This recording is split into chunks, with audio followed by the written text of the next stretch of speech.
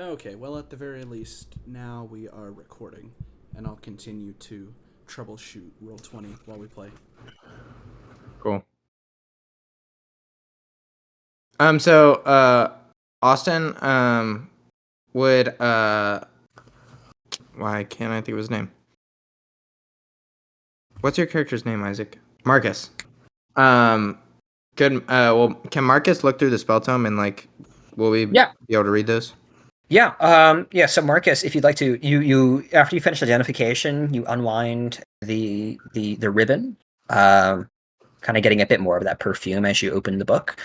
And this is a wizard spell tome, undeniably. You know this because on first glance, not a speck of it makes any sense. Wizard spell tomes are always outlined in allegory, rhyme, strange poetry, mathematical formula. This one appears to be written in the form of an ancient love letter, which you are not familiar with. And the stanzas and lyrics of which are strangely organized. And you know this is somehow conveying magical secrets, but you don't know how it works. So how this is going to work, Marcus, is you will be able to spend a certain amount of downtime on this to progressively unlock more of the spells within. Starting at 1 hour. And for each hour you spend, you'll be rolling an Arcana check. Whose DC will slowly be going down for each hour that you have spent working on the spell tome thus far. Oh, that is really cool. Now, I assume that I cannot, what's the word? Can I use part of that time uncovering the spell to copy said spell into my spellbook, or must I follow? Once you're able to transcribe it, you will be able to add it to your own spellbook for the normal costs associated. Gotcha. Okay, thank you. Mm-hmm. Did while I was gone, did we already have me identify the ring and the bow? Because I'm really curious as to what those are. You identified the ring as a ring of automatic shielding, which I believe was voted to go to you, if you like it. The description of which was posted in chat there. Ooh, thank you. Awesome. The bow has not been identified yet. Okay, let me make a double check. Yeah, I've got 3 level 1 slots, so I'll just go ahead and burn and identify on anything that anyone needs. It's probably the best use. I think the bow's the thing we have left. Yeah, we still got the bow. Also, we need to figure out who needs the chainmail. Oh, yeah. Can you wear chainmail, Isaac? No. I was gonna say neither of the cleric boys need it because we both have heavy. And I think we both have mage armor, right? Well, you might have light armor, but let me look at 5e tools and try and figure out what I'm looking at here. But yeah, I'll go ahead and identify the ring then to start. Or no, I'm sorry, the bow. We'll just spend a minute and spin the spell slot. Spin the spell slot? Sure. The minute goes by, you determine this is a short bow of blackthorn. It is a bow whose string has been lined with a cursed and necrotic wood, likely from the dark sides of the Feywild. Ooh. It conveys its cursed nature to the arrows it fires. It is a +1 weapon. On hit, damage is rolled ordinarily for a short bow with an additional 1d6 necrotic damage being dealt if the target is a living creature. Oh, wow. Can you post that? I got most of that, but that sounds so cool. Yep, there you go. Wow, cool. Necrotic wood. Wow. In that case, can I attempt... Did Vale... last I heard, he said his religion check was gross. So, can I attempt to cast Identify on the holy symbol, or did we figure it out? They know it is a magical sigil of Nobanian that is going to convey some minor miracle to the one who holds it, assuming the one who holds it is aligned with Nobanian. Okay. So that is to say, lawful good, not like kicking puppies every chance they get. Fair enough. Can I still cast Identify to try and get a Yes. more concrete? Yes. Mm-hmm. That would be the way to determine what the miracle is that you'll be able to Yes. cast. My scientific mind, both mine and Marcus's, need details, so I'll go ahead and burn the slot for that as well. Is it appropriate for me to be identifying, like, have we walked away from the grove? I didn't catch that part. We're still up No, in the we're still trees there. right now. Up in Yep, the trees? the Kruthix have left you. You're chilling up in the branches as you guys identify this loot. Okay, cool. By the way, your mic does sound very clear. Like, I'm really impressed. Yeah, this is Donnie's Alienware.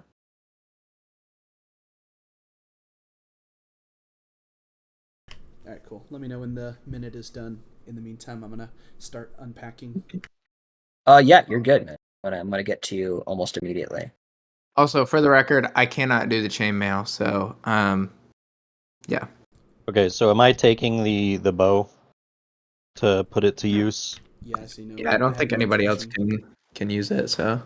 By the way, next time we get like downtime or any way to work on skills, I do intend to train in religion because as soon as I'm proficient with it, I'm actually expert because of lore master.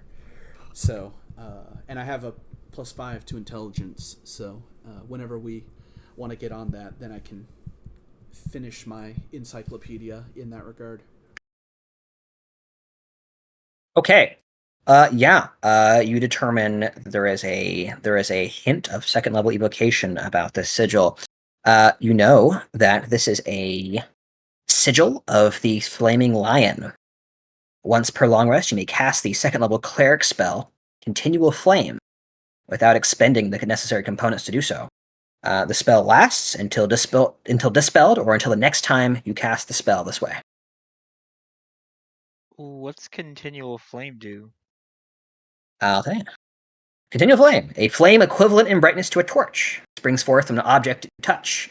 The effect looks like a regular flame, but it creates no heat. It doesn't use oxygen.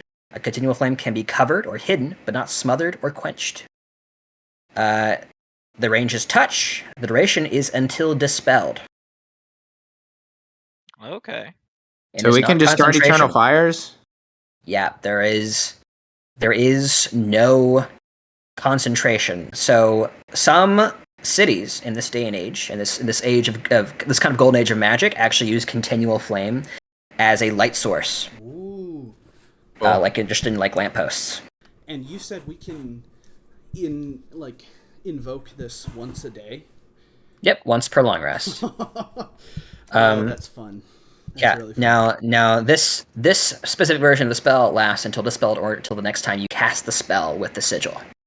So you can effectively always have one continual flame going with this sigil. Makes sense. And I'll go ahead and post that for you guys. Thank you. I wonder if it can be extinguished through non-magical means. I guess it's magic fire. It cannot be smothered or quenched. Ooh. But it also doesn't create heat, so it can't hurt anybody. Fair enough. Out of curiosity, do +1 weapons do +1 to attack and damage rolls, or just one? The two. Both. Okay, cool. Yep. All right. Can anybody use? So it sounds like I think we've got everything, almost everything as a home, because we've got the bow's been distributed, holy symbol has been distributed, tome has been distributed, ring has been distributed, scimitar has been distributed, chainmail. Does anybody need the chainmail? I am monk. I It's cannot use it's chainmail. a 17 AC. I am monk. I cannot 17? use chainmail. Yeah, because it's I thought it was +1. Oh, it's +1. Yeah, 16 +1. So I propose that we should probably keep it because my current armor is trying to kill me. However, it is better and I don't get hit very often. So, I did not remember that your armor was trying to kill you. Yeah, don't it's know if that's racist. because I wasn't aware or in character, Yeah, or I think if I wasn't aware.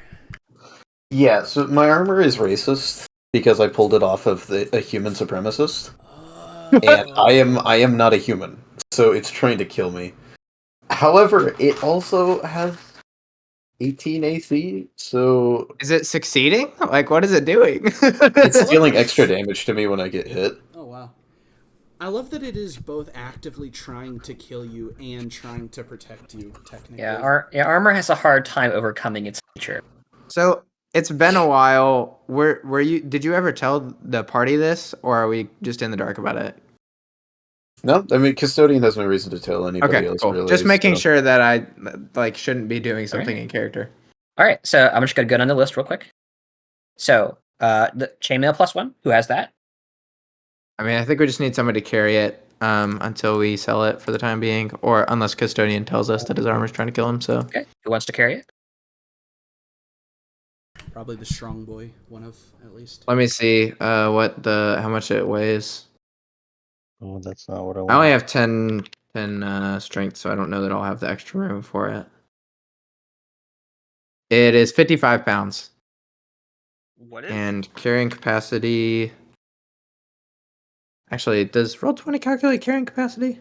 The rest of the items have negligible weight. I'm not about giving it to you. Oh, I don't know if it calculates your current total weight, but I don't think it calcs your actual capacity, Caleb. Okay, I'm looking it up. And this is how you know that I haven't played D&D in a while, because otherwise I would just know what the carrying capacity is. Now, I believe it's I'll your never strength know. score times 15 or something like I that. thought it might have been times 15. Okay. So I can only carry 150 and I'm already at 120, so What's I will your not be able to strength carry score, it. Caleb? 10. Yeah, mine's a 6. I have scrawny frog legs. I'll carry it. Sounded so resigned. It's like, not only did I not get one of the magical things, I also have to be the pack Oh. mule. That's true. As beneficial as it would be to have the ring, David, if you want that, because you are kind of one of the really hard to hit ones, I don't feel bad about giving you. Actually, what is your AC, David? Yeah. My normal AC is 17. Oh, that's not that high. No, it's not awful. Do you But have also- the Maybe- shield spell as one you can cast already? No, I can't cast shield, but I can cast where is it? Sorry, I was talking to Isaac if he could already add shield or not. Oh, Here it is. let's see here. No, I don't have. If I ever come across a scroll of shield, I can learn it for like 50 gold and an hour or something. And then I can just spend first level spells, which really I should be getting that, because that'd be really great. So it's Yeah, I'm cool with whoever then. Yeah, so it's just one free cast of shield per long rest. It's not going to be game breaking, and you're going to be on the front lines, David. So it would be very beneficial to either one of us. But since you didn't get anything, I'm content to give you that choice. I mean, I can make my AC 20 at a moment's notice. How often though? Yeah, well, Austin knows, but How being able to often? go to 25 at a moment's notice could be nice. But okay, but I do. Well, you can only use that once, right? Right, per day. Once per long rest. Yeah. Which given. I mean, Austin, seeing that's as once every 2 actually, days. wait, are you multi-class, David, or are you just monk? I'm just monk.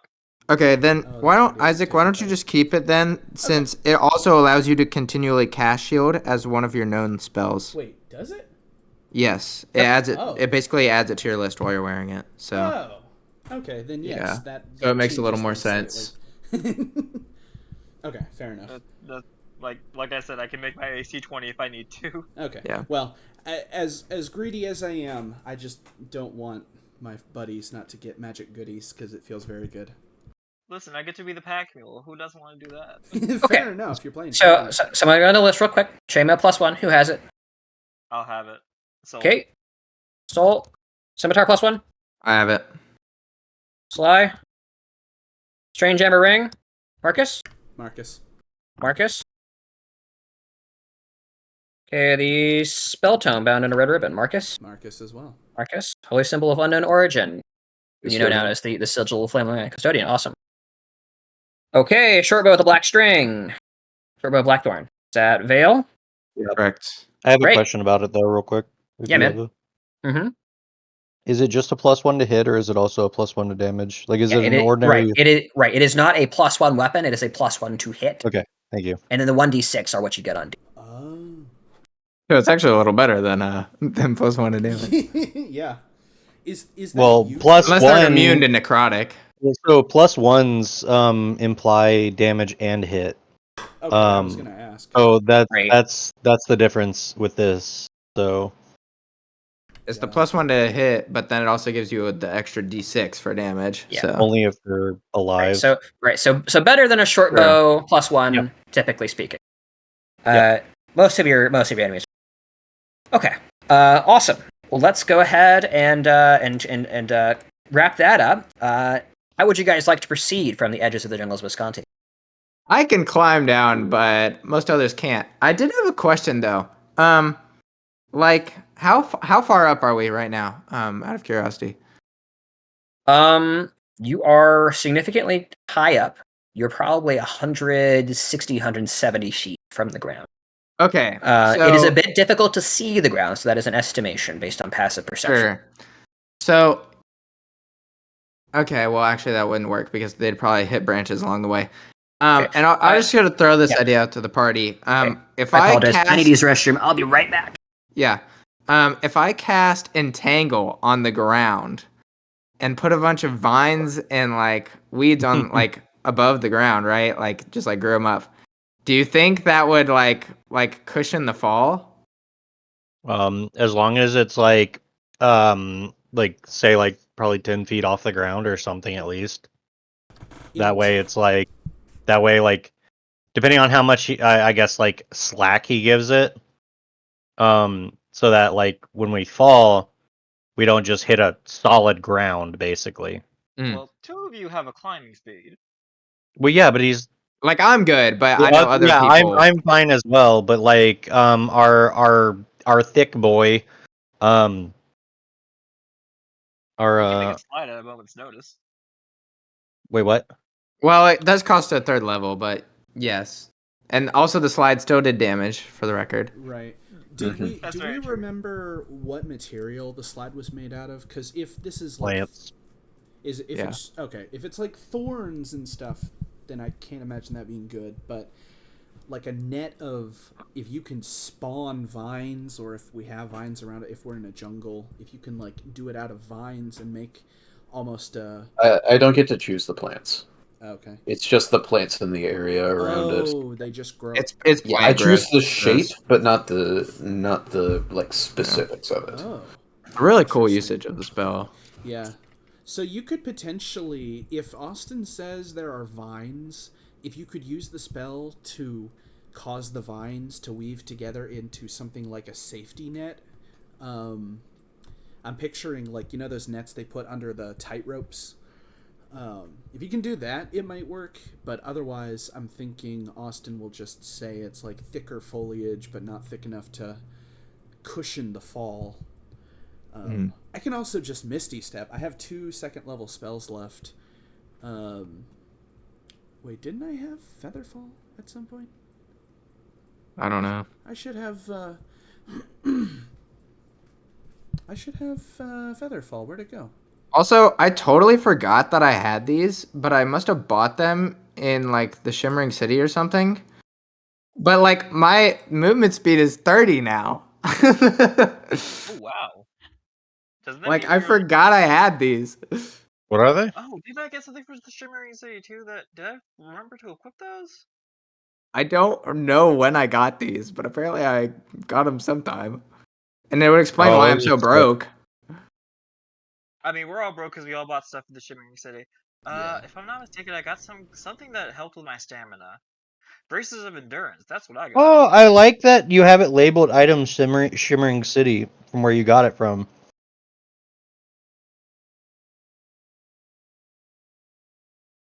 Also, what level is level 8?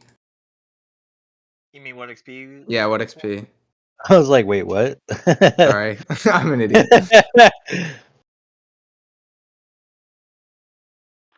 Let me check real quick. Here's check. Oh, I'm not there yet. I don't know why, but the option for the It's character like- mancer thing is on my It's On like mine on as my well. character sheet. It's on mine as well. And I Really don't know why. annoying. I think I'm like 6,000 XP away. Like it's Same, we're not, yeah. We're not. I'm like, what? That's not. But I was like, wait, should I be level 8 right now? I was like, hey, hold up. Well, and it's sad because level 8 is, in my opinion, one of the coolest.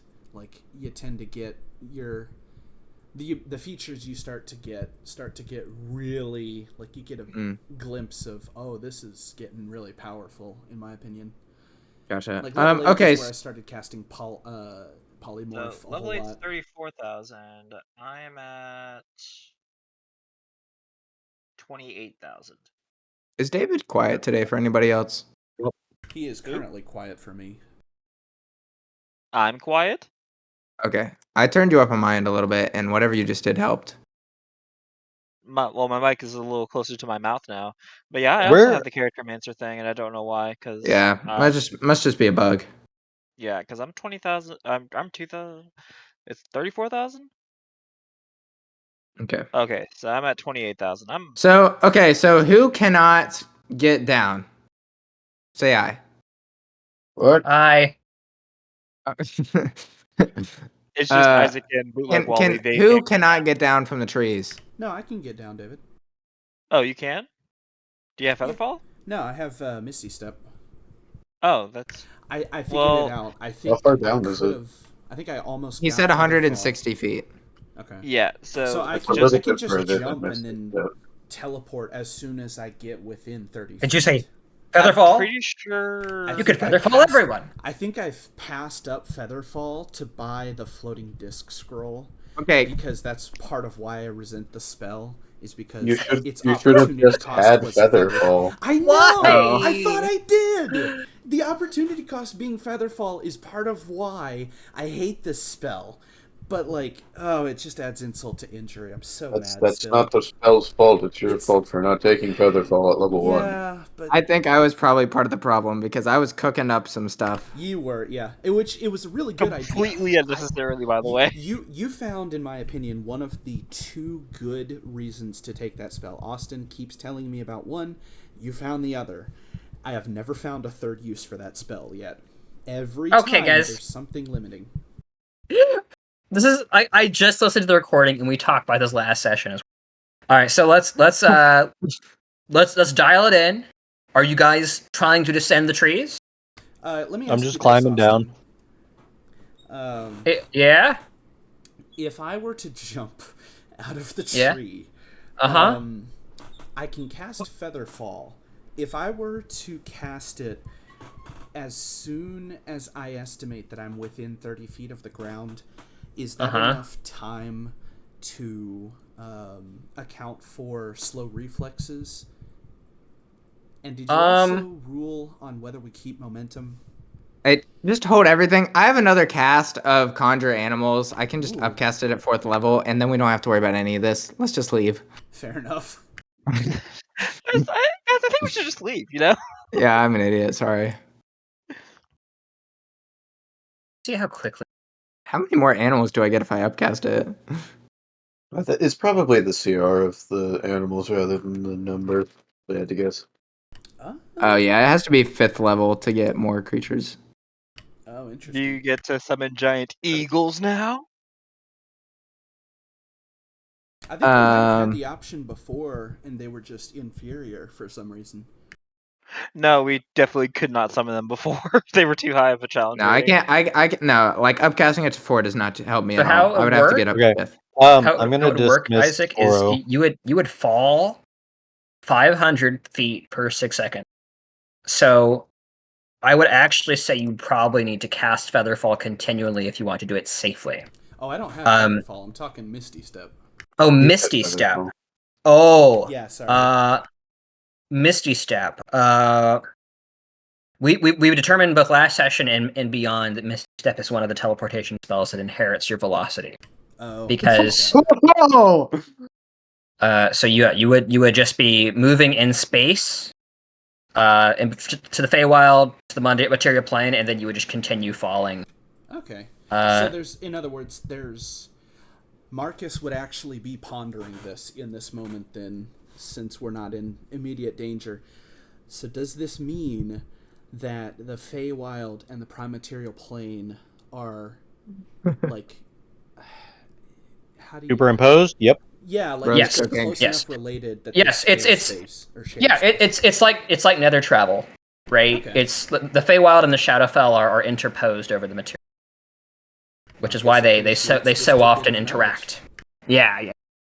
And that's one of the ways you guys have been interacting with the Feywild recently. Is you went in one place and came out someplace pretty different, if you recall.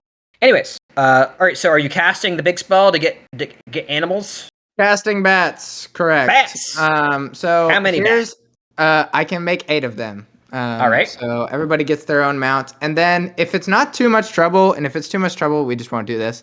But can we put 2 of the corpses that we've been digging through on the bats, and then Yeah. send them directly? So like, let me point on the map here. We're gonna be headed to the road, obviously.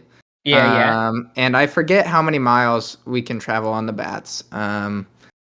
But I would like to basically send one bat like out this way, and then one bat out this way, and then have our final additional bat go out, just like flying out ahead of us, as we Okay. fly behind it. So basically, 1 scout, 2 with corpses that kind of smell like us. I was then gonna point out, Austin, you said these were like heavily decayed, right? Like the well, fact actually, that- weren't they more preserved? they're decayed some, but they're actually like weirdly fresh. Oh, okay. Like this is like with your crit 20 medicine, probably would have noted it was like a probably like 2-day rot on these corpses. Gotcha. Okay, so they've probably been embalmed. They were embalmed with the Kruthic saliva. And yeah. actually, Okay. I would want to send. would- It would make more sense to send them like this way and this way, since we're actually going down this way, and this would like not really help us much. So, if I see Sly trying to hoist any of the corpses up onto the bats, or if he starts recruiting people, I'm gonna walk over to him and say, "Hey, Sly, maybe you already thought of this, but will these corpses smell the same as us? Won't a powerful dragon smell the embalming substances and the rot?" Well, I definitely did think about this. Like you said, because I'm like that. But also, the idea was that if they also smell like us, then we can like throw them off our scent a little bit and like send them like, I don't know, like 10 yards in the wrong direction. Got any more of that perfume? Seriously. Maybe. Yes, I do actually. Oh, nice. Well, should we? So yeah, I'm gonna counter to Sly and say, dragons tend to be very intelligent creatures. I tend to think something like this won't fool a dragon, especially one of the magnitude that I think we've seen. I think number one, we may have a better bet just sending bats. I don't know if magical summoned creatures have a smell per se. I know Ira doesn't smell much, but if Soul had any more of that perfume, we could perfume the riderless bats. Because it's quite a strong smell. Maybe the dragon would go after that, especially since things seem to be splitting up today. I don't know. Maybe you've thought this through more than me, but I definitely have, but I do like your idea actually. To like do anti-perfume, like we smell like one thing, but also send the perfume in other directions in case he realized that we're using the perfume, right? So like a reverse psychology kind of thing. You know what I'm saying? I'm going to Marcus will almost subconsciously slide further into his genuflecting role. Anyone that sees him would see him kind of. It's very obvious that at this point he's acting out of habit. He's met this character before, with different names. So I will say, yes, I think you're on the right track. So how did you become the leader of this group? I mean, you seem smart. You seem capable, but Well, you see, before I got here, Soul used to be the leader of this group. But fortunately, I killed him enough times that now he submits to my will. And so, basically, I really just had to, light him up a couple times and really be like, hey, I'm the boss. And Look at then me. he got I the am the idea. captain now. Yeah, and so basically, it's just like a hierarchy thing, just like it is with the Grung. I'm on top, and then Soul comes after me, and then we got all the new guys, right? And so that's where you stand. Not that you asked, but I just What's the wanted to tell insight you. check for? See if he was lying. Oh, I don't believe I'm lying, just for the record. Sly doesn't believe he's lying. No, I believe this is the Yeah, truth. yeah. Well, actually, I believe I'm lying about killing him, but I don't believe about the hierarchy. yeah, no, I it is will very roll deception obvious. though, because I definitely want to succeed. Yeah, go here. for it. Oh, Go for it. come! Wait, did you have advantage on your insight? No, he didn't No, have I it. He just didn't have it. I Okay, just have good, it Yeah, good. like yeah. turned Oh, yeah, on. yeah. Good, Yeah, good, Sly, good. he's fooled for sure. It's like, wow, this little frog is like showed his dominance. Yeah, Hey, but seriously. see, that's the thing is like my character's like all for like the creatures of the forest and stuff, so it's like I totally am like supportive of like what he's saying. Darkness, it's nature doing its thing. Man, I love this character so The frog much. boss. All right. Yeah, I will. Yeah, I'll kind of nod to Sly when he says this because this is actually not the first time I've heard this, and I'll say, yes, I kind of figured I was down towards the end. That's why I've. Hey, don't worry though. You keep having these good ideas, and maybe you'll move up someday. You know what I'm saying? Oh, so you're saying I Don't don't have think to about kill using you over to me. take You'll your have to kill me for place? that. You don't have to what now? So you're saying I don't have to kill everyone to take their place? Yeah, that is correct. Unfortunately, you would never be able to do that knowing how powerful I am. But you might be able to get Soul, maybe you could take his place on the ladder. As Soul normally punches him Yeah. into the ground every night. At this point, you all sit astride your bats, just kind of like squabbling amongst yourselves. Oh, I figure I'm like This is helping like get all the packs on the bats and like Mm-hmm. roll up the this is like the bedrolls discussion and whatnot. between the disciples of who is the greatest. Yeah. Yeah, it was. Yeah. All right. So, do you guys depart this canopied region? I believe so. Yeah, I need to dismiss Oro though. Sure. The Drake I phases into the plains between. I will summon Ira if she had died I don't and know. send her scouting within probably within range to communicate with me, but maybe do we have her remember? go down amongst the trees for anything that might jump up at us. Do we Yeah. remember how far the bats take us? They last for an hour, Oh my gosh, this was and their fly speed is 60 feet. it's like 8 miles, if I'm not mistaken. It's Yeah. Oh, 8 that sounds miles. about right. I don't have 7 or my 8. DM sheet. Let me go look. IV travel. I mean, whatever double your walking speed is, basically. However much we can walk in an hour, this is just double that. Plus no like actual hindrances. Do. Okay. Flying. I think. No, I don't care about long jumping. It's not relevant. As long as we get out of the trees, we should be in a good spot here, which is about like 6 miles. I'm not gonna impede. I'm gonna say it's 8 right now. Cool. Uh, That'll get us so, almost to the road then. We'll get really close. Wow, these bats are slow. yeah, right. I know exactly. Like Jeremiah, this if you travel want, speed is. yeah, ugh. yeah. Do you want to go? You want to go try to flying the flying travel pace? I had it a while back. I actually posted it.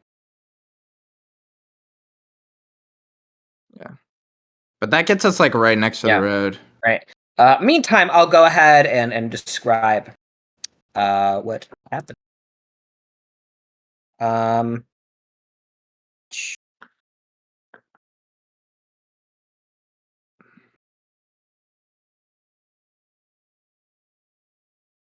Oh, you can set it to linger now. Bingy. Ooh. Set what to linger? You're Oh. yeah, you see what I mean? Yeah, I've been You- looking you- away. I'm like switching the contents of backpacks, and I look back, and All there's right. this new innovation on my screen. Innovation You could that always do that. excites. You just hold shift when you let go. Oh. Well, that's useful. Yeah, that's the thing. Yeah, It you, was you already could always designed. do that.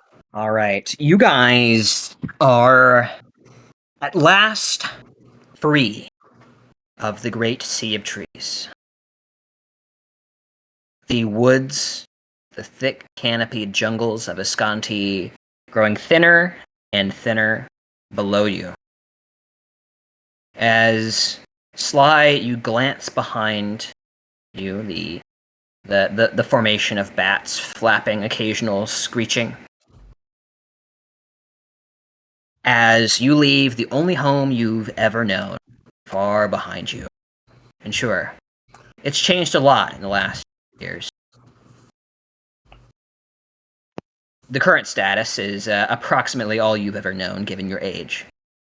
But it is home. You look ahead of you now to vast, reddish-soiled plains, Ishtar. To your southwest, Isran Forest, one of the most beautiful forests in all the world, known for its pure waters and curative properties. They say Isran Forest is one of the most hospitable forests. There are very few creatures that would want to do you harm besides this simple circle of life. Wolves eat the rabbits, a few bears here and there. But you think back to the words of your elders. They say that long ago, hundreds of spawn prior to you, all of this land was covered in the lush jungles of Visconti, back before the humans got here. Speaking of the humans, another couple hours pass as you look now upon the glowing lights, roiling smokestacks of the town of Zethorn, located on the crossroads between Isran, Escanti, and Ishtar. Zethorn is a city some of you would know if you are well versed in your travels, or rather township, known for its trade in natural goods, being a prominent way stop for weary travelers coming to or from the jungles, venturing into Ascanti, miners heading down there, pilgrims or prophets heading to Isran. It is a place of great diversity and comparative stability compared to what you guys have just been through Ascanti. And it looks the part. Fields of rice surround the flats around Zethorn. A interesting hodgepodge of flora and fauna found on the edges of Ascanti and the edges of Isran. With the strange reddish soil of Ishtar. You all land in a clearing, relative proximity to the town. It's such a place as to not draw immediate attention, though you can see silhouettes of farmers of varying height, perhaps one is a Goliath. In the distance, they shield their eyes to get a better look at you, as the bats rest beneath you. The time is now 5 o'clock.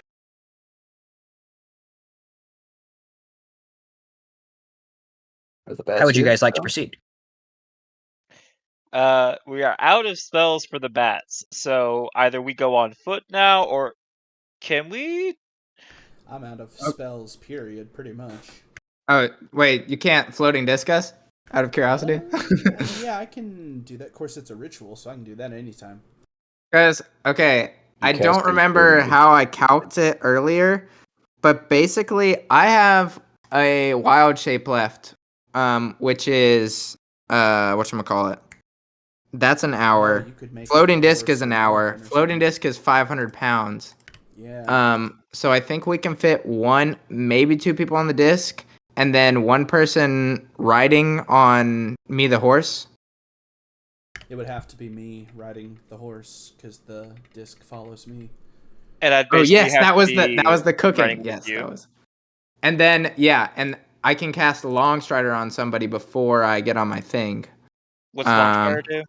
Gives you an extra 10 movement feet for an hour. How fast do you move as a horse? I gotta look it up. Let's see. I'm Be kind of curious scary. if I can run as fast as a horse with long strider. It would be sick. Let's see. I have to turn off flying so that I get down to the things with just the speeds that I want. It would depend on the horse, and it also depends on if they're galloping or like prancing or. Oh, Mhm. I mean, I'm going. You know. So a monk can have great bursts of temporary speed, but the speed at which you move in combat is not the speed at which you would traverse the world. That would be far too taxing. It's assumed in combat that you are basically sprinting and moving as efficiently as your body can possibly allow. Mm.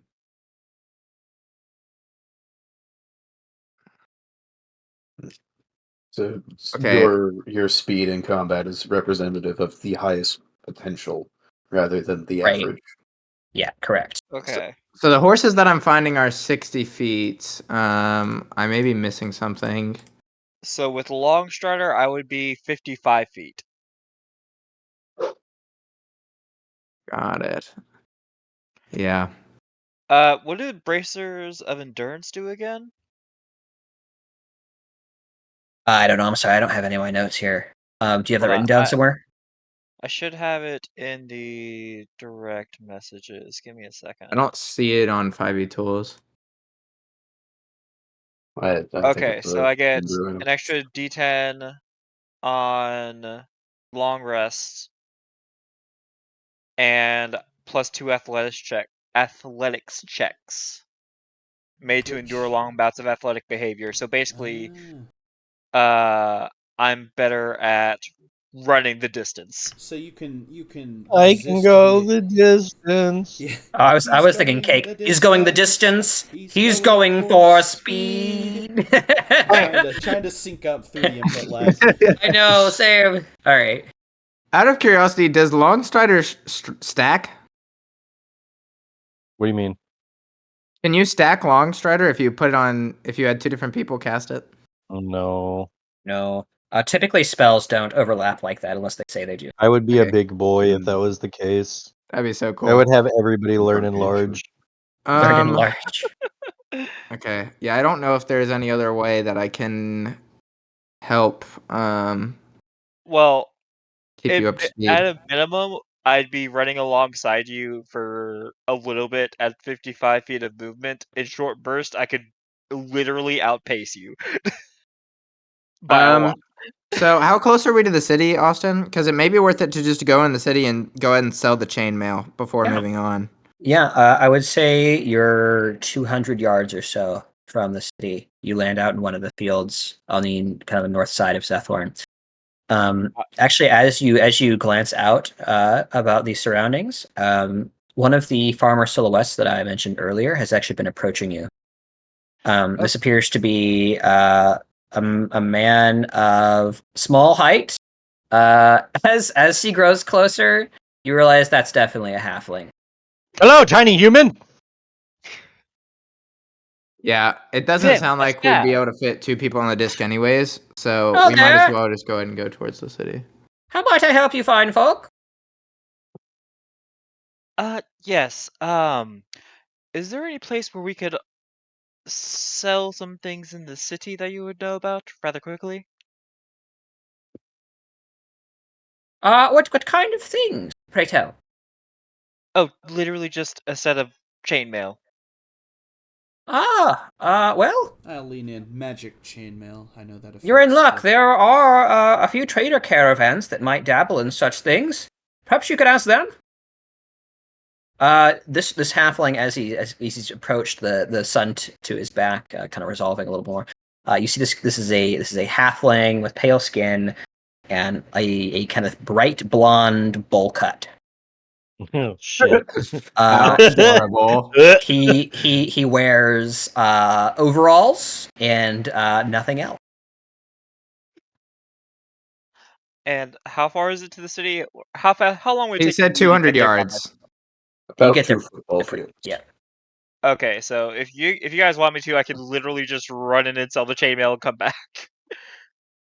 That's not suspicious at all. I mean, Just- we've got the stuff we need to keep going, right? Like I just And keep I casting know. Goodberry, and we set up camp. So unless I'm like just- we've got just money to blow on magic items, We don't. That's why we're selling the chainmail so Yeah. that we can sell it and get gone. or unless we think none of these items are worth like keeping.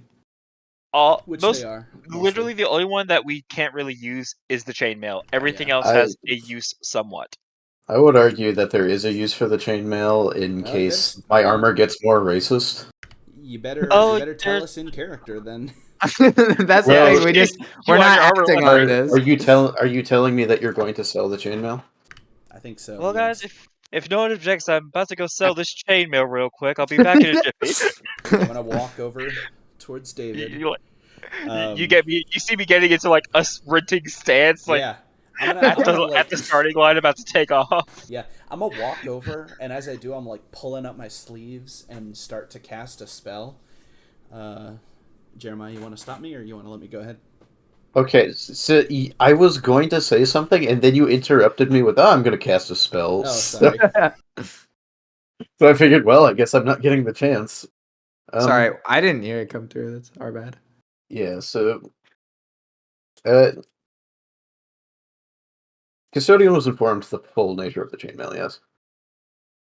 Yeah. If anything I identified, I shared with the class. It's also just +1, so I don't think Yeah. it had to be So identified. +1 equipment is a fairly common occurrence, such that any adventurer who knows what chainmail is has probably seen +1 chainmail at some time. It's just the barest hints of protection magics about it, designed to keep wear and tear off. Okay. Yeah, so Custodian, hearing that you're going to sell the chainmail, walks over, just says, "Please do not."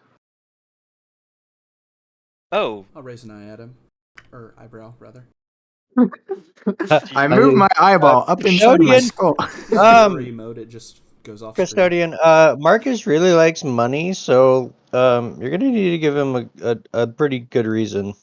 No, It does, indeed. I apologize if I've given myself a bad rap. I do love money, but you. Yes, I do too. I do You too. are It's my great. Confession adventuring is party. your step, Marcus.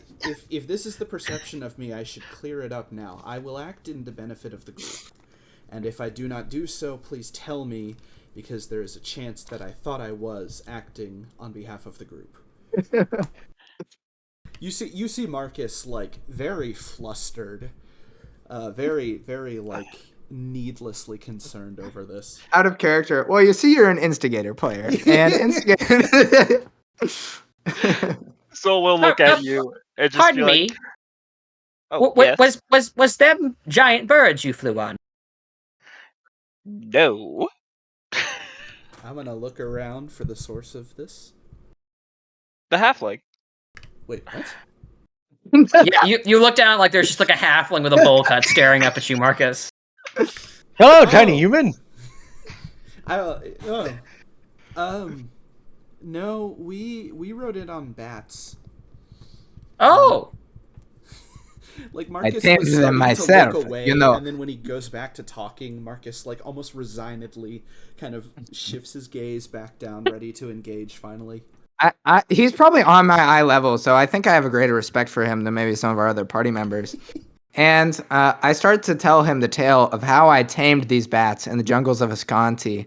nice. And we and we rode them out like the heroes we were after rescuing a poor people Sweet. called the Sacrifice Kruthiks, themselves. who were under I the went- plague of this awful demon spawn. I want you to roll me performance or deception. While he's explaining this, can I try and steal that perfume tome from Marcus with the My stack dragon? deception. You can try, but it is thoroughly in Marcus's backpack. What am I saying? I probably have like a 10 perception. Yeah, I have like an 11 wisdom. Did you put it up? Oh, absolutely. I tucked it like in the safest part of my backpack. Did you though? Did you? Yeah, go ahead and roll a sleight of hand if you like, Vale. Sly, he is thoroughly enamored by your daring do description of everything that has occurred to you in the past 48. Oh, sorry, God. Yeah, he's you're national heroes. Real what do they call them? Adventurer folk. Hey, you said that you not me. You said that. But in the Fae, they call me. Actually, DM, what do they call me? While Sly is searching for that word, I'm going to, as kind of surreptitiously as I can, now that the spotlight is off of me, Licks your ear. instead of casting on David, may I just target Sly with the enhance ability that I was about to target David with? Yeah. Okay, I'm gonna cast enhance ability on Sly, buffing charisma. Okay. And then I'm just gonna like step back and watch. As the halfling that was like pretty like enamored with you. Can I give him guidance as well? Like Let's go. Like we better sell at this this chainmail for at this 500 explosion of magic, the halfling staggers back onto his butt and like crawls away terrified as you guys start like slinging magic. Sly now imbued with like a supernatural charisma. You now Not have to fear, my advantage boy. and a D4 on any charisma checks you make for an hour, Sly. Listen, man, you don't have to be afraid of us. We are here to help. Like you said, we're heroes. What'd you just and do? Well, all he did was just strengthen my resolve. Sometimes even heroes like me get shaken after a fight, and Sits it can be backward in his scary chair. being in the thick of it. But when we come out on the other side, it's a great feeling. And my buddy here was just buffing me up and making me feel good after our triumphant victory. This chainmail that you see here, we actually won it from the Kruthix that we saved. They gave it to us as a gift for saving their people. It Alright. really has a good story behind it, don't you think? I want you to roll me a persuasion check here. Yo! Hiding Issue behind it. custodian, Make sure you trying add not the to burst 1d4 as laughter. well. Yeah. Okay, as so you advantage and a 1d4 additional? as you are attempting to assuage the halfling's fears. As magic is magic's not really that common among the farmers of Zethorn. Especially when people cast it unprompted. Ew. Yuck. Only a 13. 13. Yeah, he's pretty spooked. He's like, well, I'll be seeing ya. Kind of waves, like staggers backward, and like you can see him trip over a rock and face plant and like crawl away. Oh, that poor guy. And I thought that was going so well. What did I say? Why did you use magic? Didn't use Ignores the magic? What do you swirling in mean? the- I'll just look at Sly and be like, some people can't handle it. What do you mean? I can handle it, okay? It's literally No, my not thing, you. dog. Some people, it's too great a spectacle. It just breaks their little minds. Oh, I see. Okay. So, Marcus and Sly. Also, the rest of you, because for some reason, everyone here can cast some form of magic. David, you're quiet again, by the way. Let's try not to use the magic in front of very simple people. Okay, great idea.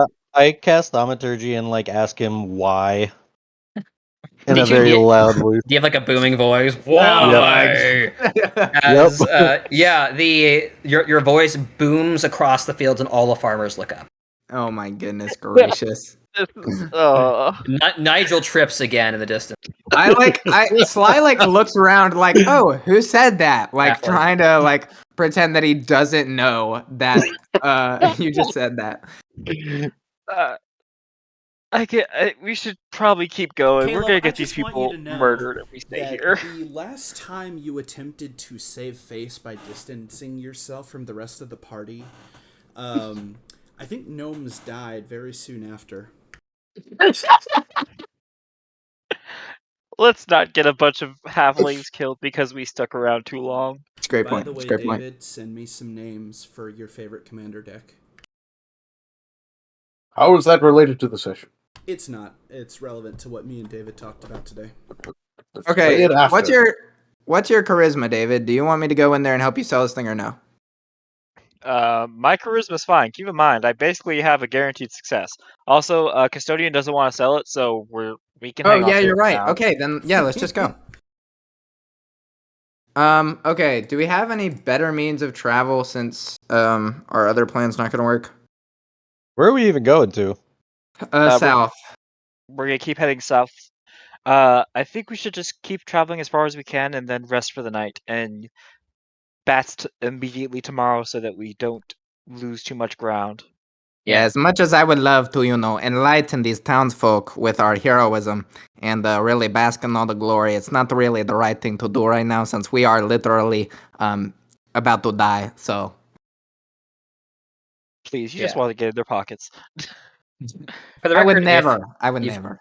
you guys probably have an access to a map. I try to just say you guys have a map, just source you have in front of you here. But if you ever are interested in the roads ahead or like what your characters would know, just let me know. Because some of you may have a history knowledge of the places or visits you might encounter, depending on the route. Depending on the route you take. So you could. Pretty sure anything on this side of the continent is something that is strange to me. I do know that Lake Finner is nearby, but that's about it. As I say, we just left my homeland, so I'm also very much grew up in one area, and I've been traveling south from there since. Yeah, we this are is all closer Marcus' to. territory. Yeah, we are getting closer to Marcus's place. So I don't know Yeah, if we he's ever getting been home, inland boy. before.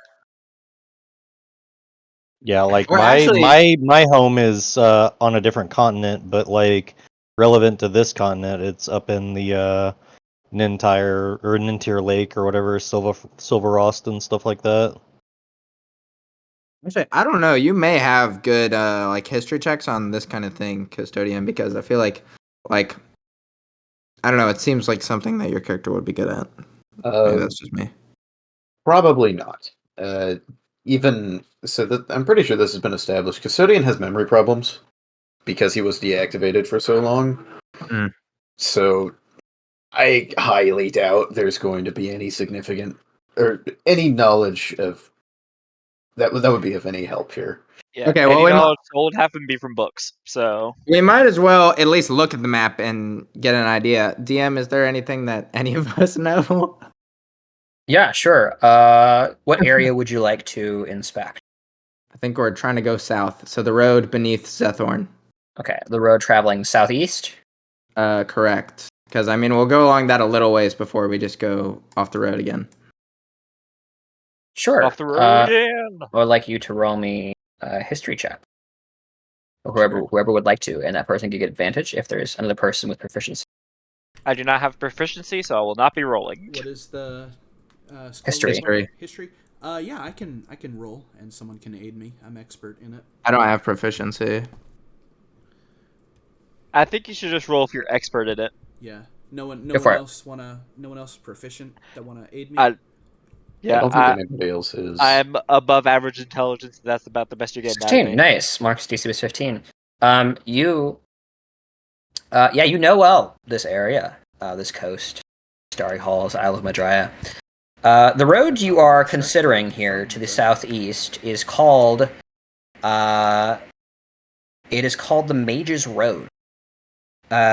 It is called such because it ventures southeast to the city of Mag Sorda, city of Mag, and of course, from there, the most common and most frequent route to Madrya, which is well known as a settlement and kind of respite for magical folk of all means, departs from Mag Sorda. The Mage's Way is actually usually pretty well maintained via various magical means. Though, of course, because it is frequented by mages, sometimes you encounter individuals who would take advantage of it. Yeah. Marcus, it's likely, though I can't remember what I said before, that you were originally ambushed by the silver hawk on the Mage's Way. Oh, okay. This is, I think, the first I'm hearing about it, but Okay. That would have It been would make been sense. venturing north.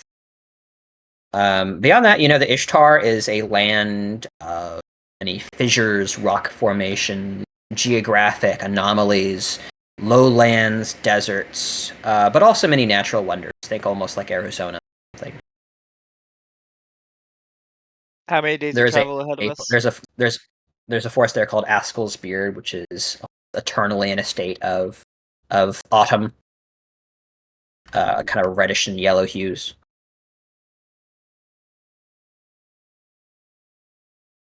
I would say at least 4. 4 days of travel. At So least. yeah, we should go ahead and get moving then.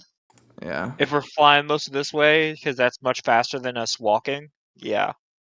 Yeah. For the time being, at least. Do we want to walk after we're done flying? I Because it's think 4 hours that's of not flight a bad today, idea. right? If it's 4 hours of flight a day, we can use the next 4 hours of walking to just keep moving no matter what. Yeah. And I won't slow down the party anymore. Hooray.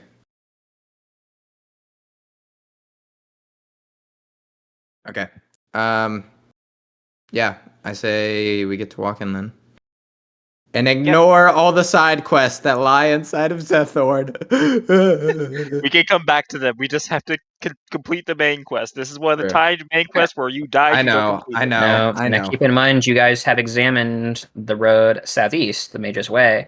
You could entertain the idea of venturing through Isran if you wished. They did say the forests are friendly. Oh, wait. We just crossed a border. You did, yeah. You're now in Ishtar. There was a dragon.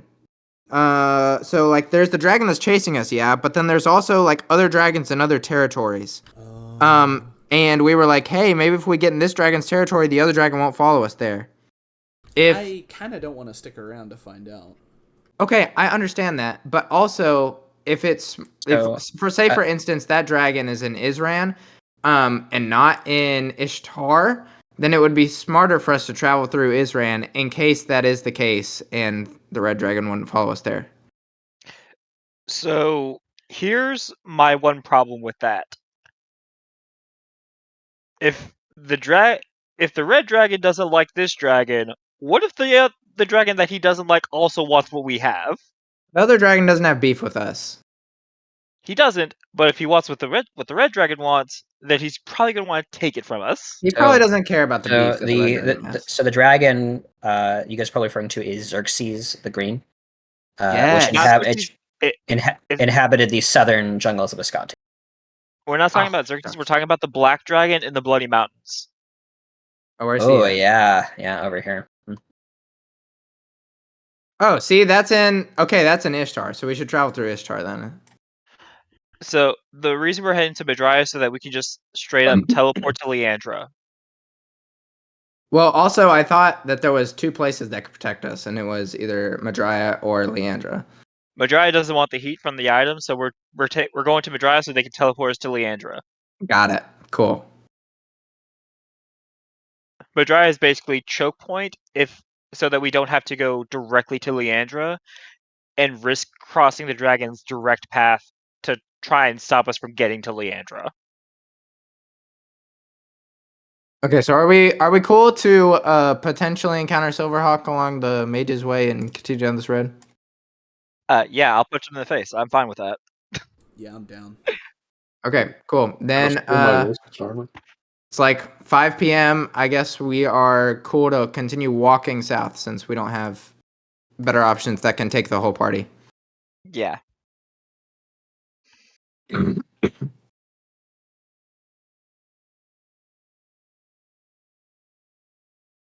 Okay, I'm so not talking much because I'm munching on some chips.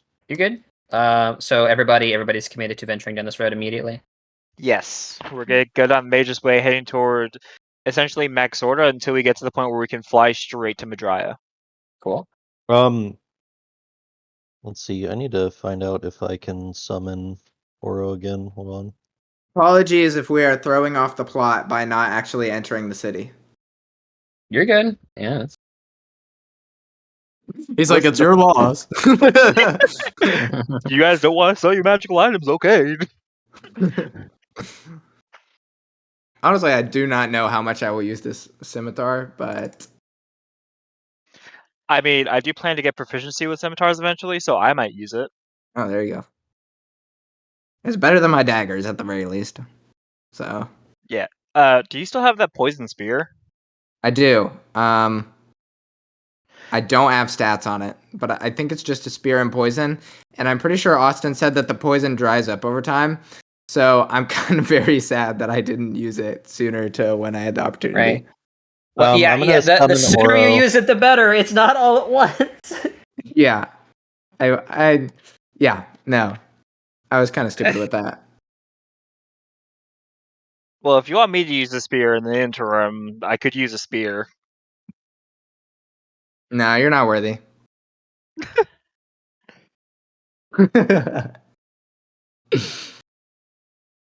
So just as you guys weren't checking out the road southwest, were you?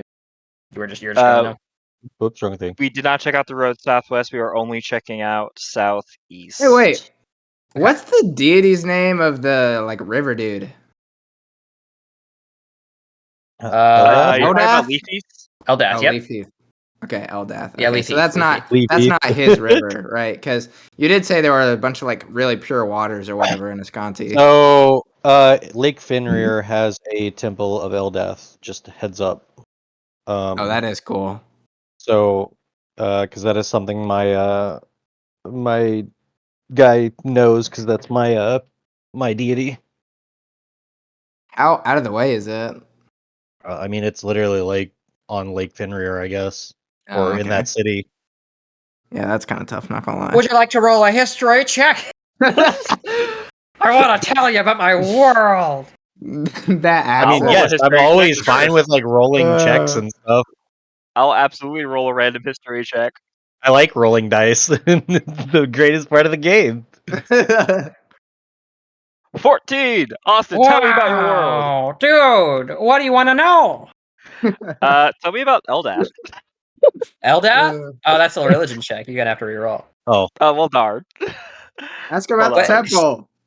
You wanna ask about Lake Fenrir or Vardenfane? There. So for the history check for Fenrir, here's a religion check for Eldath. Uh-huh. Same thing. Okay. So you know, Lake Fenrir is almost like a holy pilgrimage site that is world renowned for its incredibly pure waters. So Lake Fenrir is one of the only places on Lunos, much less the world, whose waters are naturally holy. Oh, wow. yeah, I would Let's not love let to us near go. that lake. Otherwise, we would probably accidentally find a way to drain it. Yeah. We would find a way to drain it Uh, and then heal a random enemy with it. So at some point, I would actually really like to visit Vardenfeen or whatever that city's name is right there. yeah. Just because like my deity is Eldath, so Yeah. So with your 14 history, Vardenfane was built directly next to Lake Fenrir for the purpose of benefiting from the lake and kind of helping to maintain it. Vardenfane is Elvish for the Shield of Fall. Vardenfane is often referred to as the Mirrored City or the City of Barriers. It is essentially surrounded by a large divine miracle that tends to protect it from anything that befall it. You don't know the exact extent of that or how much of that is super. is it constantly 70 degrees out?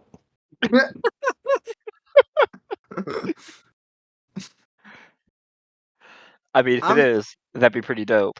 I'm not gonna lie. If it were for the fact that, like, I think this dragon is crazy powerful, like, that sounds like a great option for protection. I did think about that. I was like, but I don't know the extent of it, so I was like, ooh, so I should So probably not say that. Like, I don't want to My accidentally vote- destroy that city. You know what I mean? Yeah. My vote is 'Cause, 100% go to Varden Fane, but Ah. that's because I want to go there. Austin, I have a quick question. Yeah.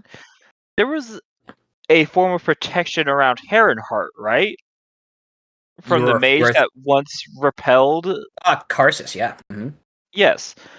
How was his protection similar to what the what Vardenfen has, or was it lesser? So the protection around Heronheart is a very odd subject because the very idea that there is protection is something that is constantly being altered and mangled in your mind. There is a glamour about it that is actively trying to avoid suspicion or focus. The protection around Vardenfane is very different. It's like the hand of a god came down and decided to shield the city. So, knowing that, would I think Vardenfane actually a better idea than Lumos? You're thinking of Leandra? Sorry, yeah, Leandra, sorry. So Leandra is more notorious for its ability to repel powerful forces. That's related to ancient and powerful magics. It is also the capital of Lunos, which means that there is a whole lot of military power focus. So Leandra might ultimately be the slightly safer option, but you've never heard of anything bad happening in Varden. Had I heard of anything bad happening at Heronheart before we time traveled? Not really. You know, maybe some goblin attacks or some minor stuff. Okay, I'm going to actually put this to the party now. Oh, man. We're also relatively close to Vardenfen, which is pretty well renowned for its protective barriers by a god. Do we want to go there and see if they can protect it, or do we want to continue trying to go to Madrya to get to Leandra? So I completely fanboy over this idea because I've wanted to go to Lake Fenrir, but we were so gung ho about going to Madrya. But I'm gonna tell Soul and be like, yeah, I 100% agree that we should definitely go there. Mainly for the fact that there's a Temple of Eldath there, and I would really like to visit them and pay homage. Okay, biased opinion noted. Any Yeah, other opinions? mine's the only one that matters. Listen, all I'm saying, bro, as much as I want to get protected, I also don't want to have the guilt of another city lying on my hands. You know what I'm saying? Well, the guilt of Heronheart is not us. We had no idea that was there in the first place until we picked it up. Okay, but also, like, don't really want that to happen to another city. That's a very fair point. I was just mentioning that it's a very well-renowned city. Very well-renowned for its protection, and I've never heard of anything bad happening there. How invested are we in this dragon? Do we care if it keeps terrorizing? Because my people may be able to help, or at least they may know. Well, your grandfather sounds like a fuck. Oh, he is. Believe me. There's a reason I'm not there anymore. However, if it was up to us to make sure that, and I can't remember the name of the dragon that we're running from. Veservion. Veservion, thank you. I don't know if we want to take it upon ourselves to pick a fight with Veservion, but... Sir? Yes? I don't think anybody on this continent wants to pick a fight with Veservion. At least Good. not yet. That man literally just summoned meteors on us. Like, not a day ago. By the way, don't mean to interrupt. Yes. But we are at the 2-hour mark. Everybody good to continue for another hour? Yeah, I'm fine. Cool. I'm All right. absolutely fine. Great. Let's continue. But that's kind of why I'm asking. How much of this is our problem? Because All of it. Yeah, basically because we have the knife, like literally all of it is our problem. well, in that case, I recommend that we still go to Madrya because while Vardenfane may be able to protect us, that's only part of what we need, isn't it? Wait, what else? What else do we need? I don't We need to understand. get My family take- can protect the knife and potentially get some clues as to what it does. But we aren't even Well- staying over at your house. Yeah, We're your- literally your going to a family different city once we literally get there. Told us we'll take you to another place to keep it protected. We don't want the heat from Vesuvion. Yeah, your family literally told us to like get lost Oh, apologies. before we even got there. Ah, man, But that last. I no will this to your say- mom, by the way, but like, yeah. Your will mom. say that I don't even think I don't even think he's mentioned I his just mom didn't, yet. I didn't want to put the shame on his mama like that. I'm sure she got that respect. But yeah, they did us dirty. she's I'm not probably gonna a lie. nice And we lady. aren't even there yet. But I forgot how aggressively Gen Z Sly was. this is so true. I mean, that's literally why I said it. So All right, guys.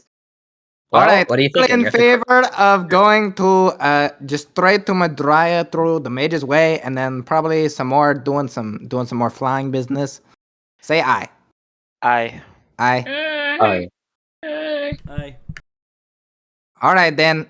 Hey, listen, man. I'd give you a pat on the back, but I don't want to kill you. Hey, sorry, bro. Maybe we come back to your temple once we are no longer about to die. Maybe that happens because I do like that Eldath guy. He really nice. Girl? Eld- But yeah. Yeah, like you're very slightly offended. Like was like, isn't it not the goddess? Eldath, decidedly female goddess. Wait, no, I said that. I said that Eldath guy. Yeah. Yeah. Guy. Yeah, And you I said said guy. I said Oh. lady. Oh, my bad. Unless you correct me, though, I will continue to believe that it's a male. So I think Eldath is a goddess. Oh, that's crazy, dog. Really? Very much Yeah, I'm so. pretty sure we were Very talking about it beautiful. with Beef. Just No. Hey, Beef wait. She specifically doesn't know described his about our. goddess. She doesn't know about our like whole little holy water incident, right? Listen, no Like, one I needs to still know got about the the holy shot. water incident. Okay, good. Just making sure. They all know about the holy water incident. No, I don't. He's never going to know.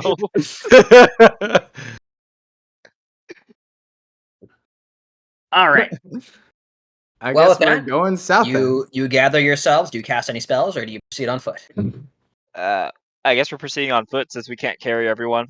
Then. Yeah. I have resummoned Oro, by the way. Cool. Okay. How fast can he go when you are able to ride him? I know it's He's not 40 yet. feet, so Okay. Okay. So you guys have another, shall we say, about 4 hours of travel remaining, assuming you don't push yourselves. So that's going to be, I will say, about 9.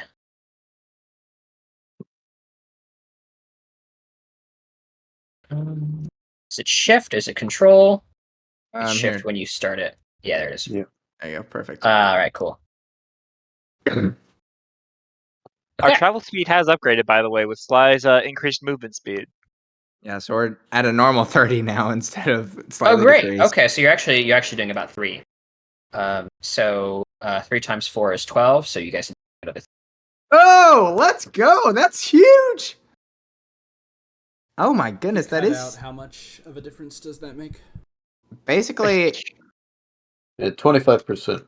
Or Yeah, technically 33% increase. Incredibly huge. There you go. Yeah. Okay, it is you leave impressive. the town of Zethron behind. The smells of the rice paddies and grain fields left behind.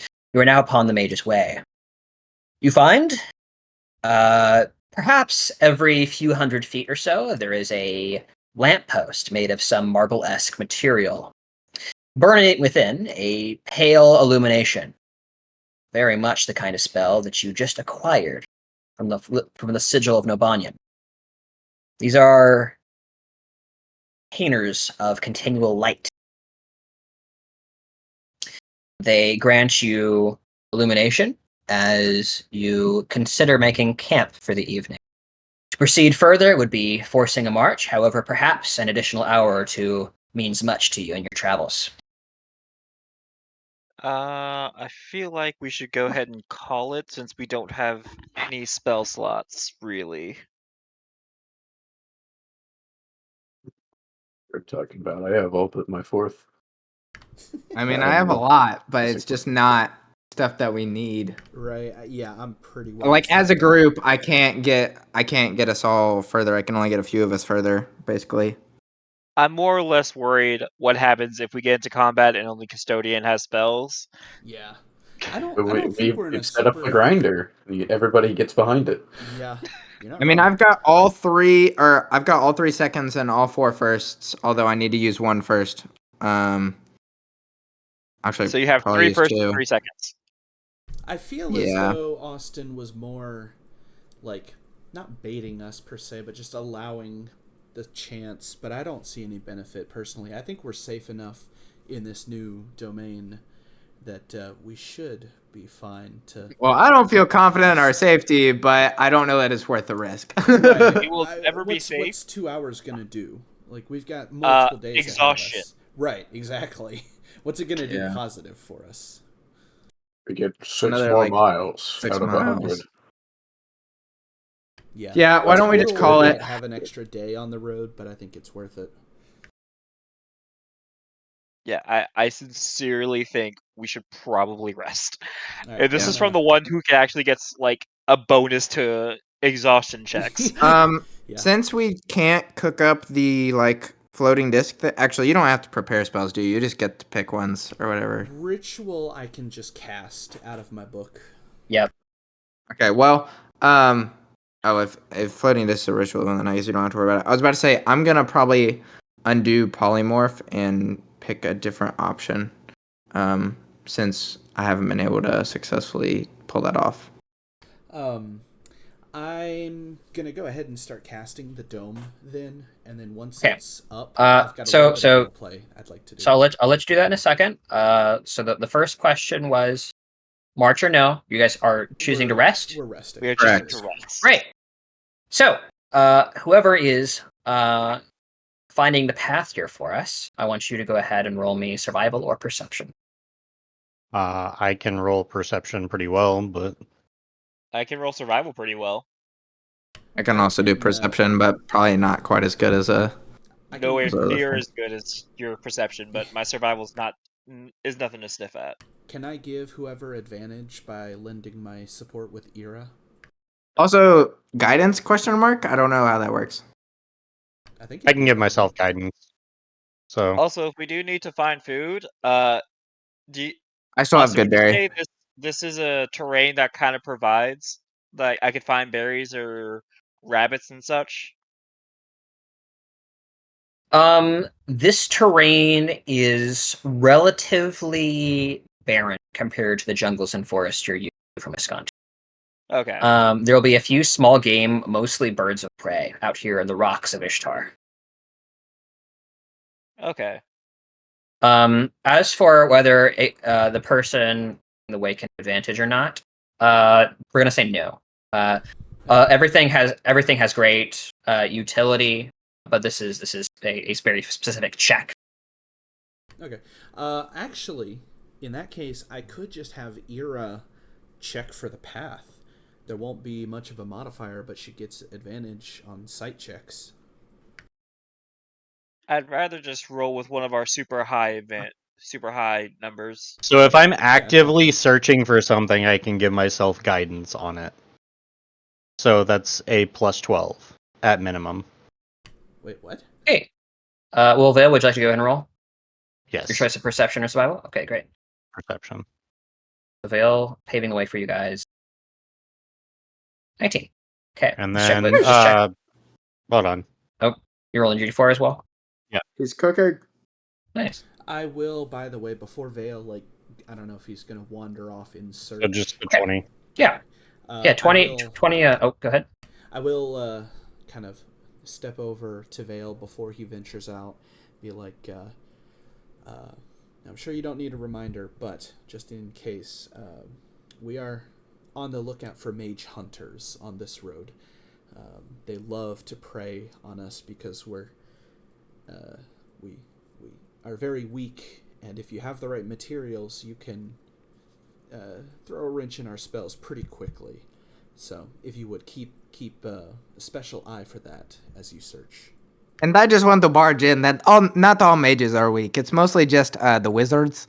Yes, that's I'm what I mean. actually That's very intellectual strong. types. So I know there's yeah. battle smith or any number of battle of magic fighters, but I meant more us casters, pure casters, intellectual casters are targets because we're so frail. Typically, Well, I do like to consider myself an intellectual, just when I feel like it. But outside of that, I guess I would agree with you. Yeah. It's okay, small ones. We'll be fine. Hey, Right. hey, what did you just call me? So- Like, I assume you start walking away, but I'm like, Yeah. Yeah, Are you just following him, you're kind of skulking? following him as Vale encounters the first of the three well- campsites you'll have access. You rolled a 20. So, real quick, how is lighting? Because I do not have dark vision. So, if we're on, This is summer, and it is about 9 o'clock. So if you had decided to march, lighting would be a much bigger issue. Right now, it is not. okay, Oh. should I use what I'm getting at is if I need to, I can cast the light cantrip on myself. Yes, yeah. If you needed to, I would let you. Okay. If it were like another hour, you'd probably be getting disadvantaged. Okay. The means. I gotcha. Yeah. So with a 20, your first thing you uncover is a small, what appears to be kind of wayside shelter. Obviously created by the mages of Madraya or Magsorda for the wayward traveler moving south from Zethworn. This has a perimeter of continuous light lanterns, a kind of a simple kind of roadside shelter set on 4 pillars with a roof over it. Additionally, Marcus, I want you to go and roll me an Arcana check. Okay. Because you are a wizard. Yes. Marcus, you determine that there is a spell of alarm placed upon the shelter that any wayward traveler can choose to set to their own stipulations. This camp is too I see. snazzy for me. Okay. Yeah, I'll point that out. Yeah, most certainly, and you would have access to that. Beyond that, you see more natural climbs, a small crag and the rock Looks like home to me. near a fissure, which is a fairly common sight in Ishtar. It appears to be fairly thin. If you were a halfling, maybe you would have a threat of passing through, falling to whatever depths lie below, but right now your foot can barely wedge its way in. So there's that, protected from the elements by a large rock shelf. The third is essentially safety by way of visibility. It is extremely flat.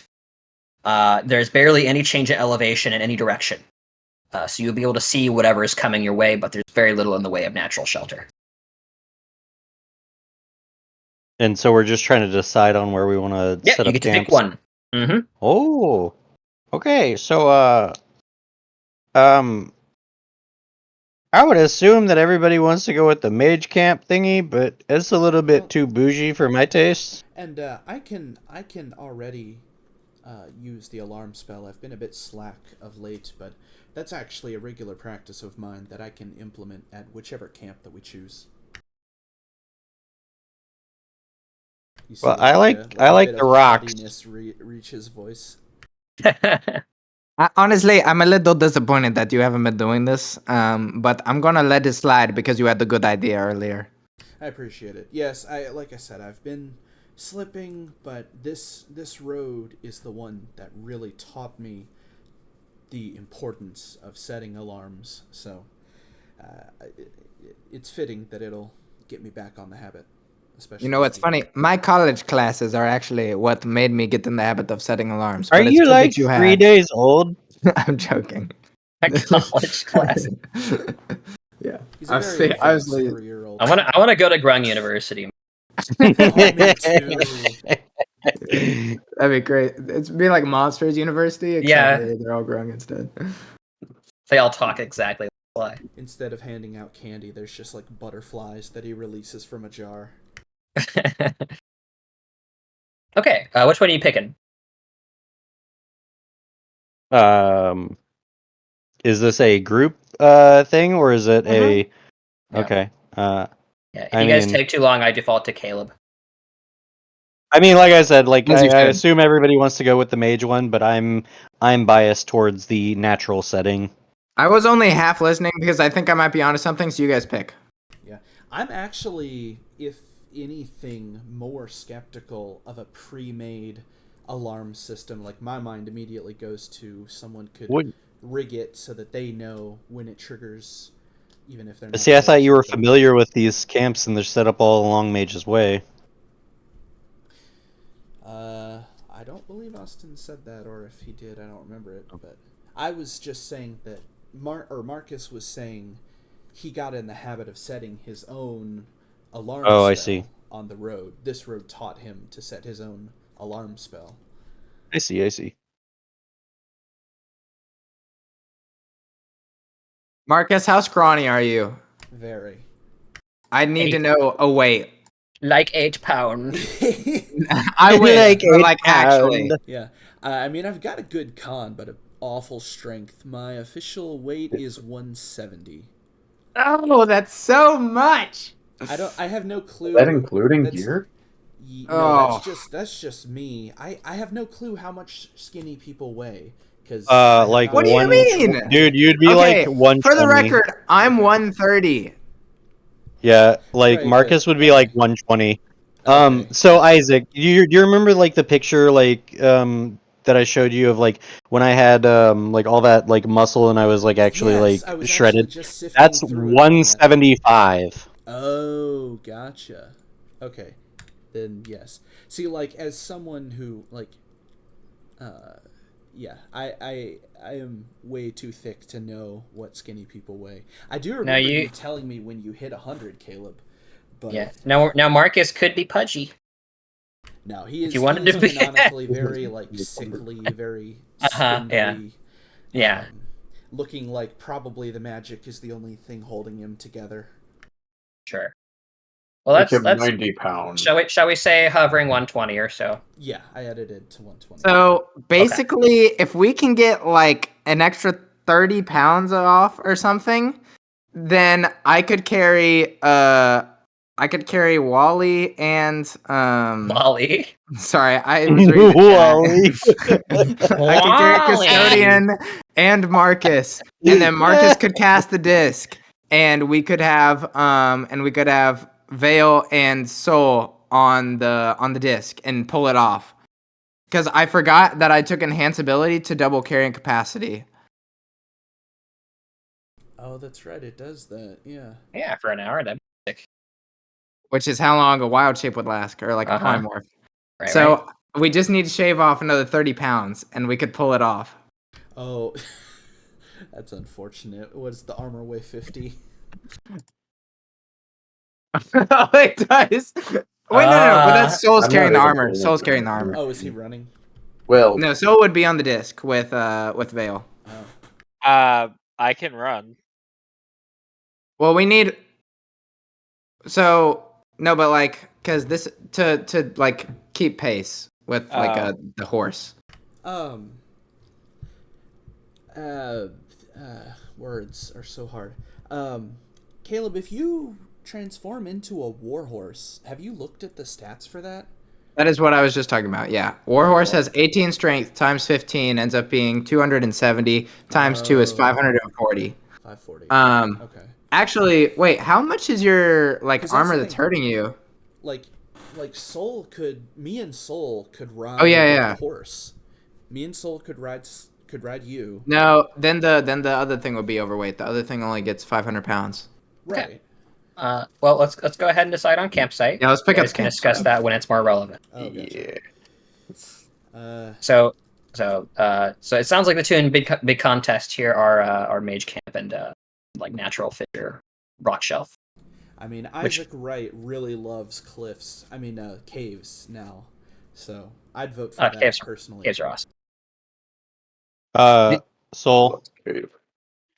I'm good with the Rocky Camp.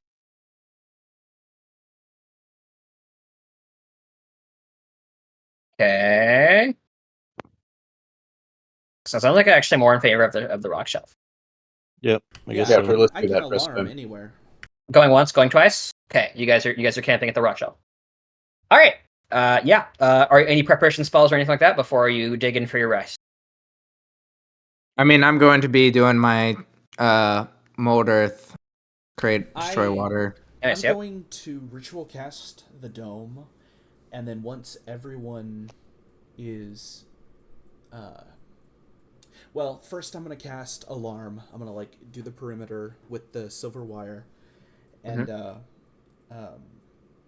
as I often kind of like, mumble to myself if I'm thinking. I tend to think out loud, or Marcus does.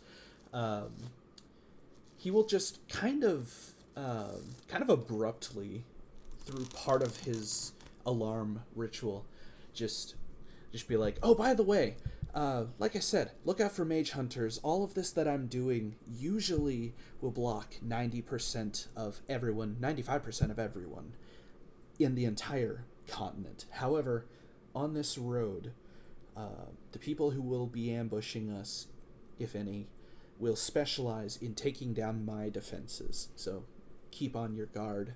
I'll do what I can, but...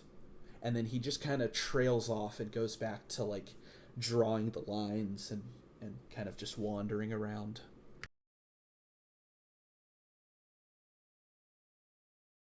Can't wait for the anti-dome spike.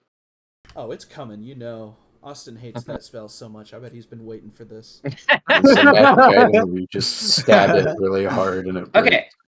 Okay. So you guys are what spells you setting up, if any? I am setting up alarm, and then Alarm? I will be ritual casting the dome. Alarm Great. is ritual as well. Yep. Okay, cool. So alarm and Leoman's tiny hut. Yes. Okay. I'm also gonna make good berries that we can eat in the morning. Great. How long does that spell last? 24 hours, but like it's Great. one action. It's instantaneous. Right. Okay, awesome. Also, can I make an investigation check to like go around the entire... How big is this opening, would you say, roughly? At its largest width, it's about 2 feet wide. Oh, I see. Okay. And so we just like crawl inside into the... No, you are camping near the fissure. What makes this location appealing is there is a very large rock shelf here that would shield you massively from one direction and other directions as well. I see. Okay. Well, in that case, I misunderstood. Okay, gotcha. So in that case, I want to, if possible, make an investigation check to go all around the campsite, anywhere, like give it like an FBI inspection, looking for anything, Sure. specifically anti-magic, any kind of traps of any kind. Okay. Sure, roll my perception check. Can it not be investigation? Were you to encounter something of more detail-oriented nature, I would say investigation, but perception is like a general checkup. Okay. Knowing that, then, knowing my skill set, can I ask, like, Vale to do this?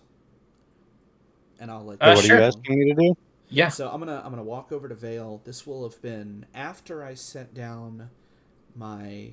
No, probably before I did the alarm. As we're just kind of like setting everything down, I'm gonna walk over to Vale and say, I need a favor. Can you help me with something for a few minutes? Perhaps. I hope I'm not coming across too, as I'm kind of like drawing you away a little bit. I hope I haven't been too paranoid of late, but there are really a lot of dangers on this road. I was wondering if you could help me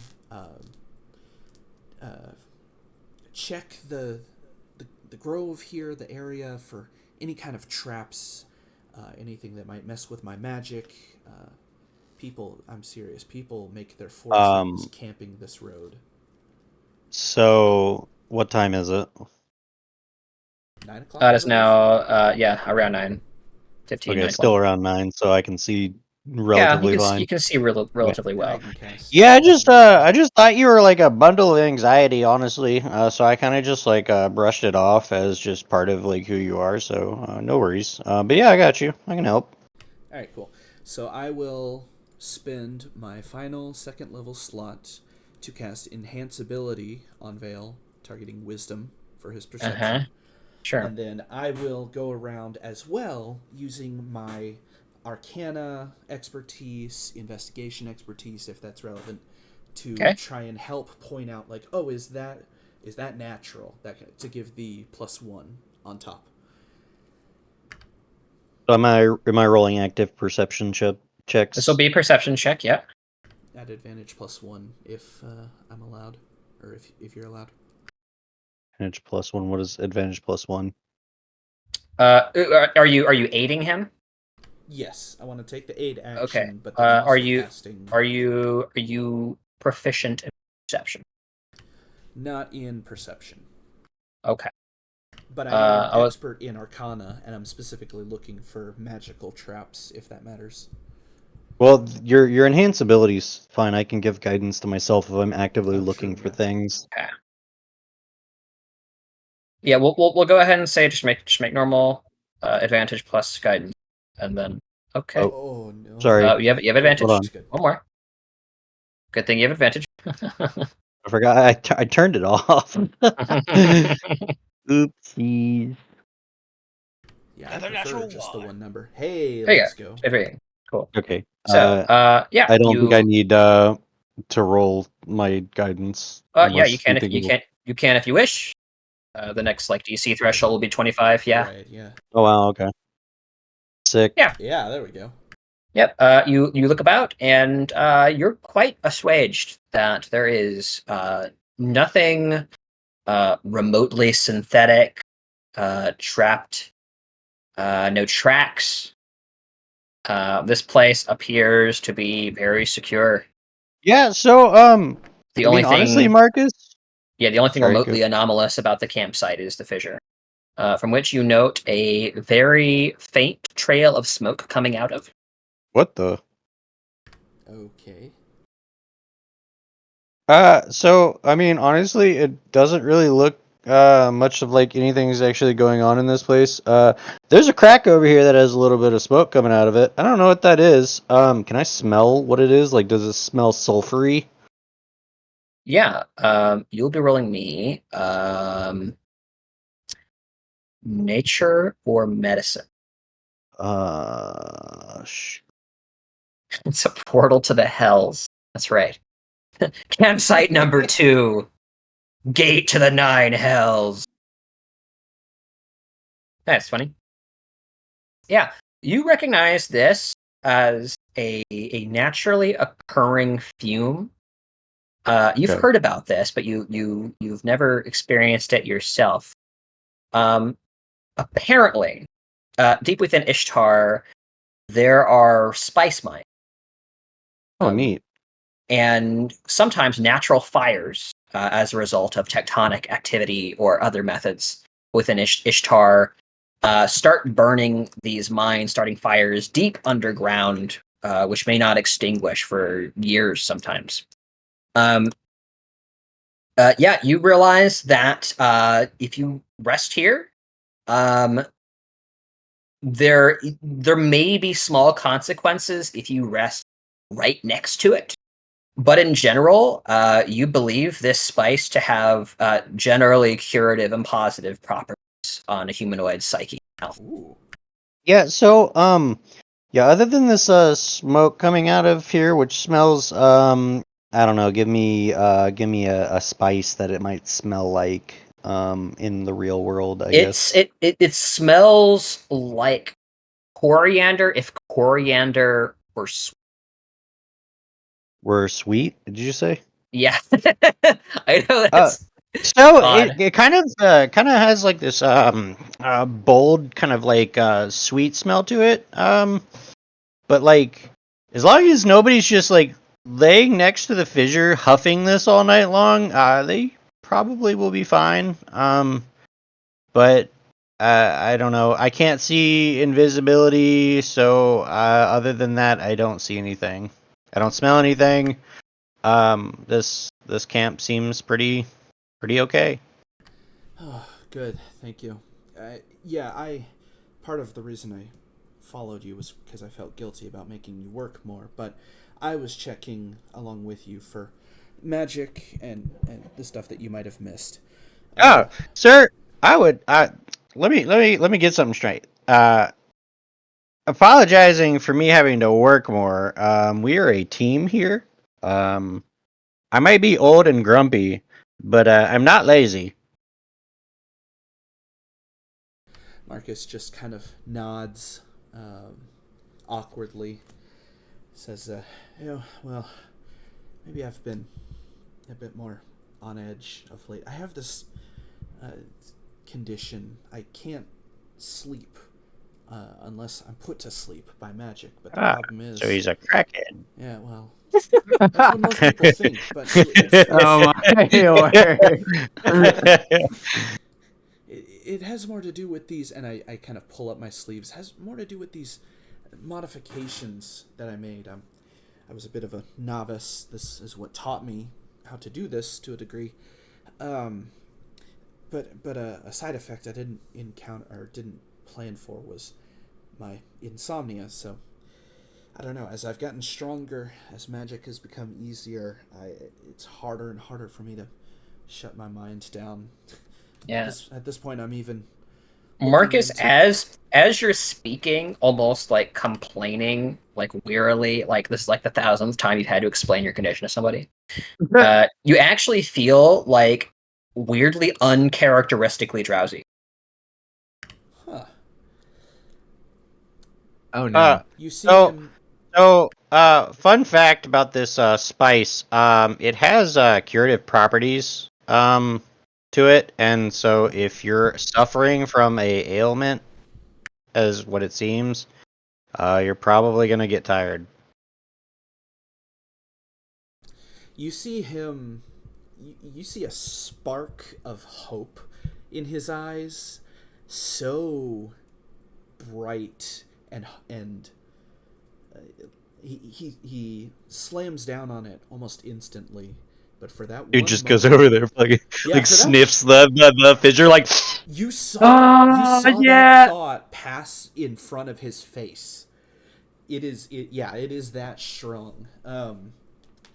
And at that point, he kind of keeps glancing over at it furtively every now and again, but he'll continue the conversation and say, "Yeah, to be honest, I was even looking into if there was any kind of deity that I could entreat the favor of, like Eldath. You mentioned you serve Eldath. That's fascinating. I don't know that I knew that. Is there any way that one could maybe become her, become a servant of hers just enough to get some small blessing out of her?" So unfortunately, I don't know enough about you yet. But one thing is for certain with all the priests and clerics of Eldath, she is uncharacteristically good. Everything about her is good. So if you like, you're either like true neutral or you're like lawful good type deal. But any evil acts are, not okay in her eyes, from what I understand. Oh, interesting. But when I arrived on what is this continent called? Lunos. Lunos. When I arrived on Lunos with Oro, I somehow happened upon some clerics of Eldath and decided to devote my faith to them because of um their what's the word? Um Not charity, but altruism Yeah. towards me. And Oro, us being from a different continent, with no home here, they allowed us shelter, and I decided to seek refuge with them for the foreseeable future.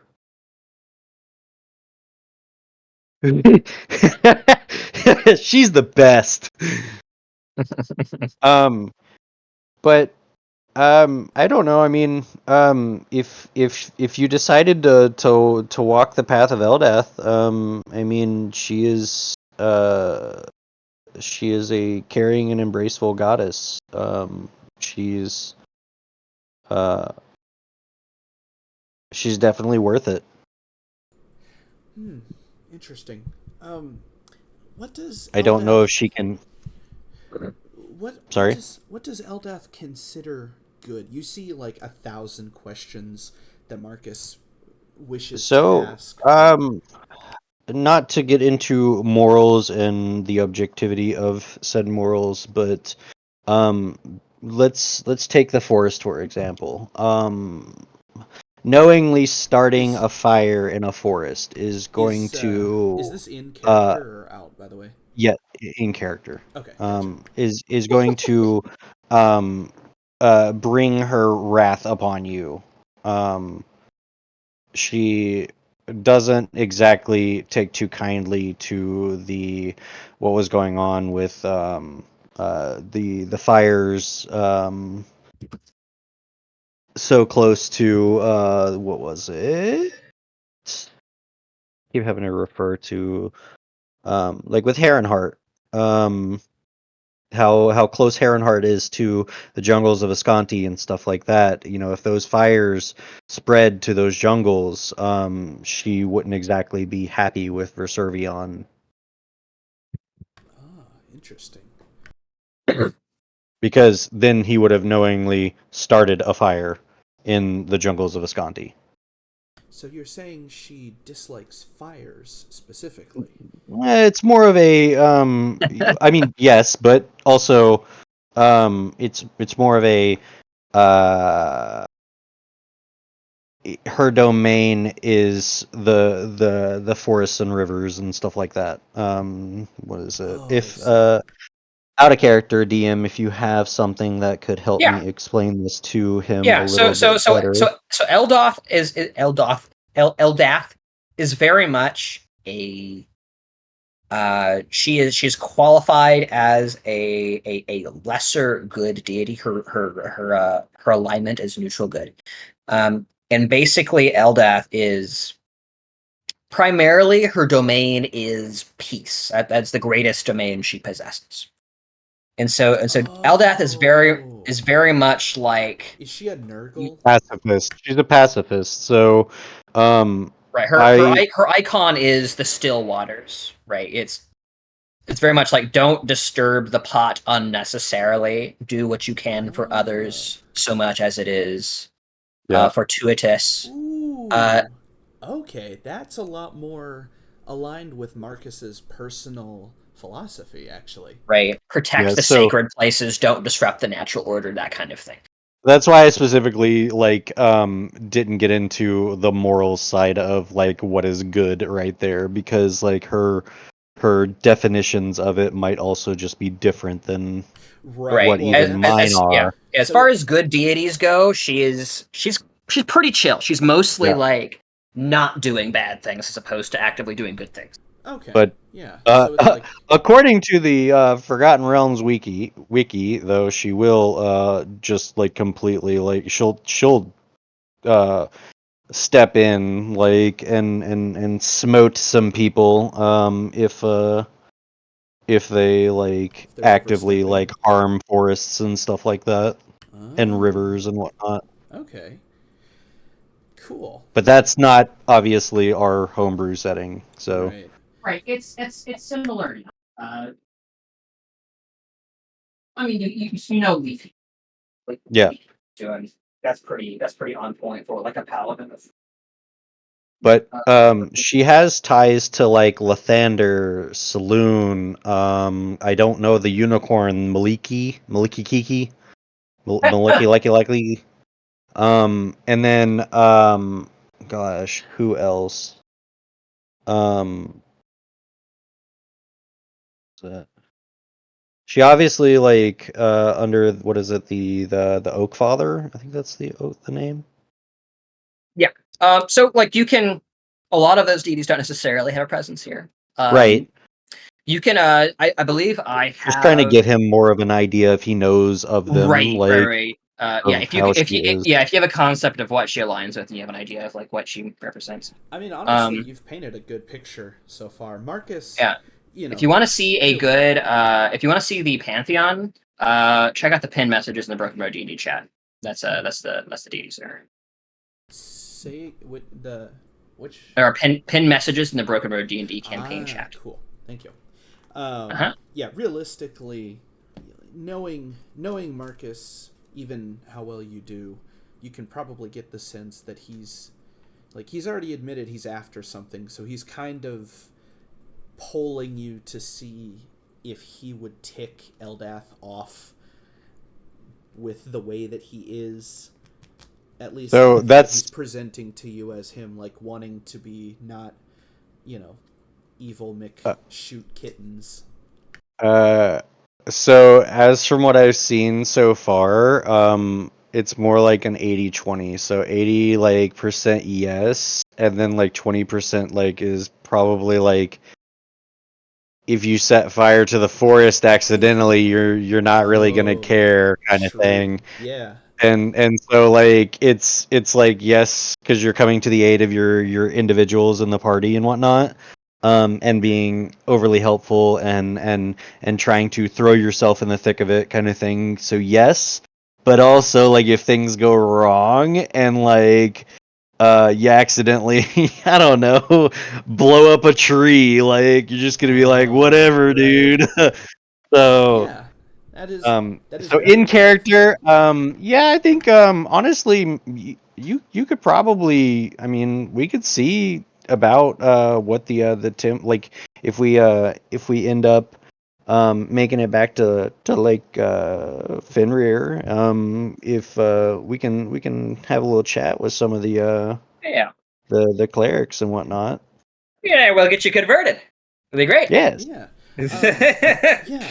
That's kind of why I was asking. I hope this wasn't all too abrupt, but like I said, I'm looking for a minor miracle. At this point, I've ruled everything out. There's no the only magic even that I've found comes at a toll. But I'm not.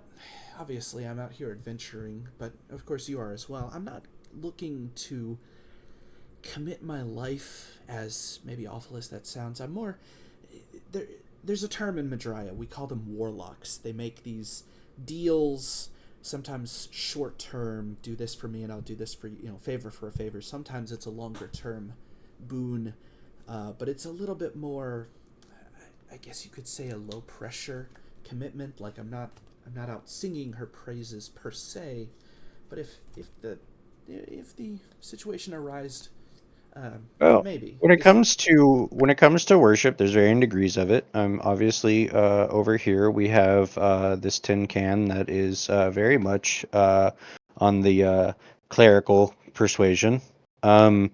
Custodian looks over confused, slightly confused. Like the C-3PO always perplexed look. Yeah, and Custodian has then no idea what you're talking about, by the way. and then honestly, I mean, it was more of for me, it's like I'm just grateful that Eldath presented herself and her followers to me at the time, and a lot of my knowledge and tutelage is very limited. Whereas I'm sure there's people out there that don't necessarily want to make use of the said powers or whatever, but just want to worship the deity for worshiping her.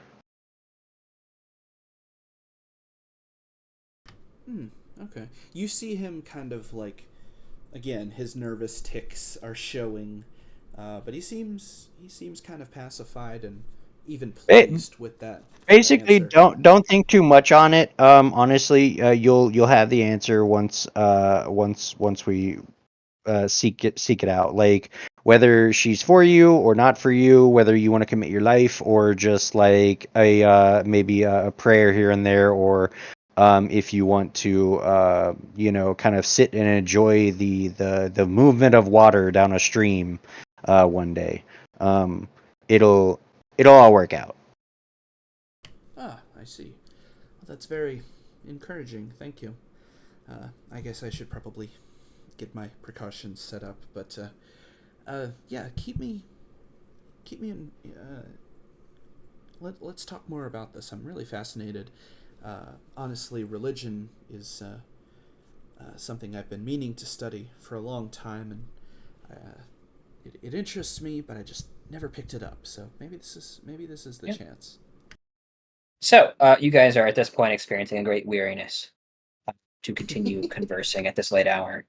Would certainly invite destruction on your future schedule. Your Am mouth I is very weird? tired, and you can't move your tongue anymore. It's Okay, I will cast alarm, making a perimeter, and then I will cast the bubble up against the cliff or the rock shelf, and I will do my best. Even though the bubble has to be monochromatic, I will blend it as seamlessly as I can with the background. Yep, you realize a nice ruddy red clay color. Very much like Marcus's current icon color. Seems to be the best bet. So are you guys taking watches? If so, who would like to watch? Otherwise, you can leave it up to the alarm spell. Wait, I will take a Custodian. watch. Oh, Custodian I'll take a always watch. watches, so one That's last it. detail on the bubble, Austin. Yeah. Is it possible to and I'll poll Vale on this since he pointed it out. Is it possible to make the dome in such a way that we can have the fissure venting into the dome? Please don't. That seems like a It really doesn't- bad idea. It doesn't keep stuff in. Like the Hey air would guys, still. I figured out a great way to heat the tent. We hook the car's exhaust up to it. Yeah, I don't think that's a good idea. That is so funny. Okay, well in that case, did we establish that if I leave the bubble that it disappears? Yes. Okay. Can I stick my head out of the bubble Yeah. without it disappearing? I'm pretty sure. Or Hold on. Let decapitating me him. look at Layman's. Turning As up. long as we're 50%, more than 50% it's- in the hut, I would assume that you still count as in it. That's the thing. I imagine it comes down to Okay. Alright. The duration is 8 hours. All creatures and objects are powerful passing through it. Will dry, regardless of the hour outside. It says nothing about you leaving the hut and it disappearing. Oh, the spell ends if you leave its area. So that's just the caster. Yes. So you would have to totally leave. I would say it's not just your. Okay, cool. All right, done, Caleb. I always keep those anyways. Okay, I need you to tell me how you're setting your alarm spell. Okay. Let me see here. Namely, is it mental or audible? Oh. Let's go mental. I always go mental. Does it have to be or can it be both? Mental or audible. Okay. And where would you like to set up the alarm? So I imagine it's actually been a long time since I've read the spell.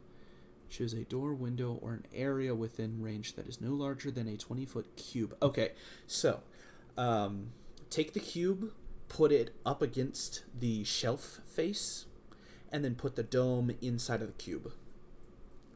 Okay, so the cube is The cube needs to be touching the shelf face. And then okay. So how big is Layman's? 20. Is that 20 as well? 10-foot radius. So yeah, 20-foot diameter, or like 20 by 20 foot. Yeah. So the alarm is actually on the edge of the hut, Right. essentially. Okay. Yeah. So really, if Gotcha. anyone steps into the hut, Which they are incapable of doing. right. But typically. if they dispel the hut, I have no way of knowing that, and so then if they step in, then I get warned. But Sure. I'm doing Okay. mental in case of a cast of silence, Uh-huh. and I also would like to place the hut. I want the very back of the dome to just not quite be touching the shelf face, but not even an inch in between the shelf and the dome. Yep. And I also want the dome to be close enough to the fissure that I can stick my head out of it and huff the gases without like breaking my neck. Okay, yeah. So you just keep your pillow outside. Right. Yeah, exactly. Uh-huh. And I am going to, once I cast, I'm going to like legitimately try and breathe in as much of it as I can. Okay. I'm not going to try and like hyperventilate myself to get more oxygen in, that kind of thing. But, just like sit there and deep breaths directed. Okay, so how close would you say your face is to the fissure? Pretty much as close as I can get my face and still have my body in the dome. Like okay, if I can breathe it's all pretty close to the cliff face. If you want, you can put your face on top of the fissure. Yeah, let's do that. Okay. As long as I'm still in the dome. You die from smoke inhalation. I'm going to nudge Soul right before I do that, and I'm gonna just like come around in front of him in the tent and be like, listen, you can't stop me. This is important to me. It's really important to me. But if I collapse, drag me into the dome before I dispel it. And then so the atmosphere, the atmosphere inside the space is comfortable and dry, regardless of the weather. Right. I wouldn't qualify this as a weather phenomenon. I would say that probably smoke and other air-related phenomena would still be penetrating the hut. Okay. So the rest of you will still be getting the spice. Oh, overnight. Well, in that case, I'll knowing that, then I'll before I set up the dome, I'll ask everybody. I'll be like, does anyone need to be too far away from this? But or can we stick close to it because there's a chance it can help me with my chronic problem. It would be best to keep our wits about us in case of an ambush. Let's not imbibe in mind-altering. Yes, I can definitely agree with that. I'd rather never have my mind taken from me like that again. I will be underwater, so I won't have to worry about it, I don't think. Yeah. Speaking of which, Sly, I was wanting to ask how you are morphing the earth around. Would you say that you are? Let me ask it this way: Are you taking Earth from around the edge of, let's say, a circle, and kind of piling it up such that the top of your bath, as it were, is higher than the normal Earth level of the area, or would you say that you are digging down and kind of making a hole in the Earth, such that your head would be resting just above ground level? So both. I would take the earth that I'm digging and use it to pile up the edge. Okay, so you are digging down, and then you have an edge. Correct. Okay, so it's a pit, not a raised bathtub. Okay. Yes, correct. Cool. All right. Although now that you make it sound like a raised bathtub, I almost want a bathtub, but I will do what I said. Sure. Cool. Sly, because you have dug down, you're actually getting some weird bubbles. Are they Uh, warm? Yeah, little warm. They smell like the stuff coming out of the fissure. Bro, what do you say this stuff does, man? It's actually infecting my butthole. Your It feel, butthole? whatever it No, is, my it feels great. butthole, bro. Um. Well, I mean, I guess at least for most people, it should be kind of like curative. But I mean, I don't know a whole lot about grung physiology. I mean, it feels really nice, but I mean, I also don't want to if I'm gonna take a watch, I need to be alert, so I can really spot out the bad guys, That's right. That's right. the Um, foresters, as it were.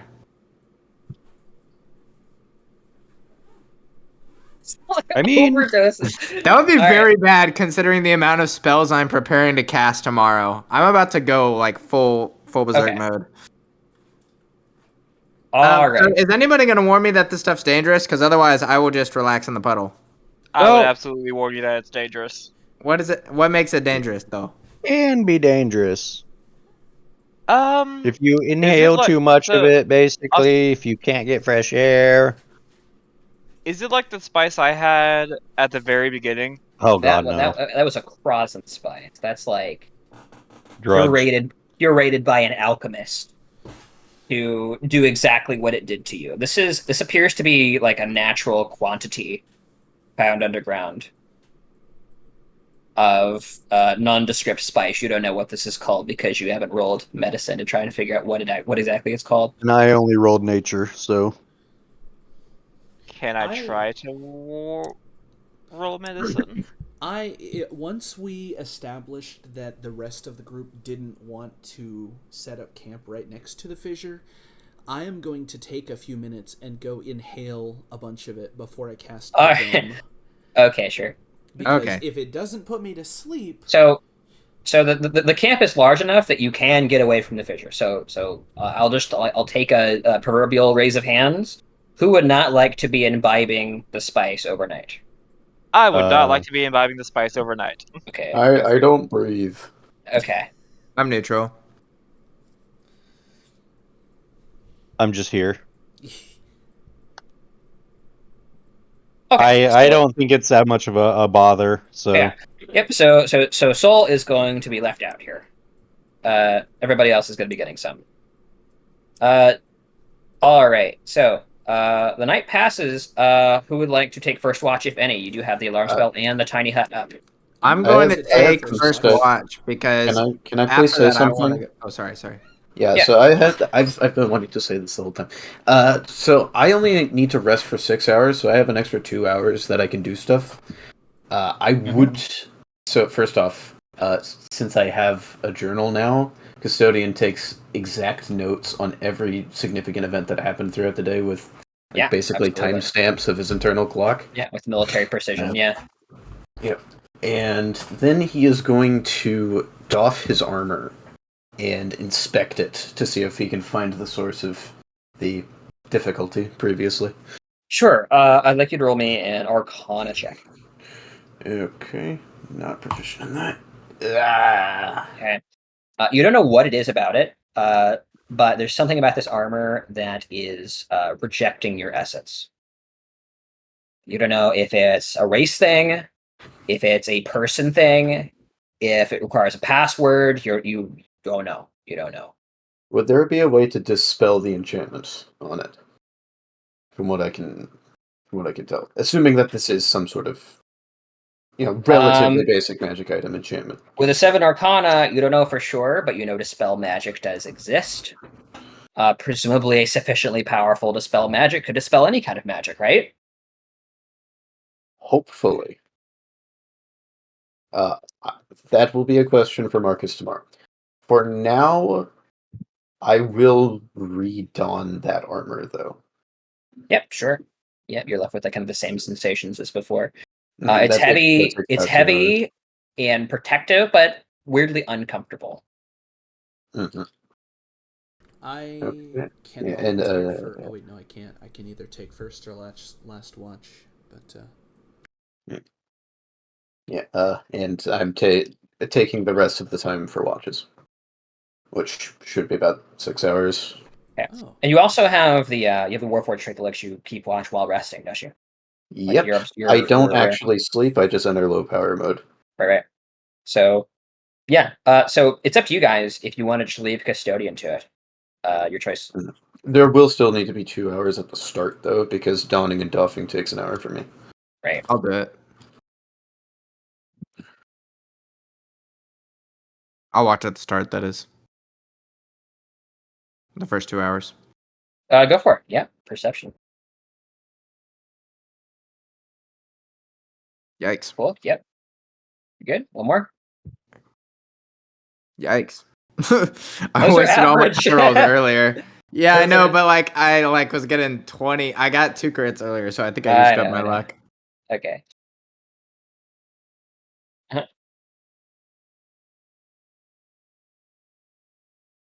Sure. Let me actually look up familiars really quick. I don't know if familiars have to sleep. And they're like spirits, so I doubt they would. Do familiars And yes, you, Isaac. need sleep? 5e. just realized OBS didn't pick up anything that I just said, but oh well.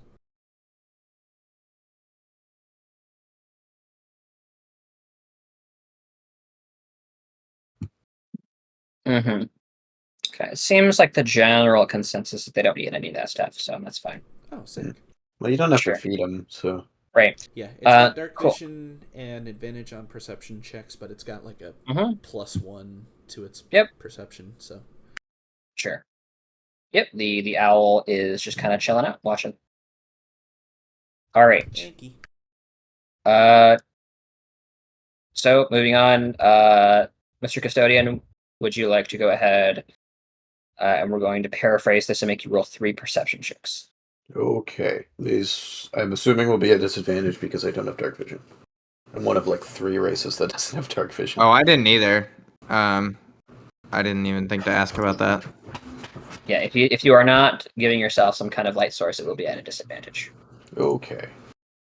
Wow, that is a tragedy. Look at these rolls, Yeah, man. That is a That's tragedy. crit! It's just average. Man. Yeah. You guys keep an eye out through the night, and unless nobody else wants to keep watch, no events that you are aware of take place. It is quiet on the Ishtar Plains. Oh, I didn't say I was taking a watch. Sorry, Okay, I was distracted. what hours would you like to watch for? I was going to take first watch, and that's just perception. Yep, I have dark vision, so I do not have disadvantage. sure. 22.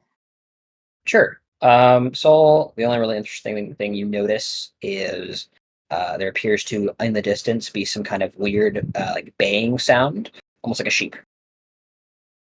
A sheep? By the Mhm. way, since me and Sol would be up for the same watch period for those first 2 hours, I would say, hey bro, I since Marcus is asleep, I'll just let you know. I don't think he could actually beat you in a fight. I think you would beat him into the ground. So I just wanted to let you know that. You didn't have to. I already knew I'd beat him into the ground. I do it almost every night. Okay, good. I did that. I wanted to make sure that you still knew that you are the number 2. Yeah, And every I night, was just talking smack to him earlier. So every night I walk over to Marcus's leaving bag and just kick it around a little bit. I just thought I would tell you. I appreciate you telling me, Sly. Okay. If there are no further watches, the night passes. Does this Okay. mean I get my spell slots back? Yeah. So everyone, but with the exception of Soul and Custodian, are going to go ahead and roll me 2d8. Oh no, that is so much.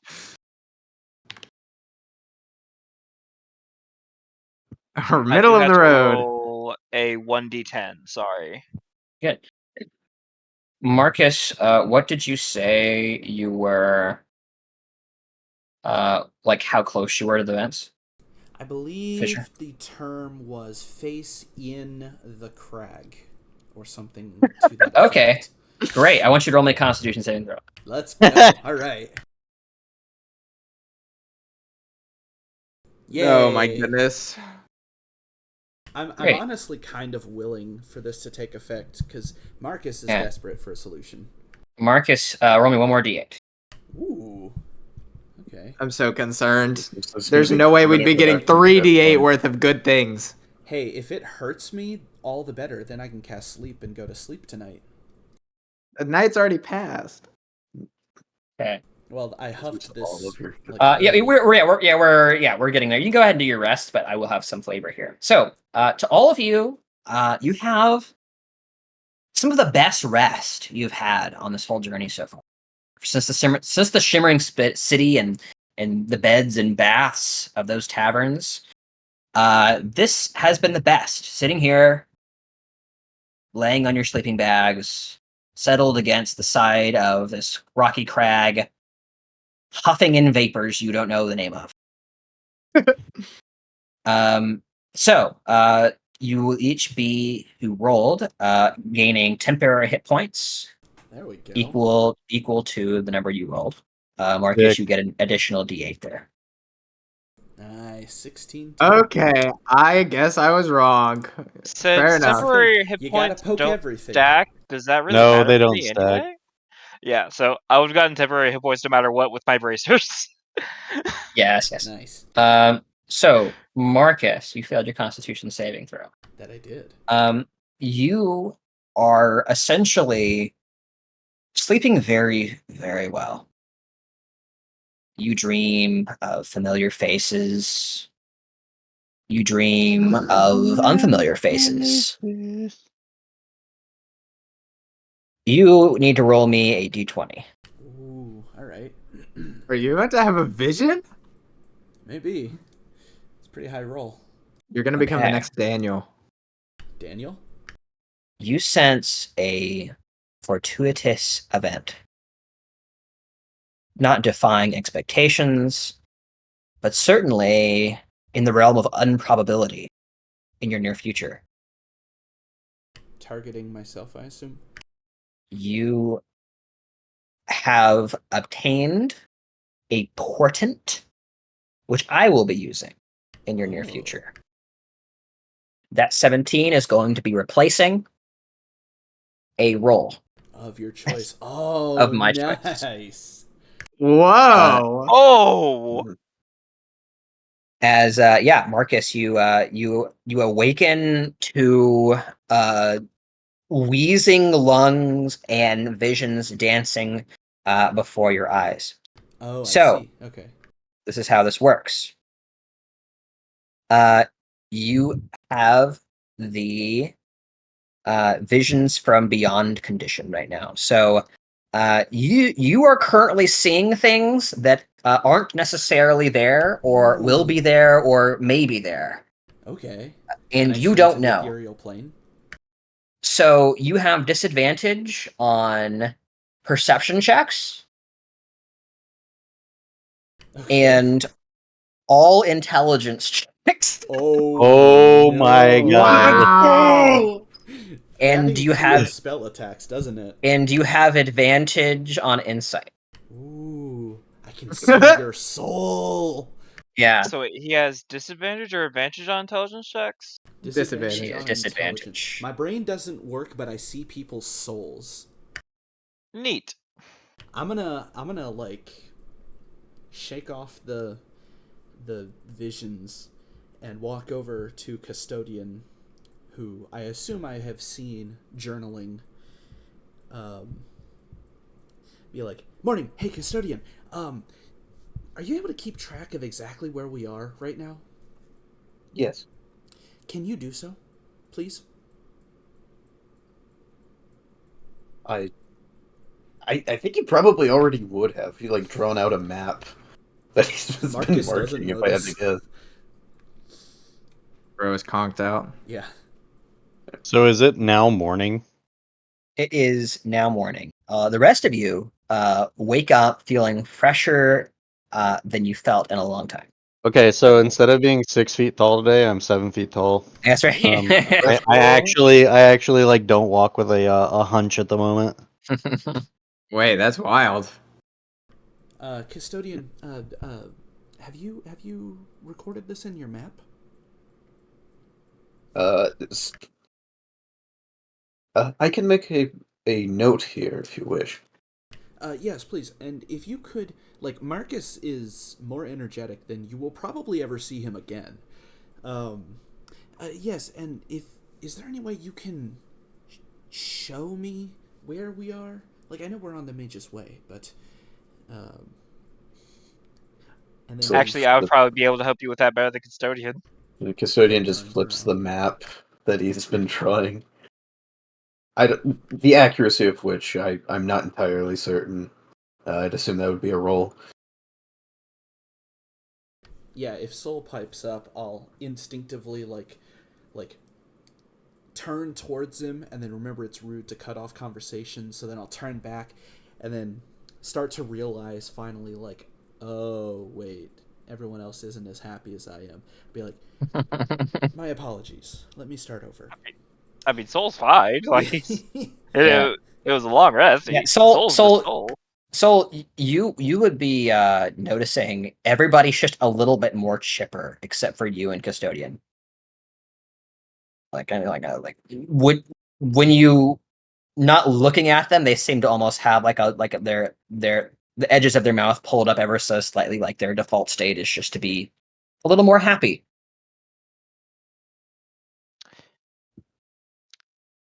I hope guess they I'm don't become addicts. Oh, don't worry. I'll walk over to. I'll kind of nod at custodian and jog over to. Before you go, Yes. do you happen to have a spell to dispel powerful magic? I heard powerful magic. Sorry, I think you cut out. Yeah, he's basically asking if you can dispel magic. Oh, dispel magic. Yes, I can actually. Why do you ask? This armor, it rejects me. I was wondering if you could remove whatever enchantment is on it. He lifts an eyebrow as soon as you start talking, and he's like, "Yeah, oh, certainly. Let me.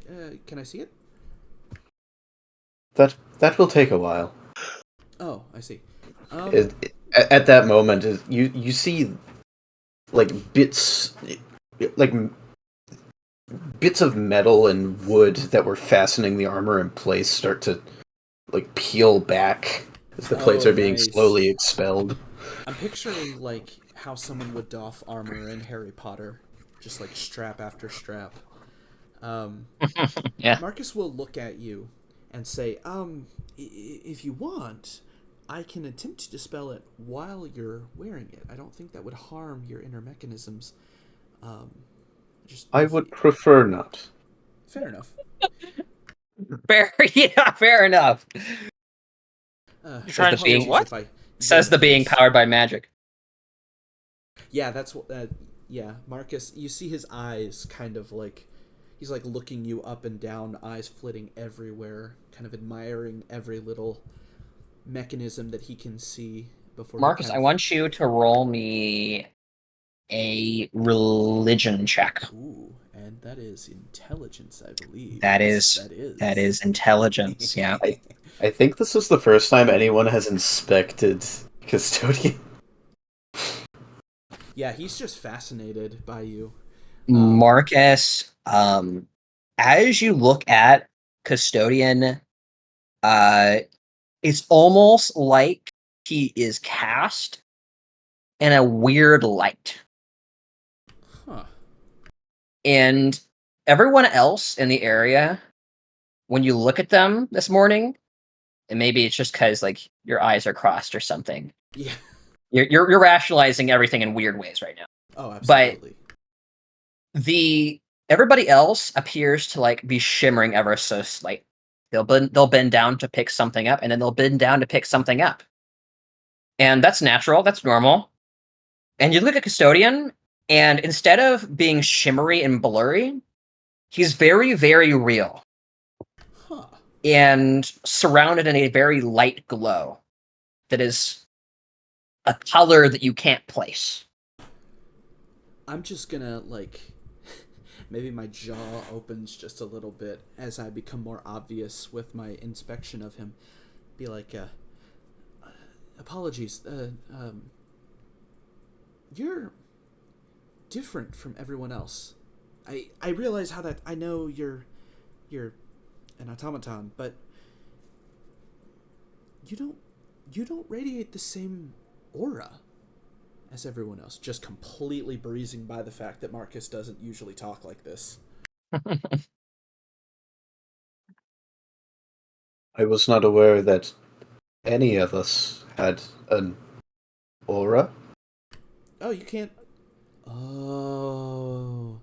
Can I Are take you this? feeling all right, Marcus? Oh, yes, wonderful, actually. Oh, huh. As you see him slowly start to internalize the effects that he's under. Huh.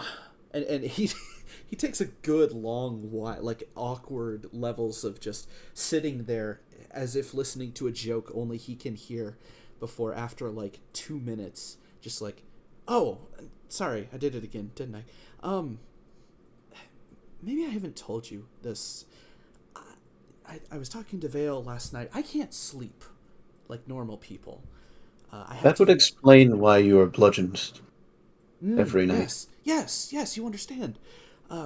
Yes, I have a spell that puts me to sleep, but it's directly tied to your vitality, and so you have to bring someone closer to... You see him start to kind of nerd out about the mechanics of it. Well, the end effect is I have to get punched at this point because I'm too strong, I guess. This gas last night. And right then, it occurs to me, I didn't cast sleep on myself last night. I may have just found a cure. And Is it a he just cure, kind or of does it goes back simply off into his mind again. Just like kind of wanders away from you.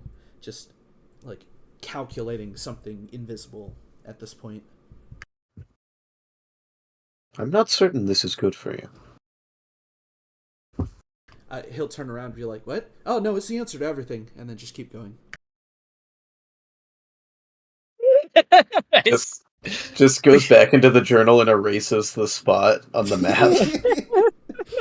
Yeah, so by the way, not exactly for that reason, but that is why Marcus was trying to figure out for himself where this is in case people get separated. So I guess eventually I'll wander back to David, probably once we're like heading out, just about to. As when I see Sly kind of emerge from his pool and start ordering people around, I'll kind of quicken my pace, go over to David and be like, Soul, hey, good morning. Can you show me where we are? Can you help me understand? Like, Custodian showed me a map, but it was kind of vague. You didn't really have any indication of where we were on the road. Do you know how far we've traveled since we got out of the forest? If you show me the map, I can absolutely tell you, because I'm pretty good with stuff like that for some reason. If you're wondering why, this is why. I'm going to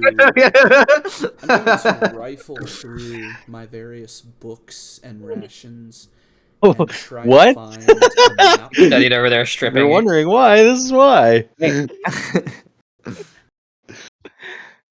I like Oh, right. can I like interject with custodian real quick and be like, "Hey, bro, I don't know what you're doing, but we're about to leave. So maybe don't get naked right now." I'll walk back over. Oh, sorry. He wanted me to dispel some sort of curse on his armor, right, Custodian? Oh, I see. Yes. Oh, good. Okay, yes. Sorry to interject there. Can I borrow your map, Custodian? Pulls the journal back out and hands it to you. Marcus probably isn't even going to read any writing, so if you'd made a mark on the map, he would notice, but if you just made a note that you crossed out somewhere, he wouldn't Yeah, notice. so the note was put there, but it's been like rubbed out. Okay, Marcus isn't looking at text. That's your business. He jogs back over to Soul, be like, "Oh, here's a map. How far do you think we are from Escanti?" From specifically the jungles of Ascanti? Well, or just how far on the Mage's Way are we? I wanna come back to this place and study it more. You know, it's Specifically from Zethorn, we are about 14.11 miles out from Zethorn.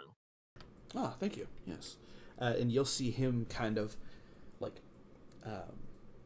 pull out a notebook and start writing down and kind of wander away from you back to his own pack as preparations continue. And I think that's the end of my schizophrenia, unless anyone else wants any. Nice, yeah. Sly would look over at Custodian and be like, hey, did he get replaced by a doppelganger or something? Like, what is going on? He I seems believe much this is happier, and I think it's because of the drugs. Oh, yes, the What a drugs. How sentence. could I forget? I will say, those bubbles, I quite liked them last night. Yeah, I had a feeling. Perhaps we should Hey, not man, return. listen. You know the links I'm about to go to for this party, all right? It was good to have some bubble jets during the night. Well, just don't go too overboard. Oh, you know me, bro. I'm always overboard. I don't think I've ever seen you on a ship, though. How can you be overboard? Well, back in the day, there was a time when I used to live in a lake. And there was certainly more than one occasion in which, I had to commandeer some ships for myself. Um, ethically, of course. Ethically. But just one of my many adventures. So He's a licensed privateer. that is correct. Yes. Yeah. All right. So it's 1:30 EST now. How are we feeling? We want to end now? I'm New fine. day. You're fine. Uh-huh. That's what I'm talking about, baby. Okay. I told you guys we're just gonna go to 4 in the morning, and then we'll be Alright. fine. So I'm gonna I use the so restroom. it's I'm gonna microwave a 1:35 burrito. here, right? And so I can function pretty well off of 6 hours of sleep. It's anything under that it gets like Okay. That's what I'm talking Well, about. so what does that put us at, Corbin, for you? I can go for like another probably. I mean, not ideally, but another 2 hours. Okay. Corbin, you're the best. Well, I Very good quote. I can mean, commit to I'm another. having fun, so Yeah, I'm just yeah. sitting here stuffing my face at the moment. Okay. Well, let's commit to another 45 minutes. And we'll kind of play it from here. There, if anybody needs to go, let us know. But I will use the restroom and get some more water and open Yeah, a I'm gonna door get because some it's water, so hot in here. All right. I Okay. might grab myself a drink real Kirby. quick. Oh wait. Okay. No, that's not it. It's like that.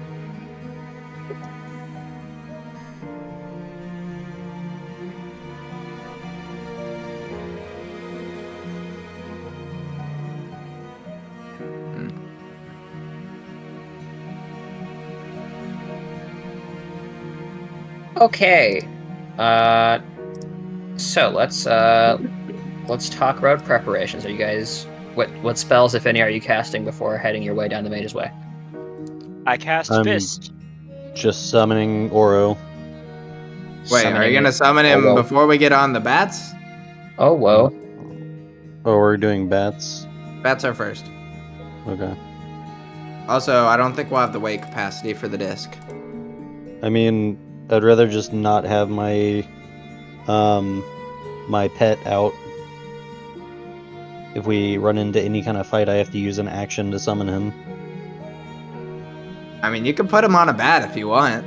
An action's No, I mean- not awful for. We have spare being bats, mobile. so if you want to put him on a bat, No, I mean I can summon him when we land. It's not that big Okay. of a deal, but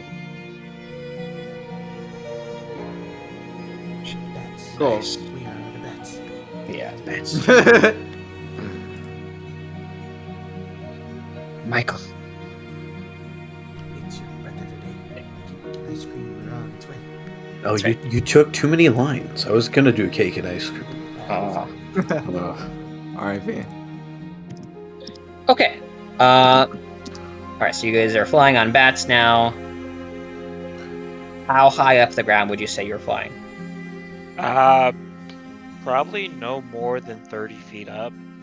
Yeah, that's what I was thinking. Okay. Not high if we can avoid it. Yeah. All right. Sure. The idea is stay low, be less obvious. Because we don't have tree cover now. Correct. Okay. Let me grab. Don't turn that off. Don't do it. Okay. All right. So I now have access to my DM screen, so I can actually tell you how quick you should be moving on your bat. Let me go look.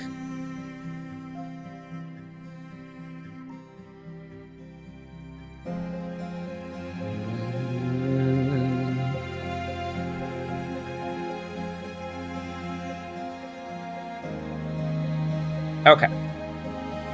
A creature that serves as a flying mount must rest 1 hour for every 3 hours it flies, and it can fly for more than 9 hours per day. Thus, characters mounted on griffins, which have a flying speed of 80, can travel at 8 miles per hour, covering 72 miles over 9 hours with 2 1-hour long rests over the course of the day. So, yeah. So 18 miles with our bats. Because they go 60. 60. Okay. But they don't so need to rest because they just despawn and respawn. Right. Okay. Okay, so you're moving 6 miles an hour.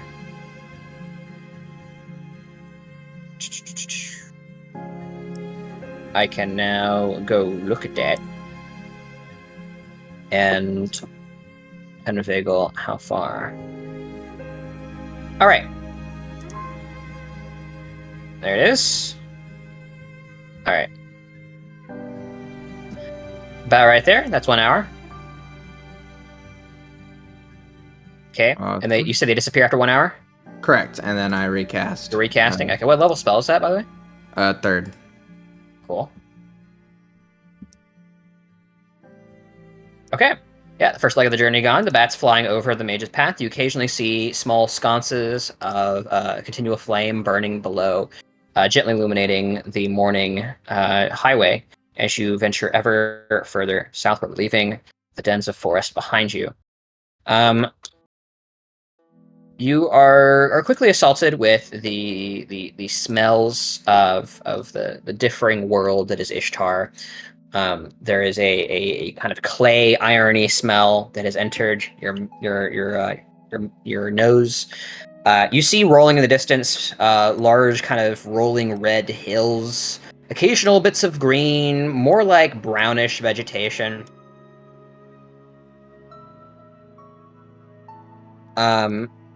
You see a couple of travelers who kind of skirt to the side of the road into one of the ditches as you fly over them. After they realize that you're not going to turn around and swoop them up on your giant bats, they kind of breathe a sigh of relief and continue on. They wear robes reminiscent of a wizard. I really want to pick one up as a joke now.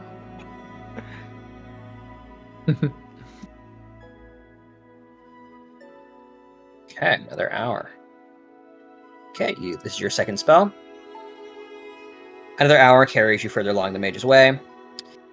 You are now decidedly away from the jungles of Ascanti and its peripheries, and now only the Isran forest lines your field of vision to the right, a distant emerald sea that is barely visible in the distance over the rolling hills of red. So, question at this point for the DM. Yeah. At this point, it makes more sense, right, to go in a direct line and start going straight south. However, how much different is the terrain that is the road versus the plains? This road is very well upkept, and Ishtar is a province that is not well known for its well upkept roads. So the road, the difference between the road and the wilderness on either side of the road is a big deal. Okay. Cool. Then probably smarter to just keep going along the road then. How much a big deal is a matter for your survival.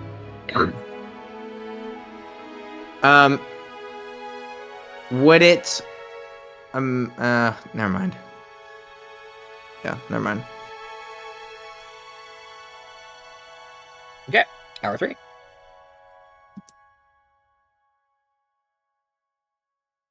Another spell goes by as you guys remount on your giant bats. You guys have been flying on these bats for a while now, and you're beginning to realize that these bats maybe recognize you. You're not sure if it's like you're resummoning the same bats, or if like they're on like a grand cycle of bats that are summoned when the spell is cast.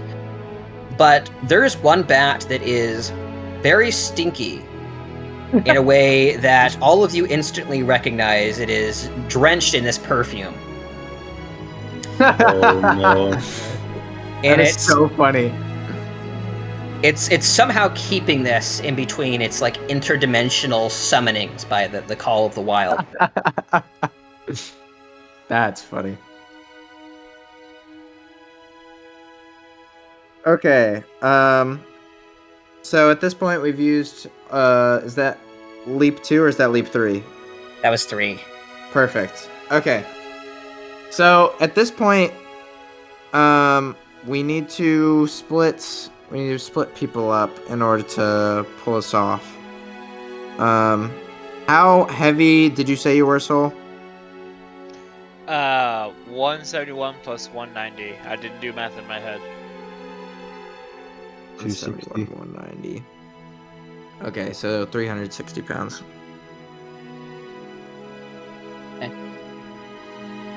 As you are nearing midday, everybody go ahead and consume your good berry. Cool, good deal. You wish to stave off the effects of starvation. There will be 3 spares. I don't really care who takes them. Give them to Wait, the what? bats. They're good boys. For now, I think I'm just gonna go ahead and burn my 4th level on another bats. For the time being. Okay. Ooh.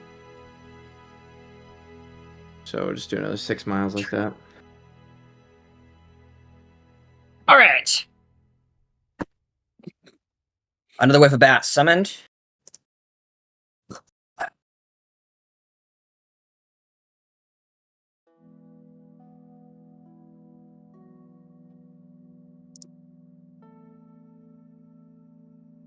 As you encounter your first sign of civilization since you have passed Deathhorn, you see what appears to be a small, relatively small, I guess, compared to other sources of civilization. Perhaps 6 or 7 tents, large canvas structures arranged to the north side of the highway. You see pillars of blackish smoke rising from it, and the distant clang of metal on metal.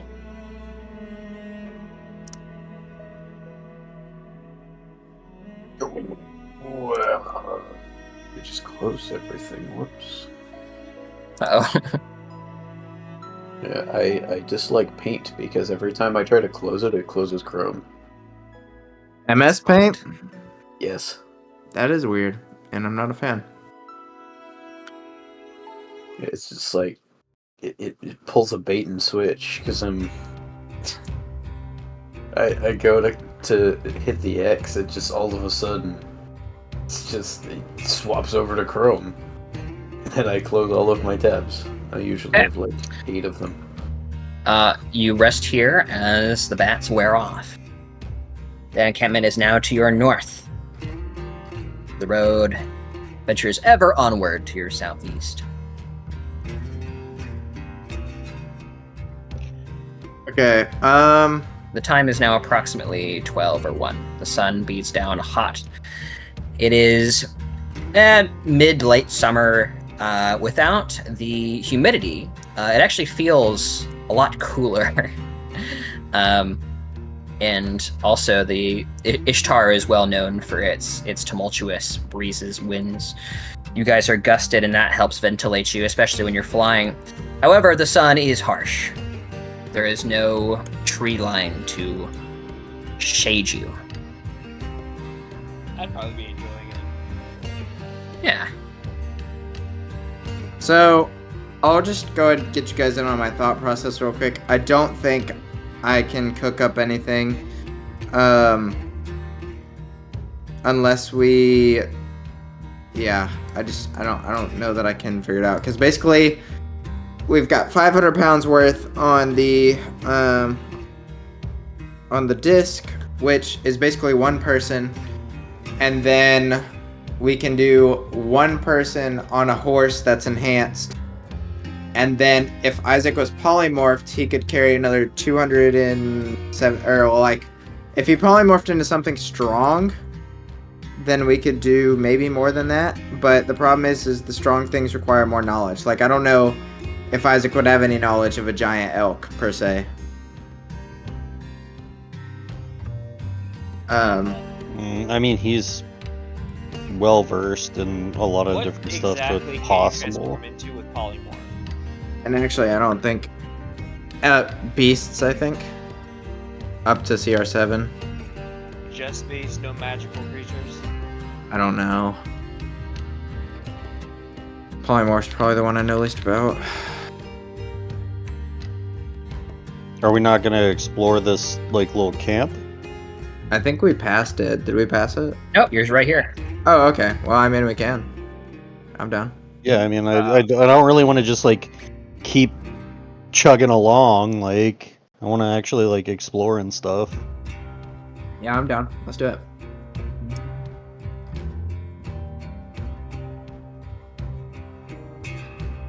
Yeah, I assume after the bats disappear, we just walk over. Okay. You find the rows of tents are removed perhaps 200 feet from the north edge of the road. You see a small, well-trodden incline descending its way off of the highway down a small, kind of rocky path.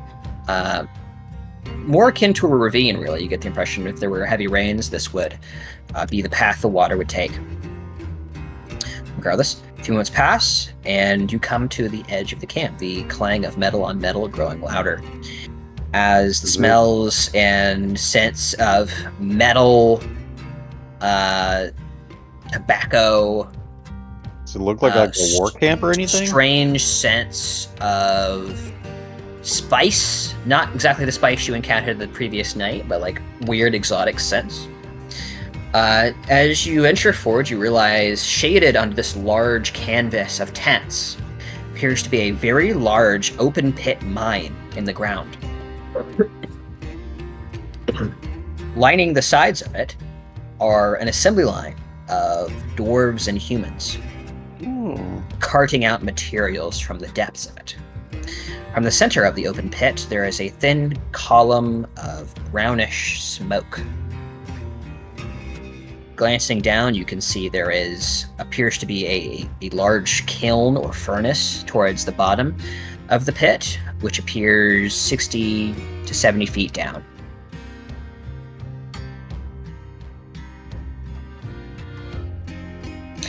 And the tents beyond, you also see other signs of activity.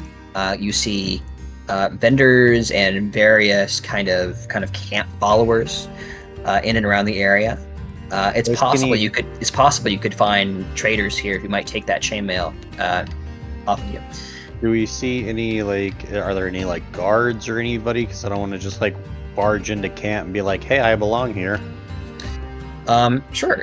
You look for the nearest person that looks to be in charge. Go ahead and roll me an insight check. Before we move to selling stuff, we never resolved the disenchanting of the armor. Just true. want to throw that out there. I mean, at least for the time for a few being. moments, at least. Yep. Okay. How long, custodian? How long does it take you to take off your armor? Are you asking this in character? Yes. It takes an hour to fully deintegrate an armor. I was afraid of that. Sly, what's our schedule look like? Are we stopping for now? I mean, if we need to take a few moments to take a look at the local vendors, I'm not opposed. I was under the impression that this was still going on, that I was still taking off the armor as we were flying. It's just... Can you do that? Yeah, I mean, I can do it while I'm doing other things. You did say earlier you were like, the creaking of metal continues to grow, and after we had the conversation about you stopping, so I assumed that you just didn't stop. I mean, I don't think I was directly told to stop, just the... Yeah, I They thought I were was going to getting tell you ready not to to, go. but then Isaac was like, oh, well, it's because of this. And then I was like, oh, if it's because of that, then I guess I'm not going to tell him what to do, so... Sure. Yeah, so, At this time, I would just say- been naked for a while. Yeah, if you want to not have you wearing your armor right now, you can present that to Marcus right now, and see what Marcus can do. Present the armor. And stand back a little ways, because I don't really trust him all that much right now. That Yeah, is fair enough. very fair. Yeah, it is not a ritual, so I will just... We've got to skedaddle that magic off of there. Is there an automatically in the... Oh, right. So, first off, can I just make... Oh dear, I just remembered what I'm under already. Yeah, you are under. That is correct. You are under. It's unfortunate. I tell you what. Let me cast Identify on the armor using a spell slot, so it only takes a minute. And then hopefully I can get essentially the specs, everything that's enchanting this armor. Because if I essentially can get a lock on the curse, then hopefully I'll be able to dispel it. So I'll start with Identify. Identify. Go for it. Are you casting as a ritual or a normal spell? Normal spell. Okay. Identify. No, you're good. So what you identify? You identify this to be... Somebody will find it. I think I have a Roll20 handout for this, so I could be wrong.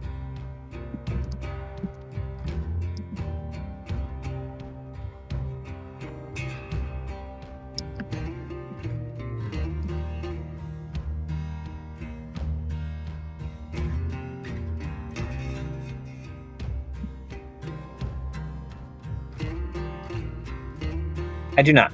Let me just write this up really quick for you. I know what it does. It stabs me. It's a meanie like that. So you instantly determine this to be actually probably one of the more potent magics you've encountered in an item so far. The arcane runes upon it signify it is heraldic armor of Lunos. This kind of armor is made for very high-ranking knights and officials of the Leonic Empire. Its primary properties, besides being purely protective, is it diverts non-magical physical attacks. How that works is it's a D4 rolled whenever you are hit by non-magical slashing, piercing, or bludgeoning damage, and that is reduced from the attack damage. Gotcha. Okay. However, heraldic armor of Lunos is only attuned to typically one person when it is created, and it tends not to behave when attuned to other people. Okay, so does that I- lead me to believe that do I sense that is because of something that was specifically put into this item, or rather is it just a property of that It is a magical property, And it is the same magical property that is kind of warping its inherently protective magics to actually do harm to Custodian. It would seem that when this when this is attuned by someone who is not welcomed by the armor, they instead take an extra 1d4. Ah, I see. So if I were to dispel the trait, it would get rid of the good as well as the bad. This is true. However, underneath it is still AC 18 plate. Fair enough. Now, Do I get a it's- sense for the level of the enchantment placed upon it? Yeah, with the identify, you would realize this is a 5th level enchantment. Oof. Okay. as in 5th spell level or 5th level general? 5th level. There's not like a spell that lets you enchant it this way. It's a 5th level enchantment. Okay. Let me brush up on what exactly Dispel Magic does. So before we break the armor, now that we know that it's not just cursed, right? Right, I was about Yes. to... Would there be potential to sort of like retrain it to another person, or is that not? I assume that you could... You could roll an Arcana check. If you'd yeah, like. can I do that real quick? Yep. Yeesh. That's an I was about to say. So part of the critical rules is that ones aren't always failures, but crit successes aren't always successes. So 12 is actually average. You know that it's possible. It will be a great waste, you should say, that this kind of thing would not be able to be repurposed after its owner's likely death occurs. As people who wear this armor are typically put in a lot of danger. Yes. And plate armor is not cheap, and magic items are not cheap. However, what way you could make it do so, you don't know. Right. Okay. Your best bet would be to bring it to Leandra if you dare. If I dare, what do you mean? Oh, Well, it means we killed somebody. We killed an official, basically. Is what wearing this armor means. Yeah. True. Okay. So I will go back over to Custodian and say, so I ran one of my usual checks, and it does appear that I could get rid of what is hurting me about this armor, but that would also remove the chance of it reducing that damage. I believe it can be retrained. I don't know exactly how, but there again, someone at Madrya would be the place to look for something like that. I'm actually interested in changing spells and items and modifying them for less than typical purposes. So, if you're interested, I can help you find a way to repurpose and potentially even upgrade this down the road. So you see Custodian thinking about it for a second, and he looks a little bit awkward at the moment because you can tell that he's always intended to have like some sort of plating or something. Yeah. And he looks like unnaturally thin. Right. Sort of It's like yeah. It's like hollow. weird, almost like mannequin skeletal structure that you're witnessing right now. Probably mostly made of wood, and you can see like roots coming down through it in ways that it looks like it probably shouldn't. You could wear the chainmail instead.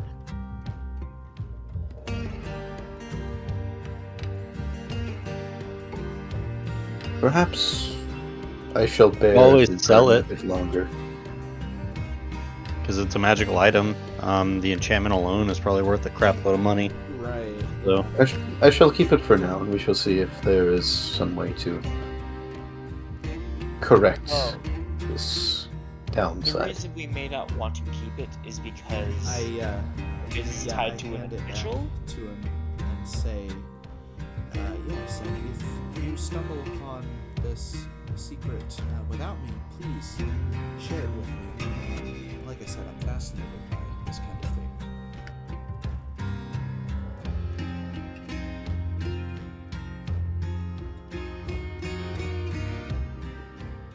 Okay, so Yeah. So At no this sellage point- going on, but we still want to go explore the camp, question mark? yep. Cool. Custodian begins donning the armor against those metal and wood pieces that spent an hour peeling away from the armor plates start making their way back around them. And if you're talking about selling stuff, it just hands over the chainmail. Says, "I do not believe I will have need of this." What is play armor AC? 18.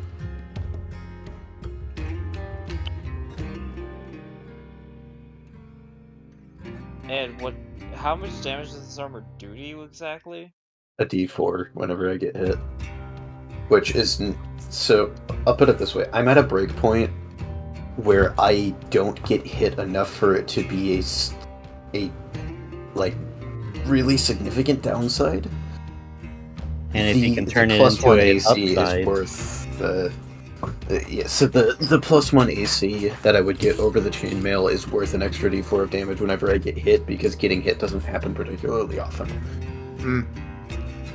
Does it also reduce it says reduces non-magical physical damage by 1d4? Does that? it has a That's- reverse that's on being- him because he's not yeah. attuned. Okay, just the It's being reverse. inverted. It does not actually do that. That's what it would do if it were properly attuned. Got it. However, I'm getting the opposite effect. Got it. Okay. So what if you just don't attune to it? Does he still? Can't. Not easily. It's specifically attuned to one person, and we killed that one person. Like the armor was made and specifically crafted and attuned to that person. And so now there is a way to possibly attune to it, but we have to go to Leandra.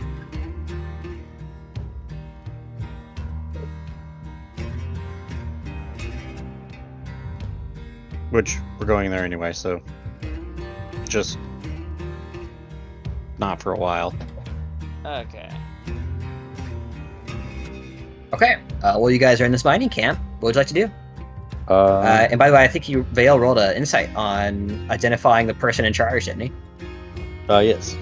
It was a Cool. 20. Yeah, man. The most authoritative figure you find is not actually the tallest person in the room. It's one of the shortest. You see a grizzled kind of black hair with like streaks of almost like fiery red. Almost like you're looking into like an ashy oven or something, flecked through his hair. He appears to be giving orders to a group of miners who are struggling with a nearby cart up a ramp. After a few moments, they manage to get the cart up. Not before that individual actually helps them himself. You see his biceps rippling as he almost single-handedly lifts the front to get it over a indentation that was caught on before getting it up. As the cart passes by you, you see upon it various strange-looking ore. Most individuals don't really know what ore looks like. So if you are interested in knowing what that is, this is going to probably be a nature check. Yes. I also whistle and make myself known by saying, and that's what peak male performance looks like. Vale. As you look at it, it is a very odd, kind of igneous, jet black material with parts of it still looking like red hot, like veins crawling out of it. So it almost looks like a smoldering fire, but it's not. Yeah, the bits of ore themselves are usually no larger than your fist. Oh. And there's actually not that much there. Considering how much they were struggling with it, you expected this cart to be loaded. But actually there's maybe 10, 12 chunks there. Wow. Since I do have some experience in smithing, would I recognize what kind of ingot would be made out of that? If are you proficient in smith's tools? Yes, I am. Okay, I want you to roll me an intelligence check with proficiency. Alright, so that's... Whatever your roll is plus 3. yeah.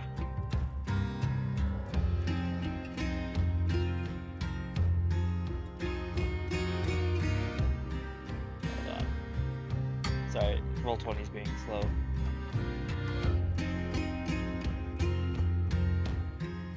Nice. The DC So, is much 18. lower because you have a hyper-contextual set of skills here. Soul, you freeze in place as you gaze down at rocks that by right shouldn't exist here. And by here, not on this plane. You're staring down at Firestone from the elemental plane of fire. What?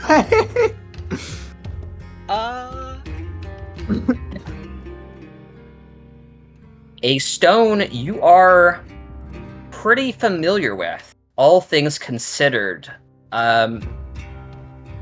You have to do a double take, and you almost question yourself for a second, but you know the smell, and you know the look of it too well.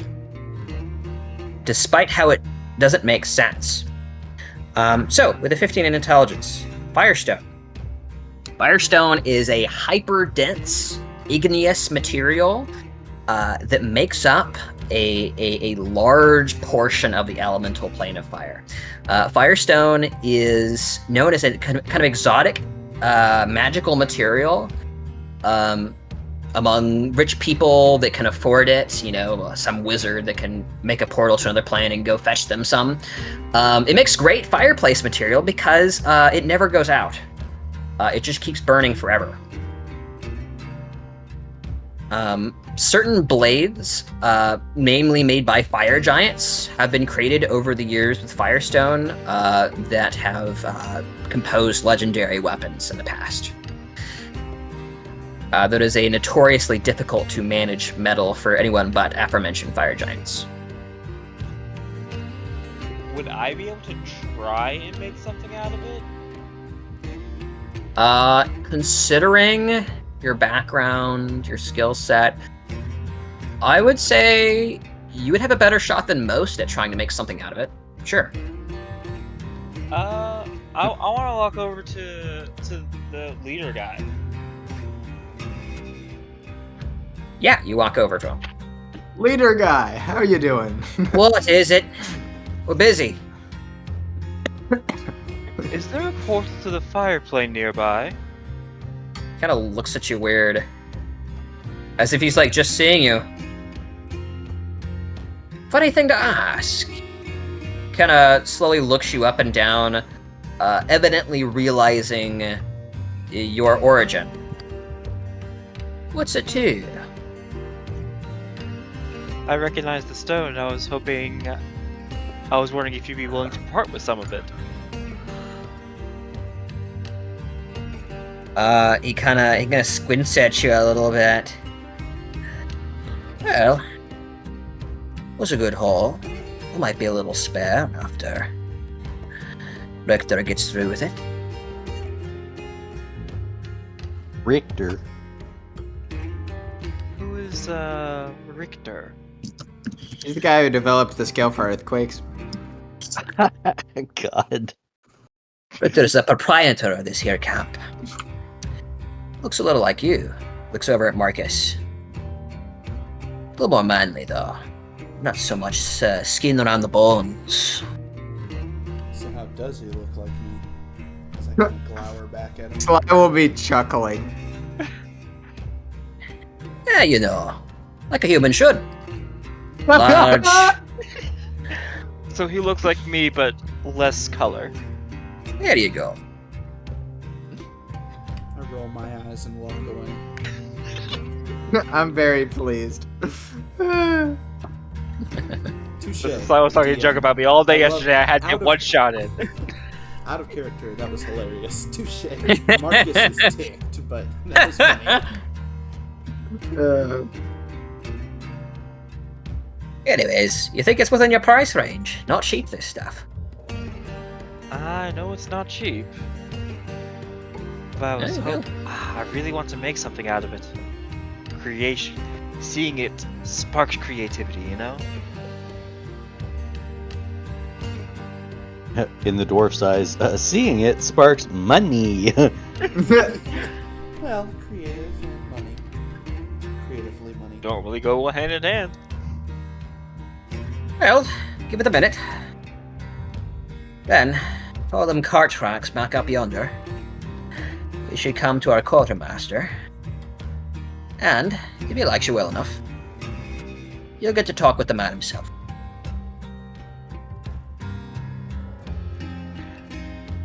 I appreciate that.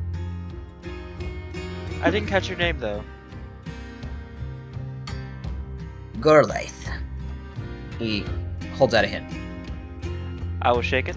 Sold. I'll post that name for you guys.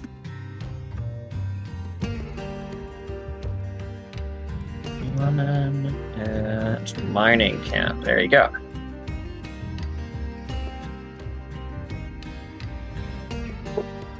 Dwarf? Orb? Okay. Well, Gerlife, pleasure speaking with you. I'll see if I can find this Richter. Or your quartermaster. Yeah, he keeps giving you an odd look as you walk by. It's a look you're somewhat familiar with, but there seems to be a little something more there, more than you're used to at the very least. Can I discern like why he's eyeing him up? Actually, can Yeah. I do that as well? Because I also have proficiency in insight. I think Sure. Isaac should do it because Yeah, bro is really. tripping off insight right now. All right. Just watching Well, one of Vale or Soul roll me insight with advantage. Do you mind if I do it, Bill? You have advantage on this one. But yeah, know it's if it'll up be to you, necessary. man. Yeah, he got a 23 already. I mean, he might get an at 20, so. I mean, if you want to do the roll, you're more than welcome to.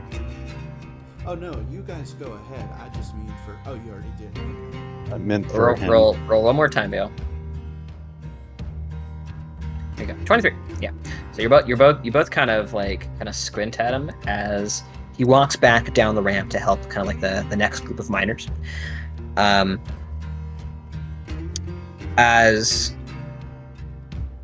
the look he has in his eyes isn't just the alien suspicion that Ganassi are typically met with. Like, odd, but this is a world of oddities. That was fear. And not fear born of superstition or paranoia. He knows something or someone that resembles you or reminds him of you that is quite sinister indeed.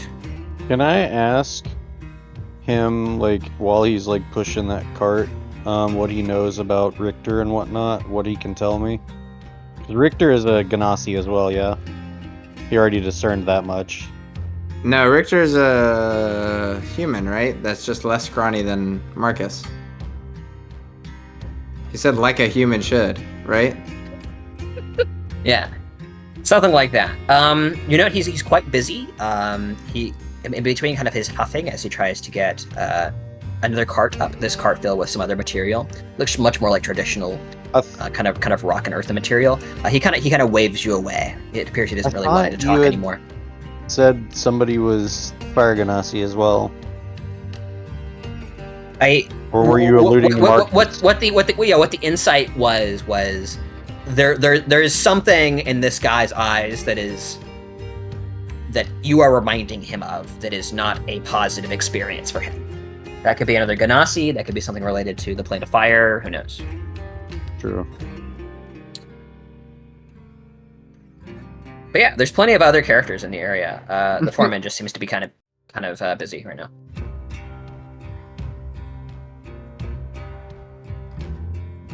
If there's like a basic place where I can sell stuff, I'm gonna sell off like a tiny amount of things. Sure. After a few moments, you are kind of sent towards the quartermaster. You arrive at a semicircle of wagons, actually quite resembling the caravan wagons that Sol you escorted on the Heron Plains not too long ago, maybe a month or so. In fact, the kind of PTSD begins to crawl its way up your spine as you remember the face of the child and the hobgoblins, and you have to kind of shake it off. As, you guys walk up and you see many vendors, some of which may be willing to take the chainmail off of you. You see what appears to be either a charlatan or some kind of actual magic practitioner sitting in one of the wagons. You see what appears to be a kind of novice-looking journeyman blacksmith gal trying to make her way in the world. She has a kind of meager display of equipment, mostly mining. And then another one, you see what appears to be like an alchemist serving mostly like alms salves to help treat the burns that some of these miners are coming in with, as well as like pads and such for the equipment to make sure people don't rub their hands raw, that kind of thing. Cool. In between them, there is a larger tent canvas, and this appears to be like the quartermaster's tent. You see a larger assortment of goods, mostly, again, minor, like, excavation aimed. Oddly enough, at this apparently peaceful mining excavation, you see an astonishingly large number of weapons. Including one that piques your eye, what appears to be a dagger made of sapphire. What? That sounds sick. Lined behind a small glass case with a silver lock on it. How much for the pointy, stabby, shiny? Yeah, you look over. The quartermaster, a middling height human with a long brunette ponytail, walks over. Sorry, you with the company? I could be. That's not really much of an answer, friend. Well, But I if mean, you're it's more of interested- like, if you have work for us, I'd be willing to work for you because if you got what's going on in that case, or more of it around, I want in. Well, so I could be persuaded. Adventurers tend to be, fairly well endowed with financial concerns. Teardrop is a fine weapon. He points towards the dagger. One of a kind. Never seen its like. Imbued with the power of water itself. I'm in. Hey, what does it do? If you don't mind me care. asking. It must be blessed by Eldath herself. Oh my goodness. Perhaps, sir, perhaps. I am not one for religion myself, though I was given a strict and trustworthy appraisal from the wizard I purchased this from. Teardrop appears to have the ability to create and destroy water on command. Like once a day, or like Oh no. all the time, because As long as one wields Teardrop, water should never be an obstacle. I need it. Oh my goodness. There are other So- properties as well, but I don't care. I'm not well versed in them. I'm 100% sold. Give me a price. Or a I feel like it's calling to me. Well, considering the trouble it might do for the company if this were to go to a non-miner's hands, shall I set the price at 2,000 gold for starters? Oh my god, I'm so poor. Ooh, ooh.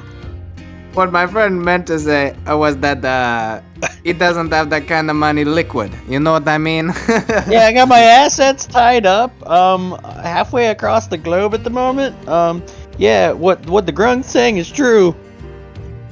Wink wink. Why would you say wink wink out loud? I have Well, a charisma of 6. Oh my Well, I goodness. apologize, but technically, I'm not supposed to be parting with this to begin with. So if you can't, well, show the front, I'm afraid I won't be able to part with it. Is there anything else here that could interest you? Well, actually, I have something that may interest you. You see, when we were out doing our adventuring, as you say, we were able to come across a very spectacular piece of loot. And I mean, the history of this piece of chainmail is remarkable. Have you ever heard of, what was the demon's name again? Oh, it's I think plus it one was- chainmail. Oh, believe me, it's not just any +1 chainmail. Okay, like, we went into the jungles of Escanti, alright? And we were in these jungles, right? And as we were flying over them on our steeds, which were, of course, bats, as all people do, as we were flying over these jungles, we were actually, like, roped in by this, like, spider-snake combination sent from the hills, alright? And I kid indeed, you yes. not, bro. I kid you not. This thing was deadly, alright? We ended up having to banish it back to where it came from. And after we did, we met these people called the Kruthiks, right? And we actually saved their children. And so basically, they gave us this armor from adventurers long gone. I mean, these were top Hey, tier roll. adventurers. Roll performance check, Sly. I've scrolled up. I can't even see what I got. You got 7, buddy. Oh, that's Alright, tough. give me a Okay. second. And I also have the short sword and the javelin. No story for those, but if you must know, the great, Sly has been wielding them, and so I think they should be worth at least a few more gold. So, All right, I'll give you 300 for it. I look over to Marcus and like wave him over. I'll come over. Are we getting ripped off, man? I don't know how much this is worth. I whisper that. Can I roll insight on the shopkeeper since I don't know? Yeah, no, you identified it. You would know. So this is Oh, true. Yeah. yeah. So 300 is definitely a low ball number, but it's well within the price range. It's obvious, like, this isn't like the ideal place to sell it, but this also isn't an individual that is usually vending in gold. He appears to be doing like business with the company, presumably with like company credit or something. You're not sure. What's like a mid-tier offer? Do we know? It could go as high as 450 in the right circumstances. It would normally hover like 375. Okay. Okay. So I'll like turn around to Sly. So I will have walked in. He would have said, "Hey, let me ask you something." So then I would have, even though I was taller than him, I would like step around him, look at the shopkeeper and what's on the table, and then step back so that my back is to the shopkeeper now, and I'm talking to Sly. So as I do that, I would like to stealthily cast Enhance Ability on Sly. So I'm what components does enhanceability have? I believe I asked this at Winter Falls the other day. Actually, that's all components, correct? Enhanceability. Yeah, Yeah. So there's a reason that sorcerers get silent casting and why that's really good. Yeah. So spell casting is inherently a very non-subtle thing. Okay. Now And whether also they cast know all what's fire. happening and realize like there's like some magic shenanigans happening is unclear. Right? You have to read the person. But it will be obvious you're casting magic if you do it here. Okay. All right, then forget that. Okay. I'll just kind of look at the shopkeeper and then lean back down to Sly and say, he's in like a hushed voice. He's lowballing you, but it's within the realm of haggling.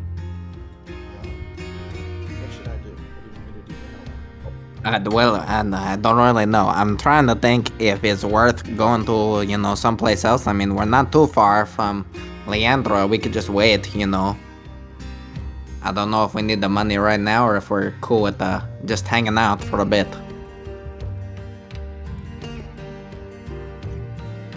I look over at the custodian and be like, hey, if you're cool carrying it for a while, then we probably ought to just sell it somewhere else. I'll say like back to normal is let's at least take this information to the rest of the group, and we can come back if we want. And I'll kind of try and usher everyone out. Go away. This is like open air. Very well. Let me know if there's anything out here you'd be interested in. Hey, do you want my short sword and my javelin? They are fine quality, never been used. Perhaps. Put them over there on the counter. I'll have a look. Certainly. I'll set down the short sword and the javelin. I was thinking, 9 gold. That's quite the bargain, I hear. Okay, let me say.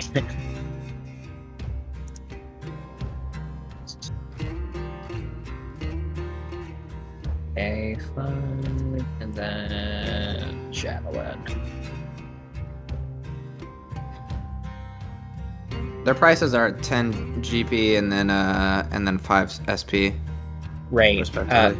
Typically, when resold, you're selling for half price.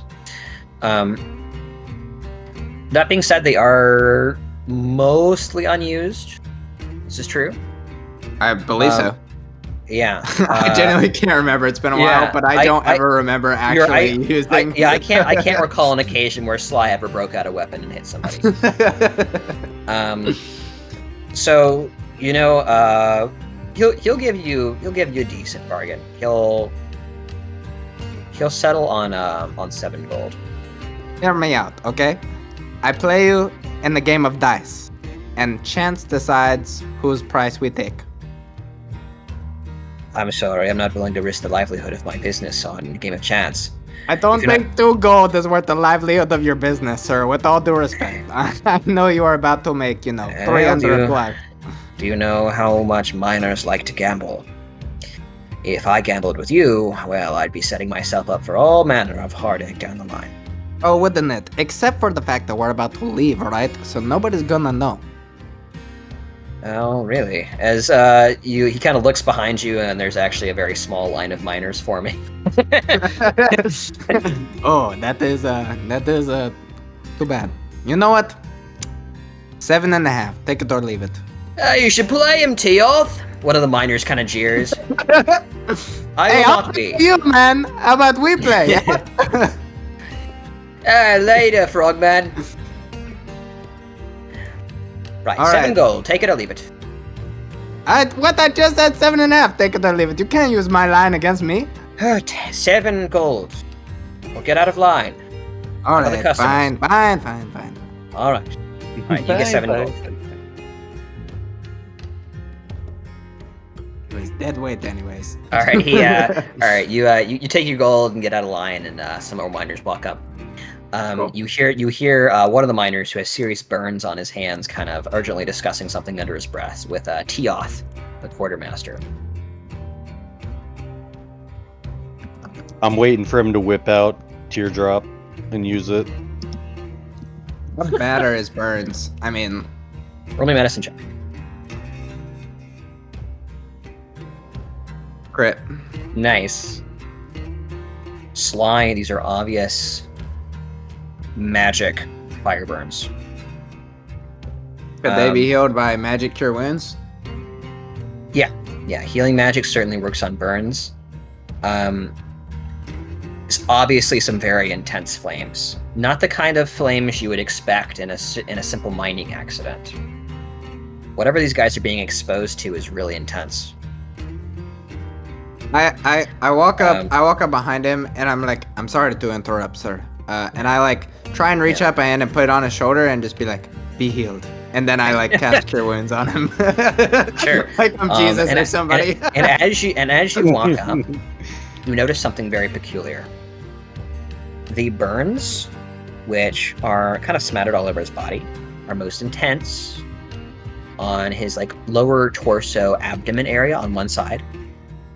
And there they very vaguely resemble claw marks. I take note of this as I cast the spell. Okay. Yeah, certainly. You cure Oh, it wounds didn't on this work. guy. What? Oh man, I thought I could just click it. I believe in you. Oh wait, no. Cast at what level? Cast. Okay, good. Cast. Guess- Nice. Hey. Sure. It did work. You put a hand on him, and he kind of flinches. Like I just know, I 'cause- don't put it on his raw skin, for the record. I No, don't wanna sure. poison him. Yeah. He's flinched because his whole body is kind of just like sensitive right now. But yeah, as he flinches, he kind of looks back at you, like ready to jerk away. As you see, like visible, like ecstasy relief flush his face, like an ice cold pack placed on, like the worst burn you've ever had. He's like, "Whoa, thanks." Kind of giving you a weird look, like this random frog man just walked up and healed him. I just nod and I say, "Don't ever cut down another tree again in your life, and that will be all the things I ever need." Thanks. That's not this branch, though. Wait, there's a branch that does that? Yeah. Where are they at, by chance? Do you know? Yeah, we're the Black Rock Mining Company. That's half of what we do. Wait, As- mining? People mine trees? As Sly, Does the Black Rock in this own like? the flashback as you've actually heard the name Black Rock Mining Company before. And it was in direct reference to the deforestation that took place in and around La Haya. Oh my word. But where does he know where it is? Did he respond? Oh yes, where it was? Last I checked, we were set up somewhere in the Narrows. Scotcher Highway. Do I recognize that? Yeah. It's up this way.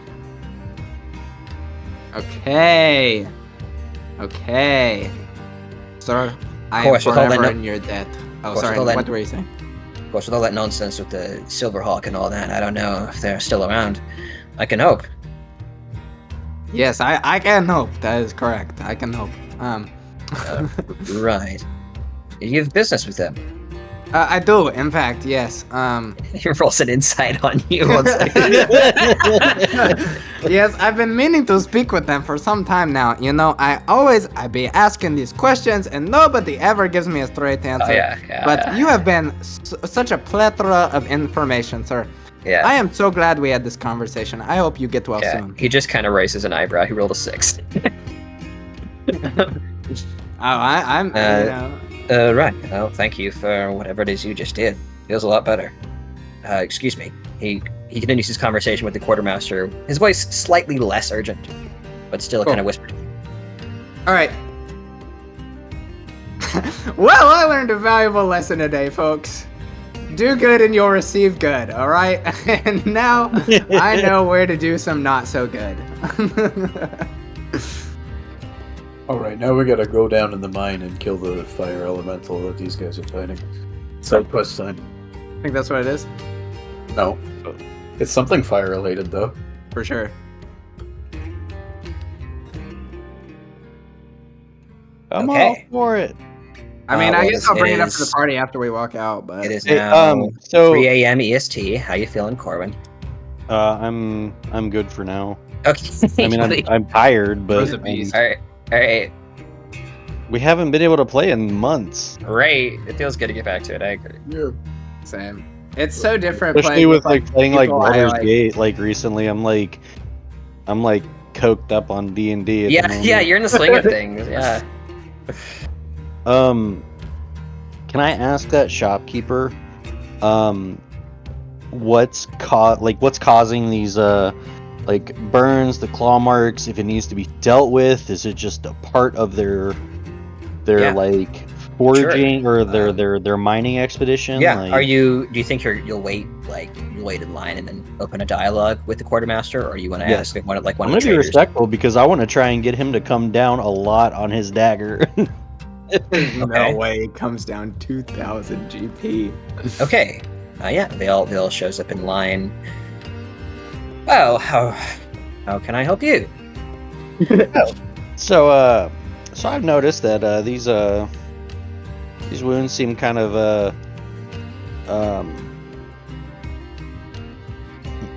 a lot. I forgot what the word would be. But they don't seem obviously natural. Just like, oh my gosh, I got too close to a fire. Oh no, I burned. It seems like something is doing this to them. What is going on down in that mine? He kind of pauses and like looks at you awkwardly. I'm afraid that's company secrets. Well, all right. So what I'm getting at is because I don't really care how you all run your business. That's your prerogative. You all can make all the money that you want and stuff like that. What I care about is the safety and well-being of these here fine folk. But I also am trying to figure out if it is something that needs to be dealt with down there, and you all just don't have the manpower to do it. If you catch my drift. Aha, yes. So I take it you're looking for a job. Yeah. Mm-hmm. Right. Well, I shall put in a word with Richter. Thank you for your offer. Anytime. Anything else?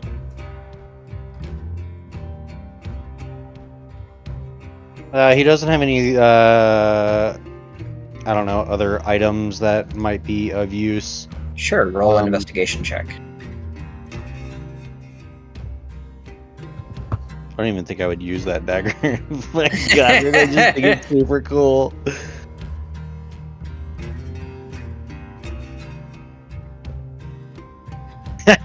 Yeah, all I see is that dagger. Yeah. You want to know something really funny? It's a really low DC. Oh no. You want to know what you find, Corwin? What? You see an old ratty boot. Oh. No Wait, way. no, is it the other boot? It has a weird symbol on it, and there's only one of them. And Hey, question. Where's the other one of those boots? I don't know. Some adventurer came in off of Banner Bend. They claimed they had this magic boot, but not the matching. I took it off his hands for 50 gold, and he didn't look back. I'll give you 60 gold for it. He kind of looks at it. Because I think I might know where the other boot is. He kind of shoots a look at you. Really?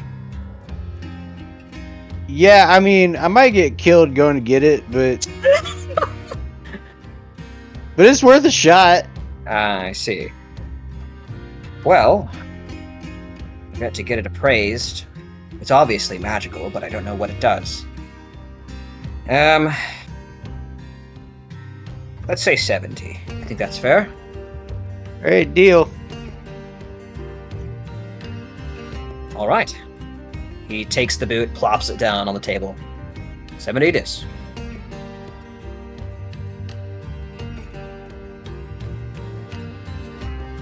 Okay. So yeah, do you give up 70 gold? Do you have that much in your inventory? I do. I Alright. now have 86. Nice. All right, man. Yeah, I you have- literally toss that boot to Soul and be like, "Well, found the other boot."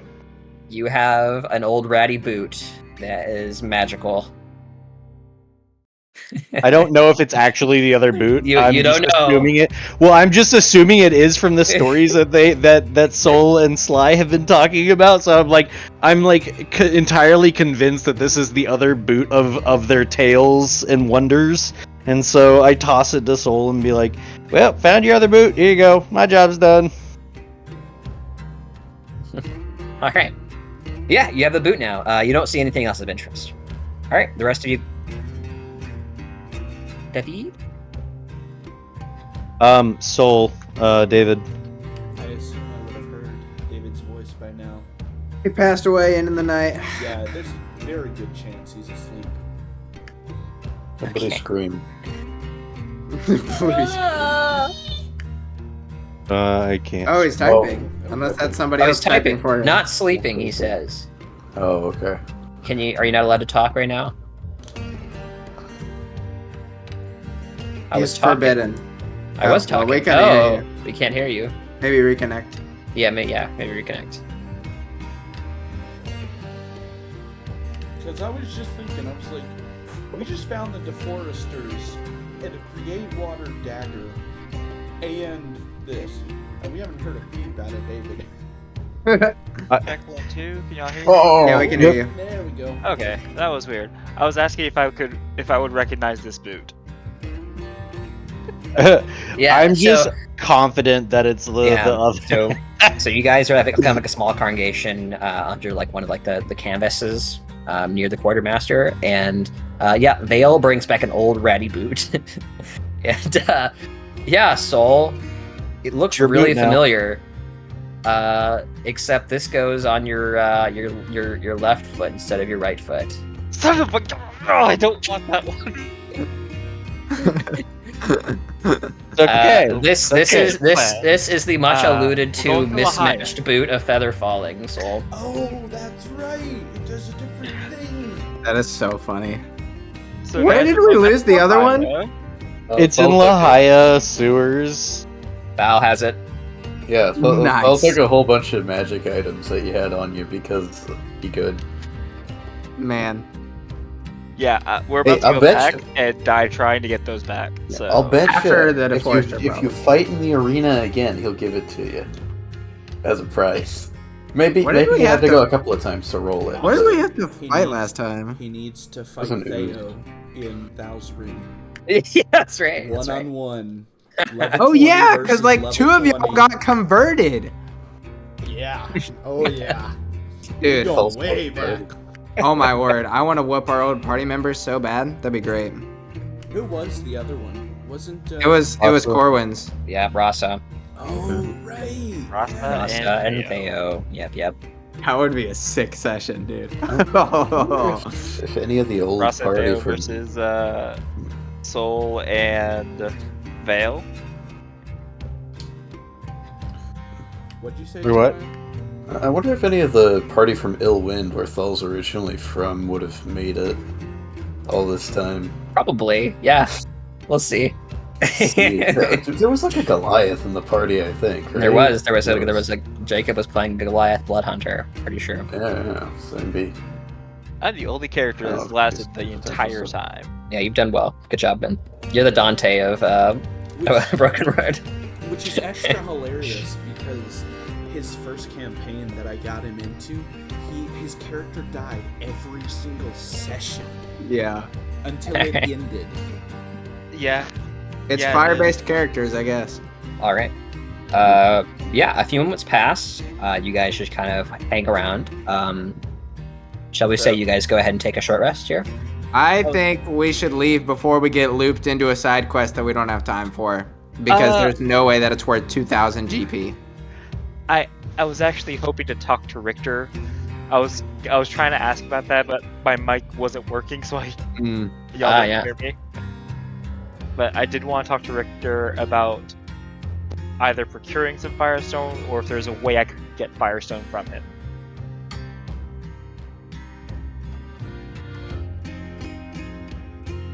Yeah, all right, man. How does the rest of the party feel about that? I mean, I don't. I want the side quest. I don't want to just keep fast traveling to whatever. Yeah, this is Yeah. an incredible world. We want to. Ancient I dragon can be be outvoted. damned. I can be outvoted. Ancient Yeah, but dragon be also, damned. yeah, dragon. I mean, if he comes and kills us, I'm all for it. I want to. I mean, Yeah, my thought process is My character isn't all for it. Yeah. That's the problem. my thought process is yeah, because I also would rather do the side quest, but like it just doesn't make sense character wise. If we In can just the like teleport back territory from of Ohio, we another- could just like come back here potentially. Oh yeah, I don't we've know. Gotta, we'll Or eventually- Landra, sorry. We'll teleport back eventually from Landra. have to emerge back into the continent. Like, there's still adventures to be had. We just gotta deal with the dragon problem. Yeah. But yeah, like 'Cause I've got that thing where we camped Mark. that I wanna. I'm gonna do something that might help you guys decide. Marcus, why don't you roll me a history check real quick? Okay. Disadvantage still. Yeah, yeah. Actually, no. It's neutral because you would have advantage on this. Yeah. All right. 13. Sure, man. Oh, no. I would say the name Richter. This is kind of being tossed around the party. Like Soul's like, I want to talk to this Richter guy. Kind of vaguely familiar, and the fact that he's a human, but apparently like a better looking human than you, I mean, is beginning to there. is beginning to ring some bells. Oh, I was just gonna say I'm used to it at this point. His uncle. But it couldn't be. Because Richter Oswald is 3 years your younger. And was, up until you left, deep in his own arcane thesis on Madrya.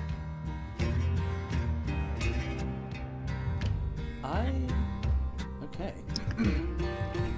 I was starting to, once we left shopkeeping, I was kind of trying to gather everyone to try and see what our plan was. I'm just gonna wander off and try and find Richter then. And before I leave, am I with Soul, or is he talking to Richter? We're actively? with the group. We're outside the shop. We're not talking to Richter right now, but Okay, it sounds like so- Soul wants to and you want to, so we might as well. Okay, so then I'll waddle around to Soul then. Hey Soul, do you know where to find Richter? I believe his name was Gurley. Yeah, The Gurley. foreman, yeah. Gurley said if I talk to the quartermaster, he might be able to point me in the right direction. I haven't had a chance to speak with him yet since you guys were taking up his time. Oh, I see. We were just there. Name is ringing a bell. I think, whenever you're ready to talk to him, I want to go with you. And preferably better sooner than later. This group starts getting into trouble, but, yeah, I think I know that name from Madrya.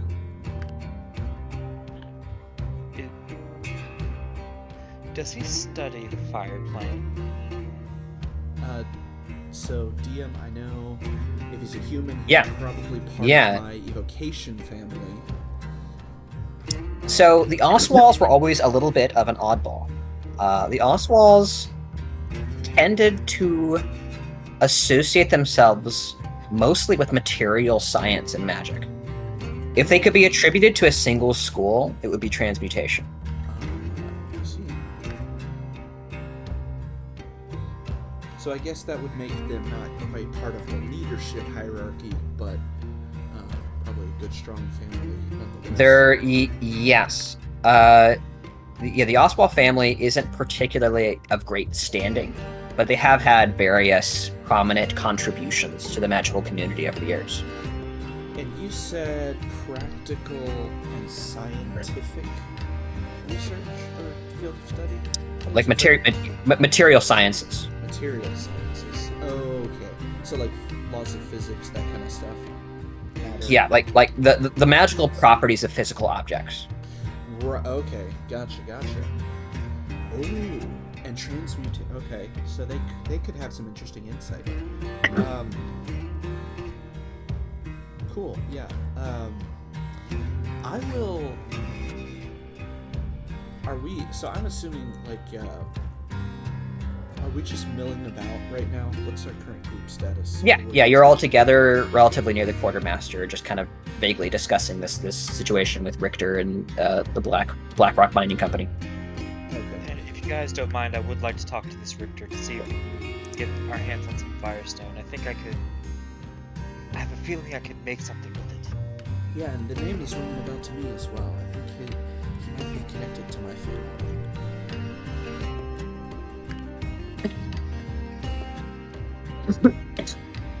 So, if it's okay, I mean, you guys are welcome to join, but I think me and Soul are gonna go pursue this if y'all don't mind. Yeah, unless Custodian would rather spend the time with his armor, I mean, I'm down to go with. From what I can tell, the armor just kind of happens in the background. So, Custodian should be free to do any sort of light activity. Onward, then. Yep. Okay, so we'll... To find Mr. Richter. So, I guess I will pop back in, or get back in line, tell the group to stay out, and then once I get up to the quartermaster, hey, sorry. I mean, I'd be right next to you. Oh, okay. Hey, sorry, me again. We were told that you could point us towards Richter. As I stated, I will inform him. Your Dragonborn companion over there said you are available to potentially help our mining excavation. This is a little different. He's mining Firestone. I want to see if he's willing to part with some. We want to, for various reasons, we want to speak to him personally. We think there can be business in it, but we need an appointment with him. What, do you know you? Yes. Tell him Marcus Fomene is here.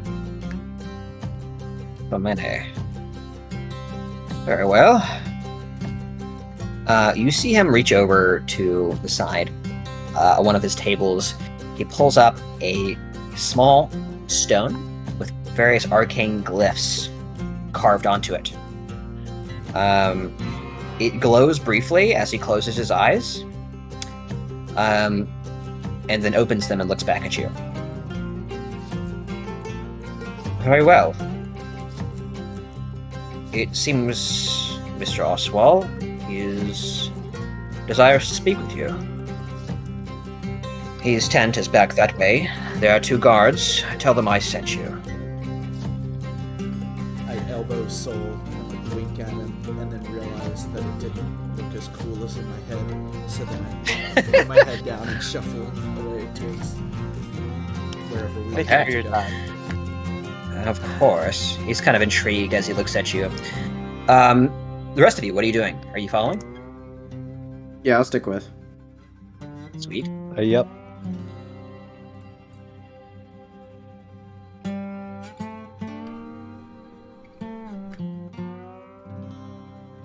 Okay. All right, you track through camp, coming to a large canvas tent with more, shall we say, fine fabrics making it up.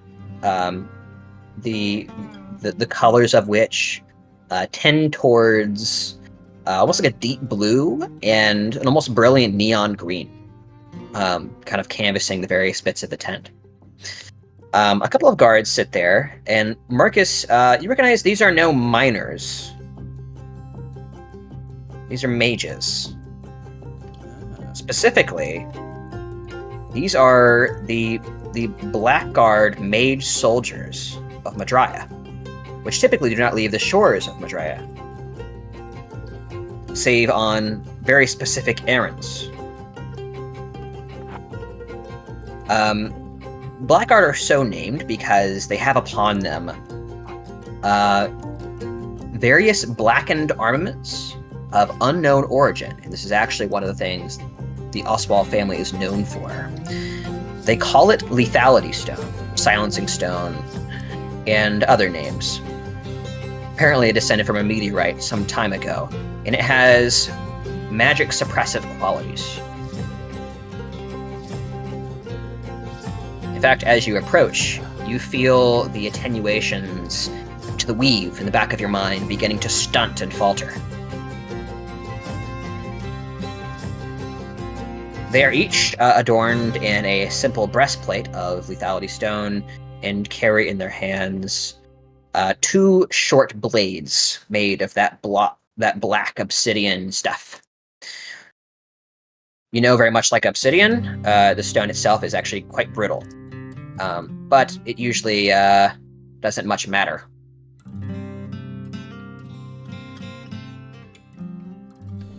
I nod a Yes, greeting super to shirt. them, of course, slipping into the old persona of unruffleable, uncaring young academic. Yeah, absolutely. Kind of gazing at them, and they seem to recognize your general bearing and attire. Are you expected? Yes, I am.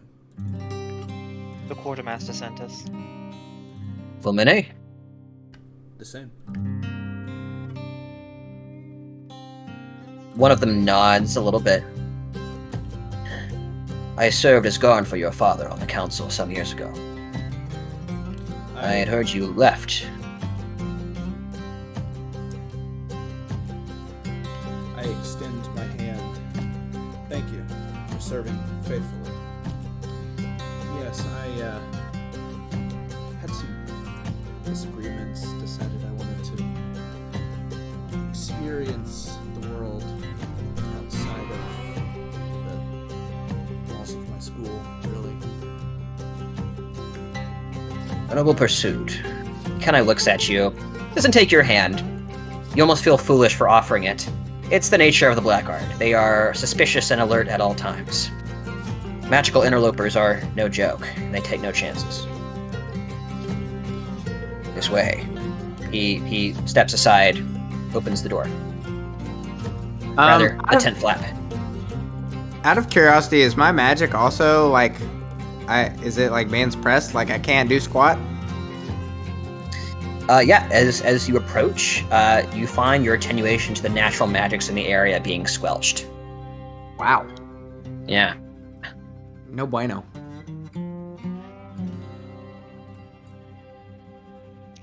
Wait, what's going on? Sorry, I zoned out. Basically, for our magic is a being minute. suppressed by lethality stone. How does that affect me? Good question. Custodian, you not really expecting what's to come, you lurch forward. And you feel like a white noise buzzing cuts into your head. As you kind of shake your head for a second, you realize your vision's a little blurry. I do not like this area. You guys watch as the tree on Custodian seems to glow ever so lightly. Oh, I was afraid it was going to wither. Oh, thank goodness. Same. If it withers, I think I just die. Yes, that's why I was worried. Yeah. I walked too close to anti-magic zone. Sorry, guys. New character. Jesus. That would be so mean. I shouldn't. I would never do that, man. Oh, you're too nice. I would do that. Tough. I would at least give you a chance. All right. Anyways, yeah, the tent flap opens. You gaze into a large circular tent chamber, which appears to be perhaps magically air conditioned. There is a certain degree of chill air flowing out. You actually see a little bit of mist kind of clinging to the ground as the tent flap opens. I just kind of tilt my I don't know, snout up a little bit, and then just breathe in the chilled air. It's oh my yeah, gosh, it's yes. refreshing. Ooh, I will join you. Oh my Cold, goodness. cold, it's wonderful. Y'all are so slap happy. Well, I mean, so you gotta think that, like, I mean, I'm from Oh yeah. the Silver Rust or whatever, that like area, like the jungles around there or the forest around there, which is very much a colder climate than down Right. here. Yeah, Fair a little more- enough. It fair is enough. very much like what I little am more- acclimated to. a little more alpine. Yeah. All right. You glance inside. You see this circular area, the centerpiece of which is a large table that is almost more crystal ball than it is table. Surrounding which you see various kind of like velvet cushions and couches. Beyond which, you see sitting in a chair with apparently a cup of some liquid, you assume tea, Oh, in his hands. Yes. Before we entered this building, can Uh-huh. I have cast enhance ability on Soul? There wasn't really a good time to say anything. Dampening. Would the dampening cause the effect to wear off? Well, I wouldn't have known at that point. I would have liked to have it before. Sure. Yeah, I'll allow it. Sure. Okay, thank you. What kind of enhance ability are you giving him? Charisma. Sure.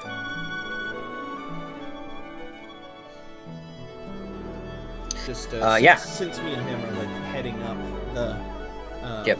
while we were walking, but before like there were guards around that one, I just kind of pat him on, like, put my hand on his shoulder, and be like, Sure. I'm probably gonna lean on you for a lot of the talking, but if I know this guy, we go back. In a good way or a bad way? DM, well, actually, would I know this guy specifically, or just his family? So, yeah, you know Richter Oswald. Oh, you said he was a few years my senior. A few years Younger. Younger, rather. Oh. Richter always struck you as a rather uppity little brat who always thought himself, you and the Fulmine families better. Always wanting to prove himself that his family was just as worthy to bear a title in the council as yours. Of course, it never turned out that way, at least in your lifetimes. However, that hasn't stopped him and the rest of his family from trying, Richter most of all. So yeah, when I say that to Soul, I'm gonna rely on you. But if this is the guy I know, we go back. And you said in a good way or a bad way. Well, when I was with him, he was a punk. He's a bit younger than me. I always felt like he had something to prove, even though I was trying to get away from my family's pomp so often. Don't push him. If you can manipulate his ego, it's probably a good way to go. But don't make him mad. He's very petty. Aren't most wizards? Well, yes, but that's besides Damn, the got point. him. Nice. Okay, you enter into the tent. As you pass the Blackguard, Soul, you feel like your confidence wanes a little bit as the vestiges of enhance ability fade.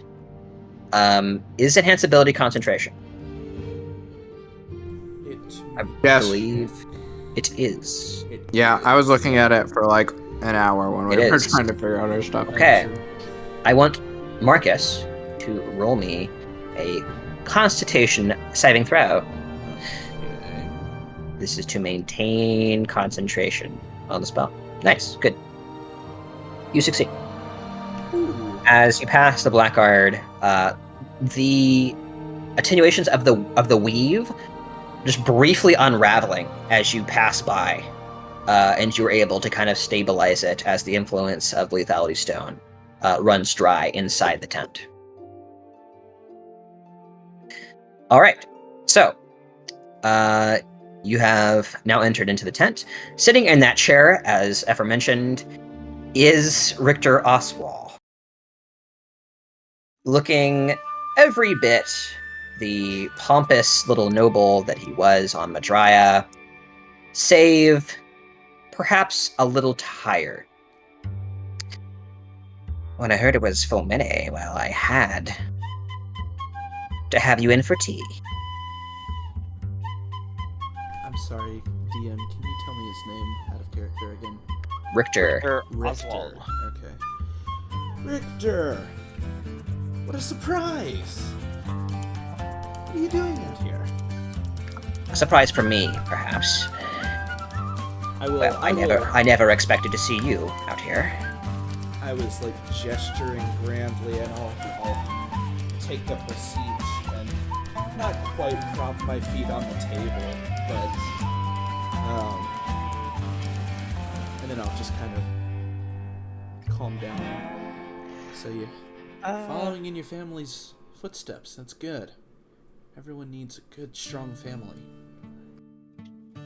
You've certainly gotten chipper. Kind of raises an eyebrow a little bit. Yes, well, nature is amazing. Sleeping better, are we? Tonight, yes. Or last night, rather. Not so much for the rest. But I think I'm onto something this time. Well, did to a what lot of do I drugs. owe the pleasure of Fulmene's finest? Well, I'll tell you, dear Richter. We happened to be just passing through. A good friend here was curious about her soul. What was it? A pleasure. Soul Phoenix. You're currently mining Firestone, and I was wondering if I could procure some if it wasn't too much trouble. My, I was not aware you had kept such direct company, Marcus. A Ganassi, no doubt. Kinda squints at you a little bit. It's not very hard to see. I'm quite orange. You know I've never been vanilla, especially not for my family. Well, who are the rest of them? May I You're all in my tent. introduce- Sly, where is Sly? Ah, there you are, Sly! The great, the leader of our company. In fact, it's only Really? fitting that he introduce the rest. He still has his aging spots. He's your leader. Kinda looks down at Sly. I don't think you understand what I've done in my day. You see, I may be young, but boy, do I have tale to tell. You see Soul pinch his nose and just shake his head. Have you ever heard of an Imperiosaur? Kinda looks at you. Should I have? Well, Have let's you just actually say, not? not many of them. Well, I don't think you'd want to see her, but yeah, no, there's I'm friends with them, you know, just the usual, and you know, we've been on a few adventures of our own, and yeah, these people know their neck of the woods. May I introduce to you my good friends, Custodian and Vale. Custodian's just like on the ground from the lethality stone. No, but we walked past it. Now we're like. Oh, I fine. thought it was still here. Never mind. Nah, because the air conditioning's on in Yeah. here. So As that is- Custodian walks in, you actually see Richter get up. Astonishing. An old war form of Arxes. I've only seen one. It was a nerd. Kinda like he almost like steps up on his toes a little bit to get a better look over the rest of you. He is our finest, and he is the best. Additionally, we also have Vale over here, who is quite the specimen himself. Yeah, I'm a bit old, but you know I get around just fine. Okay, Vale, that was not very cool, man. Like, step it up. And Tell him how cool you are. Goro, he's actually the star of the show. He's So facts. He's my partner in crime. Do you have the Drake out right now? I do. He did. He had it summoned the entire I time. just want you to have summoned him onto, like, the table. He just like plops out of his little Yeah. like subdimension, like. Let's see Richter looking at the Drake for a second. He rolled a 21. He kind of squints. Interesting. The point Sorry. being, By the Okay. signs of the peripheral, it would indicate this Drake is not bound to the material. Is this correct? Correct. Hey, DM, by the way, I want Is to... what you would. Sorry. From here on out, I kind of hope to be a bit more passive and let the others take over. I want to just watch Richter. This whole time, I want to have been rolling those insights. I just go. want to enjoy. Yeah, go ahead and watching. roll your first insight with advantage. Sweet. It's like a straight roll. So so I don't remember if it's called an Io Drake or an Eo Drake. Mm-hmm. Yep. I guess named after the moon or whatever. I would assume. The dead god. Yeah. Yeah. But yeah, it's what's considered an Io Drake. And yeah, he's pretty sweet. He's the only one I've ever seen. And I don't know if Richter can speak Draconic or anything, obviously, but if Oro can discern if Richter seems like he's I don't know, a good person, or if he would like Richter, he would go up and start brushing against his legs and stuff like that. Sure, yeah. Oro kind of approaches, patting on its legs. Victor visibly recoils, as one might from a very large dog, and sits back down. Well, you certainly keep interesting company, Fulmine. To what do I owe the pleasure of this visit? As I have already stated, I'm quite curious to see if I can procure some of the firestone you're currently mining, and also I would like to inquire as to how you're mining it exactly. We happened to notice that some of your boys weren't looking so good, and I took the liberty of healing one myself after I saw the damage that had been done. There were some claw marks that were where they shouldn't have been. Oswald kind of shoots you a mildly alarmed look before recovering. Firestone is Oswald family property. At least all of it mined here. What do you want with it? Me, myself, I was simply hoping to acquire a few ores to make a weapon for myself, or maybe one for my compatriots. A weapon? Yes, I happen to have some smithing skill. Some smithing skill? Yes. Enough to immediately recognize Firestone, at least. Also giving where I'm from, in case you couldn't tell. I assumed as much. But, well, do you consider yourself the greatest smith of your time? For that is what you would need to be, to bend Firestone to your will.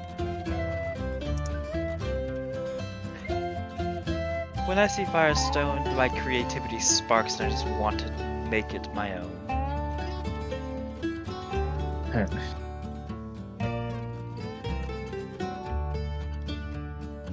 As for the other, kind of looks over at who mentioned the claw marks? Was that you as well, Soul? I That was said Sly. something about it. Sly, okay. That is none of your business. However,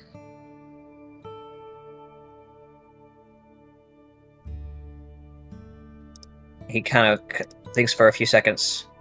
Tioth mentioned your need of work.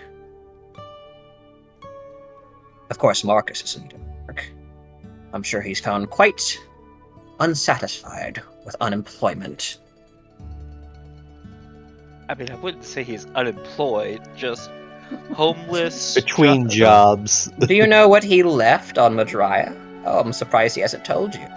Money. Lots of it. Velvet satin beds, tea every hour on the hour from the most beautiful of maids.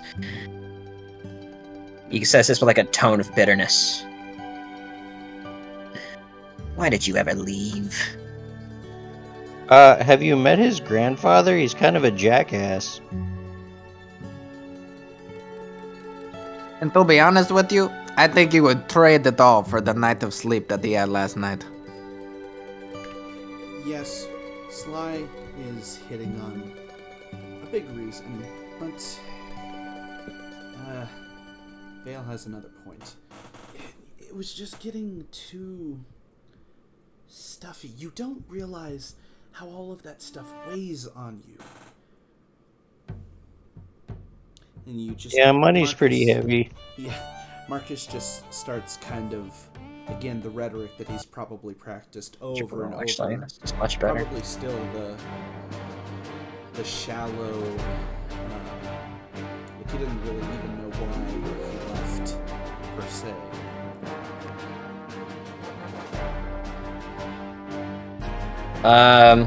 Roll me a persuasion check, Marcus.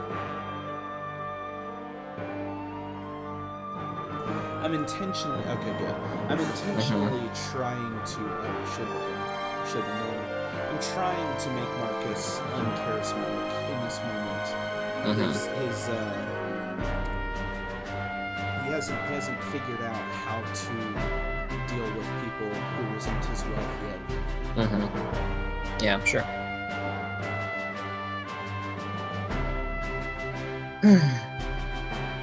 Figures.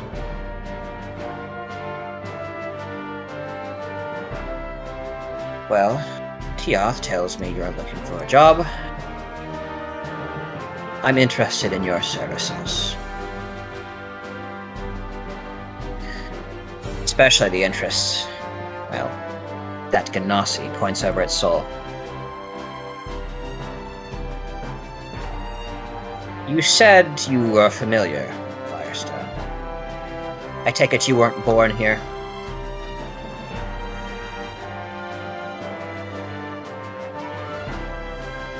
David!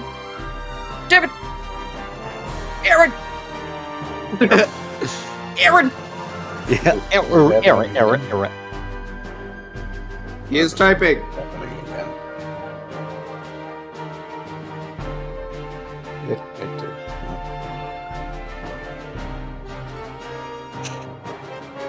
Welcome back. Okay. There you go. Hey, man. Yep. Don't know what's up with that. I've been there before, man. I feel you. I was born in the plane of fire, but I was excommunicated.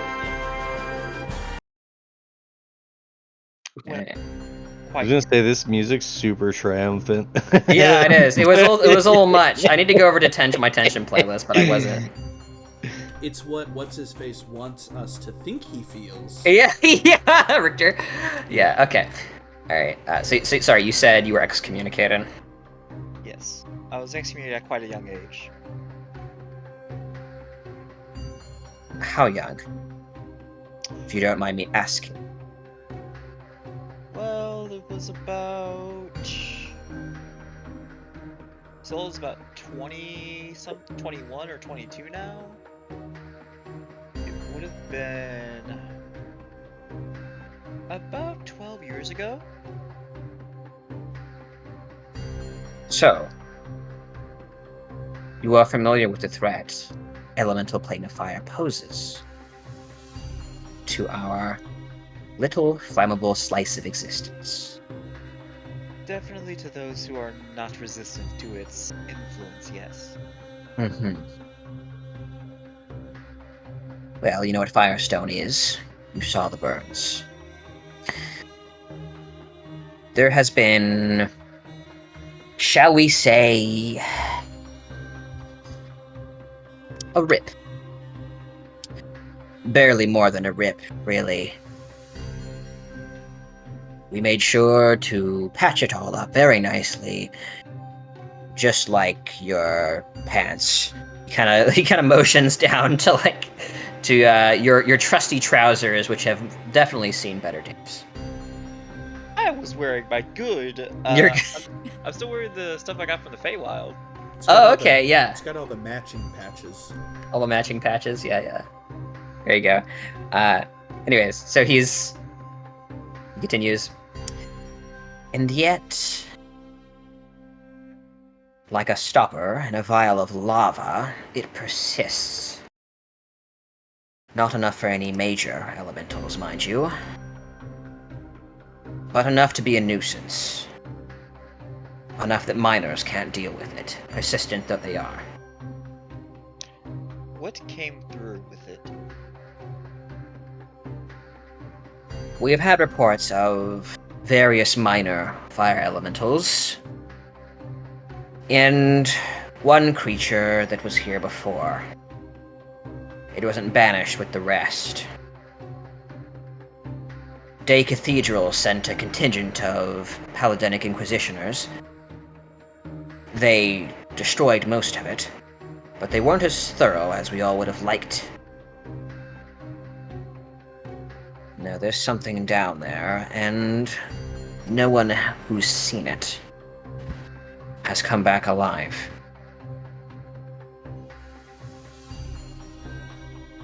I suspect it is greater, or at least greater than the imps and mephits we've seen down there.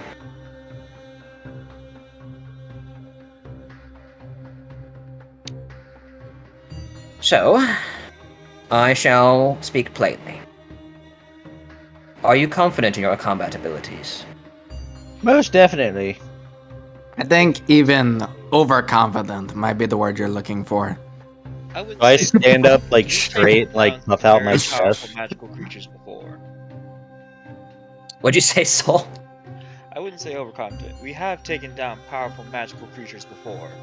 Yeah, like I said, very confident. But overconfidence gets you killed. Well,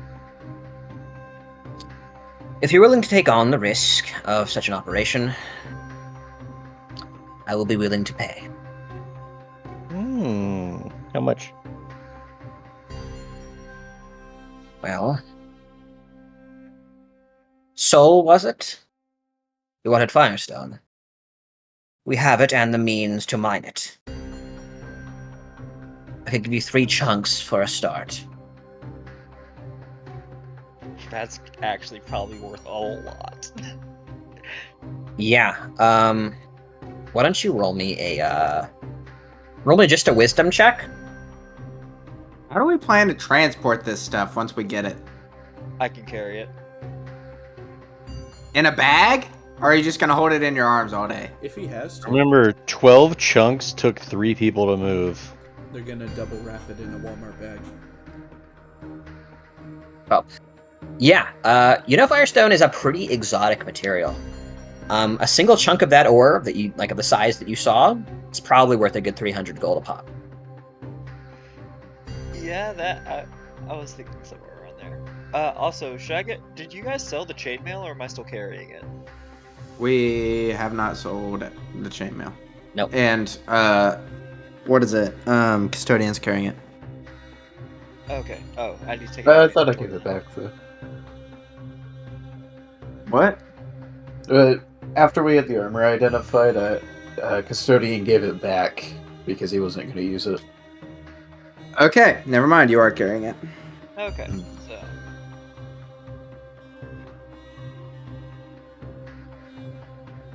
And I do say, for a start, I'm assuming monetary. Well, we don't have much raw currency. He kind of looks somewhat ashamed, very intentionally turns his eyes away from Marcus. But you do have something of interest. Oh my goodness. my friend here is wondering if you wouldn't mind parting with the dagger that your quartermaster had on display. You speak of that sapphire thing, yes? Yes. Last I heard, it was appraised at 2,000. And that I may mean, be we are risking our lives. that may be a conservative estimate. It's not. I saw it. I won't say it's fake, but I've seen better. I Really? won't say I cut my bread with that quality, but eh. It's still definitely magical and definitely worth a lot of money, though. Does water, like, being created on top of fire and elementals do anything, you think? For sure, yeah. Are you asking me or are you asking? I'm asking the DM. Yeah. You know, Yeah. There would I have absolutely a be an interest. proposition for you. This thing could be a very powerful force against these fire elementals. Maybe we put it to good use and we vanquish them, and we see where it goes from there.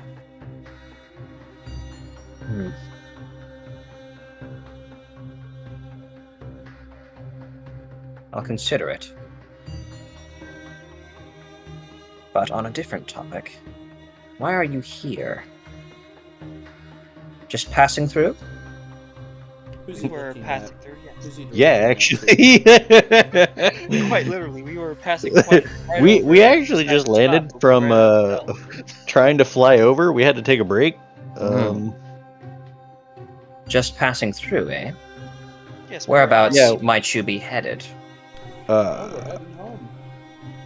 Gotta go see dear old mom and dad.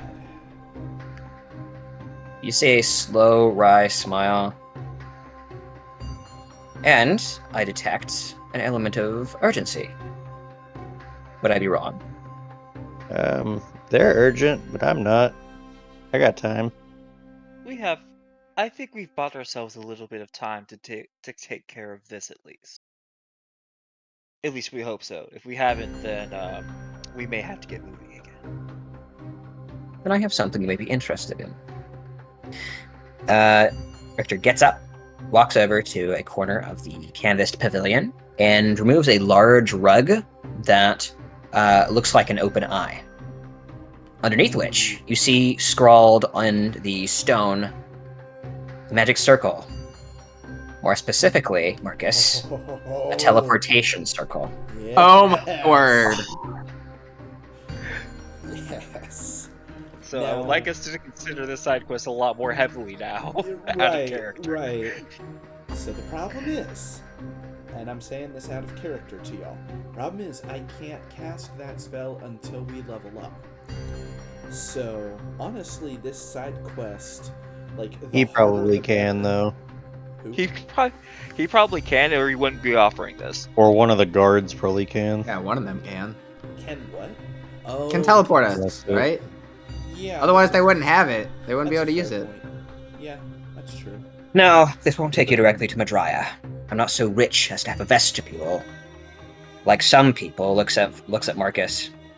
But my channel would take you to Magsorda, where I'll be more than happy to pay your fare to Madrya, if that is where you're headed. I look over to the boys and I like look just like approvingly, like sounds like a good deal. This. So we get the Firestone and transportation to Madrya. Seems like a shit deal. That's because you don't see the dagger in the deal. Exactly. If you let I us would've liked to use know the that dagger as for well. this mission, I can almost guarantee success. Aside from the mining materials down there, we don't have access to any potential riches that may have been left behind by the Inquisition or the Elementals. I would say, while you're down there, you're more than welcome to loot anything you see fit. Save the Firestone, of course. I'm the only one who could probably handle the Firestone in the first place. All right. Sounds I do like we've think reached we a should solid do point. Yeah. So I think the only thing really left to negotiate is whether we can use the dagger. Yes. Would you mind letting us use the dagger for this mission, and if it works well enough and we come back, you get your dagger back immediately, or we buy it off you, one or the other. Or it's lost forever. It- Mysteriously. I'll let you use Teardrop if you can get Mini to call dear old dad and ensure me full financial recompense in case it isn't returned to me. Marcus, you have Good a luck, message Marcus. prepared?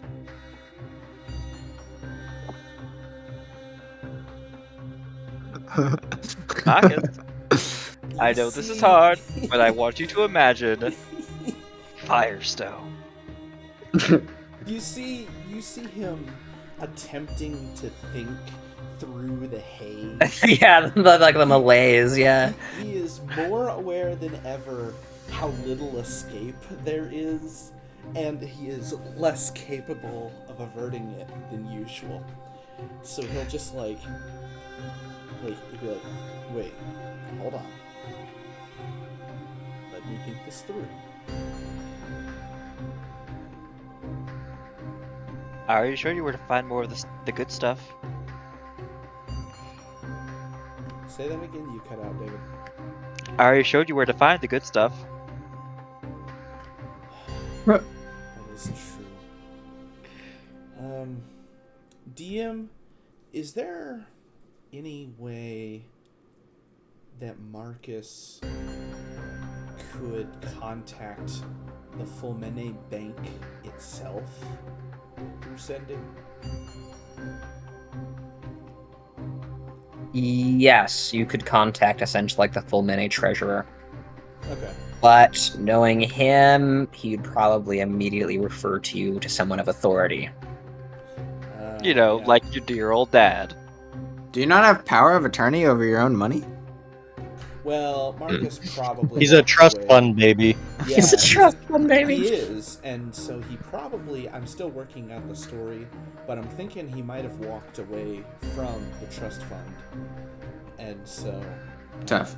Yeah, exactly. This music is very appropriate, though.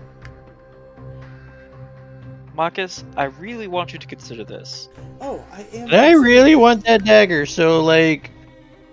We take this mission, kill the thing in the mines, get to Madrya faster than we would if we had to go it on our own.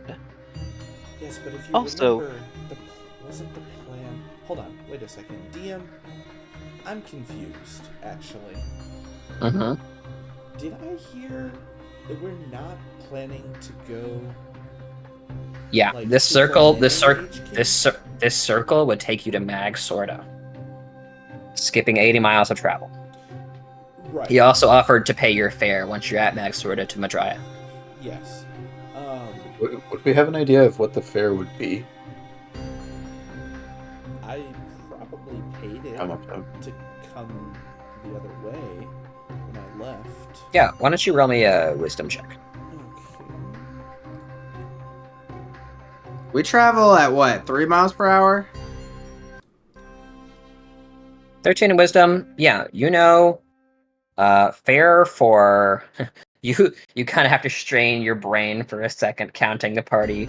1, 2, 3, 4, 5, maybe an exotic beast or two. That could probably tally up to 400, 500 gold. Okay. Yeah. Fare to Madrya is like half of how they sustain the island. Can I just say, just like direct shot, like if we just flew over the gap, we could make it there in a day. Right. That's. Although, would we? That's have with to, several days of travel as well. Right. Wait, going straight down? Maybe not. Well, actually, okay, I will say that's fair. I wasn't considering the fact that walking on roads is faster than walking in normal, like grass or whatever. But We could fly above it. We'd be more out in the open. we but would it's get also a lot 32. We faster. would get 32 miles of air travel, which would get us to here, and then we could just walk the last like 20 miles. Like that's doable like in a day. The only thing is, as long as we don't get shot down when we fly over to Madrya, like I think Mhm. Yeah, I was We'd gonna be bring that up. I don't think that has they'd been known to appreciate it. happen. Yeah. I don't think they appreciate us trying to skip the fair. Oh, true. Yeah. Yeah. No, what I was asking... Marcus, you would have at least a passing understanding of the magical defenses surrounding Madrya. And there are a lot of regulations regarding where and when you can enter the island. Gotcha. All right, fair enough. You would actually probably, if you flew that way, you would actually not be able to land. You would actually have to circle around to either like right here, which is one of the ports, or down to where you see the token for the Starry Halls. Oh, Gotcha. okay. And we no, can't make but- it there in one trip. Yeah, but the All right, reason, fair enough. The reason I ask is, I thought I heard at one point that we weren't taking the knife to the Fulmine HQ, but then I also thought I talked to my grandfather. So Was we're he we're circumventing taking my it father, or... we're taking it to Madrya so they can take us to Leandra. Because they don't want the heat. But they're willing to take us somewhere where we can keep it safe. That was the conversation you had with your grandfather. He doesn't want to take the heat from Vesurvion, but he is willing to help us get to Leandra. Oh. Okay. I had in my head that he didn't want the heat from the other houses. Okay, that makes things simpler. Then, yeah. Yeah, we no, can- I don't think it's about the other houses. It's definitely about the ancient red dragon that would come knocking at your door. That's correct. I mean, yeah, that is fair. That's absolutely fair. I just thought there was more at play, honestly. Okay. I mean, to be fair, like, if Vesurvion did come through there, he would have to deal with the dragon that's in the Bloody Mountains and stuff like that. Yeah, and honestly, the fare I'm concerned with is the fare that we're gonna have to pay if we take that boat without doing this quest. So. Yeah, we don't have Right. money for that. Yeah. So, is this the sort of thing, knowing my family politics, knowing that I'm a trust fund baby, I just find it unrealistic, again, we're talking about our magic game, but I find it unrealistic that I would contact my father, like, wouldn't that, I don't know. Maybe I'm Okay. thinking that. Why don't we go about this from a different way? Why don't we just persuade him? That's what I was trying to. I was trying to persuade Marcus to just do it because Yeah. Soul doesn't see why it's such a big deal for him to No, not talk I'm- to his dad. I'm willing to do it. I'm just saying it doesn't Mhm. sound like. It sounds like. Yeah. What's his name? There's a certain amount of financial authority your father would be vested. Okay. So he might be able to do this, or at least have a strong influence over the person, namely your grandfather, who would be able to do this. But mostly it's it's Richter trying to get under your skin. Right. Like half of Richter's price here is the satisfaction of seeing you squirm. Fair Which he's enough. doing a fantastic job of it out of Yes. character. I was. Yeah. Like I said, I just want to make sure that I'm doing it right with the family politics. So I think you will be. Yeah. I'm not gonna stress it too much. So then, could I contact my grandfather and just go Do over it. my Let's father's see. head? Maybe, but that's not what Richter wants. Yeah. Talk to the dad. The deal is talk to dad and get the funds, not talk to grandpa. Not just and the get funds. He said, "Talk to dad. We get the dagger." Yeah. Wait, really? Yes. get the dagger that to was the deal for use. this. Yeah, I Talk thought it to was. dad. to We get the use. dagger. I would like to keep it, though it'd be fantastic, but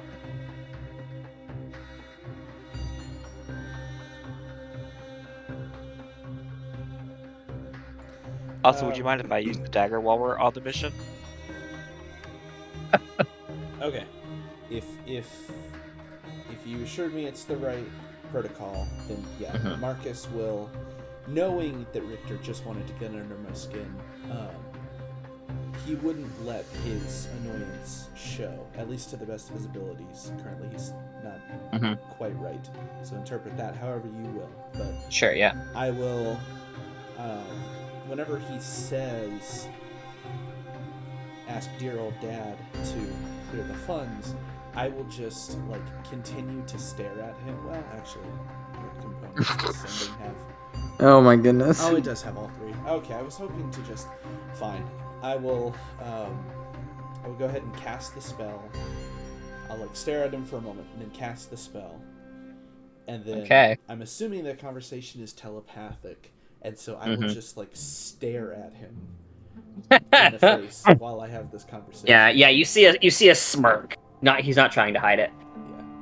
All right. So let me. I will stare at him in his face Yeah. as I. More. Well, I'm like giving just like a blank stare, but just trying to make it awkward. Yeah. By the way, let me describe Richter's appearance. So I kind of skipped that. That's part of how annoying I want to make him. So Richter has chin length hair. That is, it's like pitch black. He And looks like Lord Farquaad. yes, it looks a lot like Lord Farquaad Goodness. without the bangs. My respect for this character has just gone down the drain. You had respect. Immediately when you said their hair, I was just like, alright, this is some Lord Farquaad dude. Yeah, right yeah, here. Hey, Austin, can you give me the last name once again?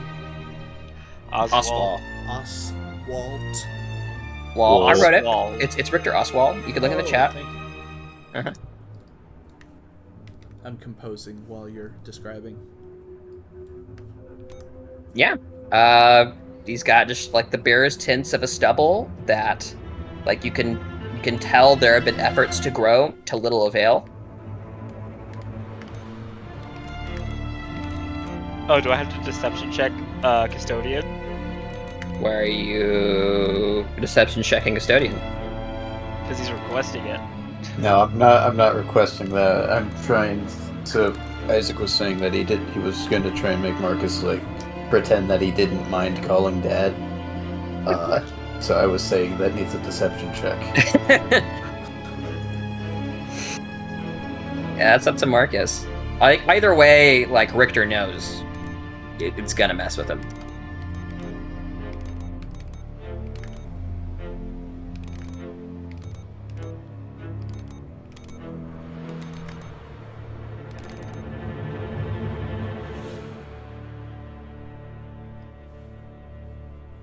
All right, how's it coming, Isaac? Good. Good. Yeah, you're about ready, son? Oh, I am unmuted. Yeah, just about. Uh-huh. I'll give you 12 more seconds. Oh.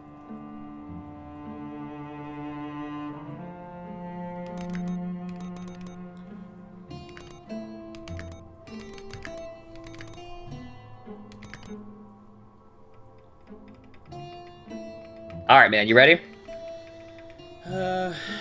Sure. All right. So I will send to my father, whose name I can't pull up currently. I'll grab it once I send this. Father, my party will assist Richter Oswald in exchange for passage and materials needed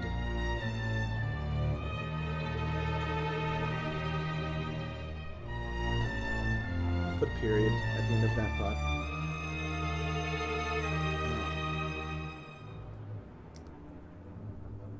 What's the word out of character?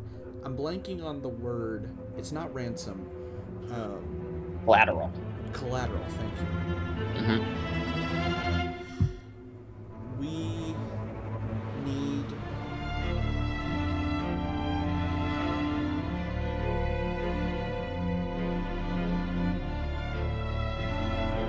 not we. Richter wants collateral from you. I believe that's 25 words. I didn't type it out before you said time something. Okay. Sure, that's all right. I'm not too worried about it. Just if it's within a couple words, it's all right. Yeah.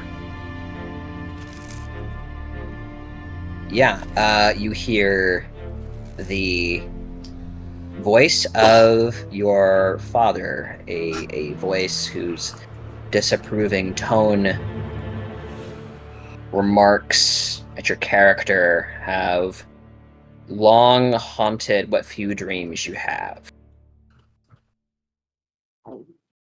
Marcus, fancy hearing you. I'm not in the habit of lending out money to prodigal sons and would-be noble families.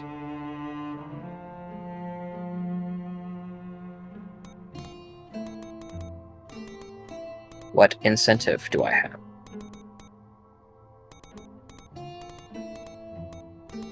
That's his response.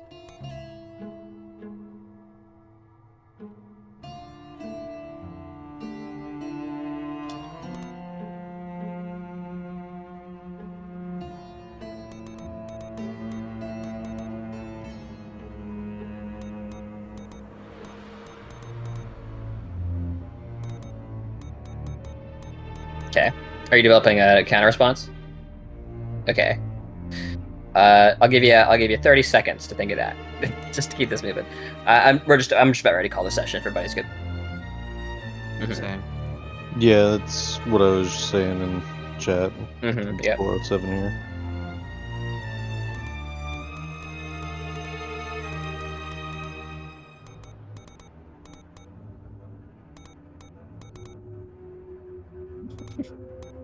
I just imagine Soul approaches Fail and like actually like iterates that he can use daggers as a monk weapon.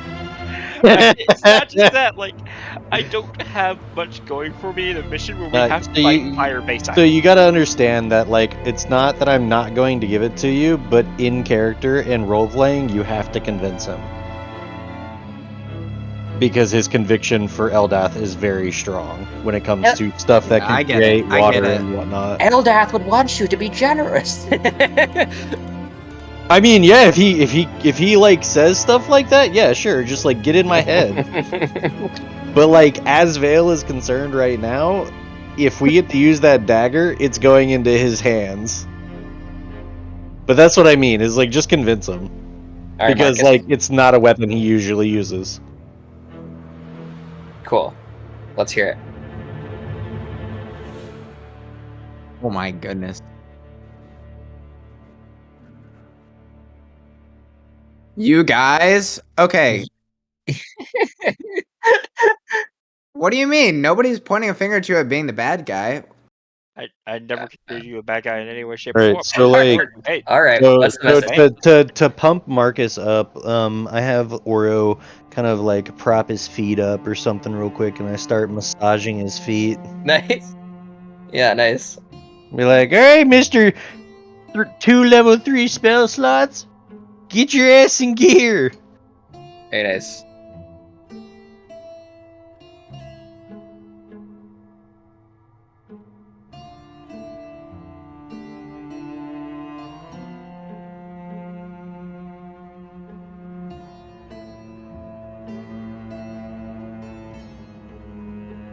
There's a few moments.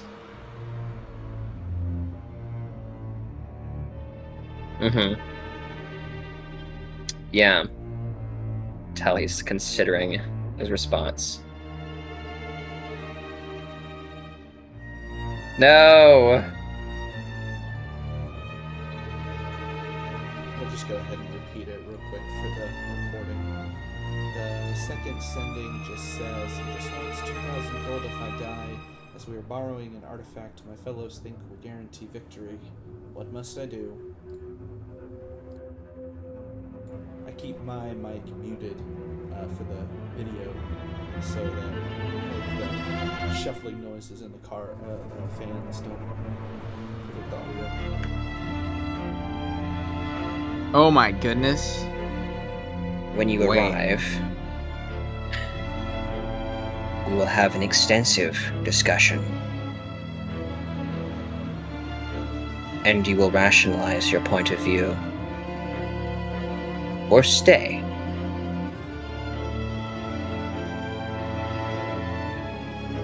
Fair? Oh man. That was, yeah.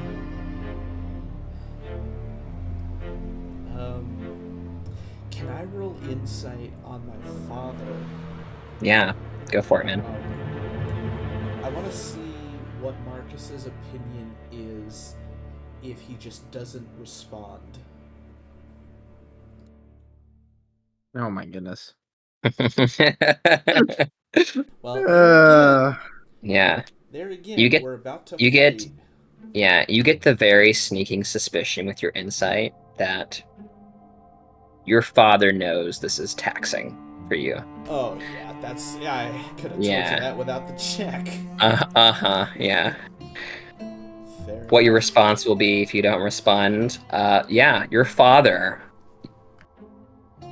To put into perspective, your father orates and speaks as though every word were a part of a contract.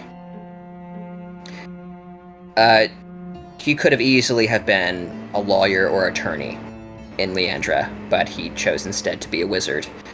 And yes. If you do not iterate consent, there will be no deal. Oh yeah, that is also true. All right, well I was prepared to do it even so. I will cast my third and final sending to simply say understood. Yeah. He doesn't reply. I'm honestly glad. Yeah. Oh, you All guys right. can have 4th level too. I was gonna say I was about to have to. But... Yeah. You guys all watched as Marcus just kind of like squirmed through that, and yeah, you look over and yeah, Oswald has like a grin on his face. Sure, go ahead, go for it. Ooh, I am proficient. Okay, I squirmed a bit. Yeah, a bit. It was obvious at times. Yeah, everyone can tell that you are uncomfortable. I tried Yes. to cover it up by my subsequent castings. All right. Richter looks at you, and Have a deal. good to hear it. Well then,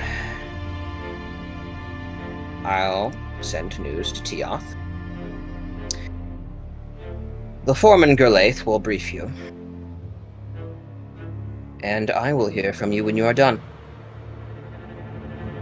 Good luck, Philmene. You'll need it. And that's what we're going to call this session. Yay!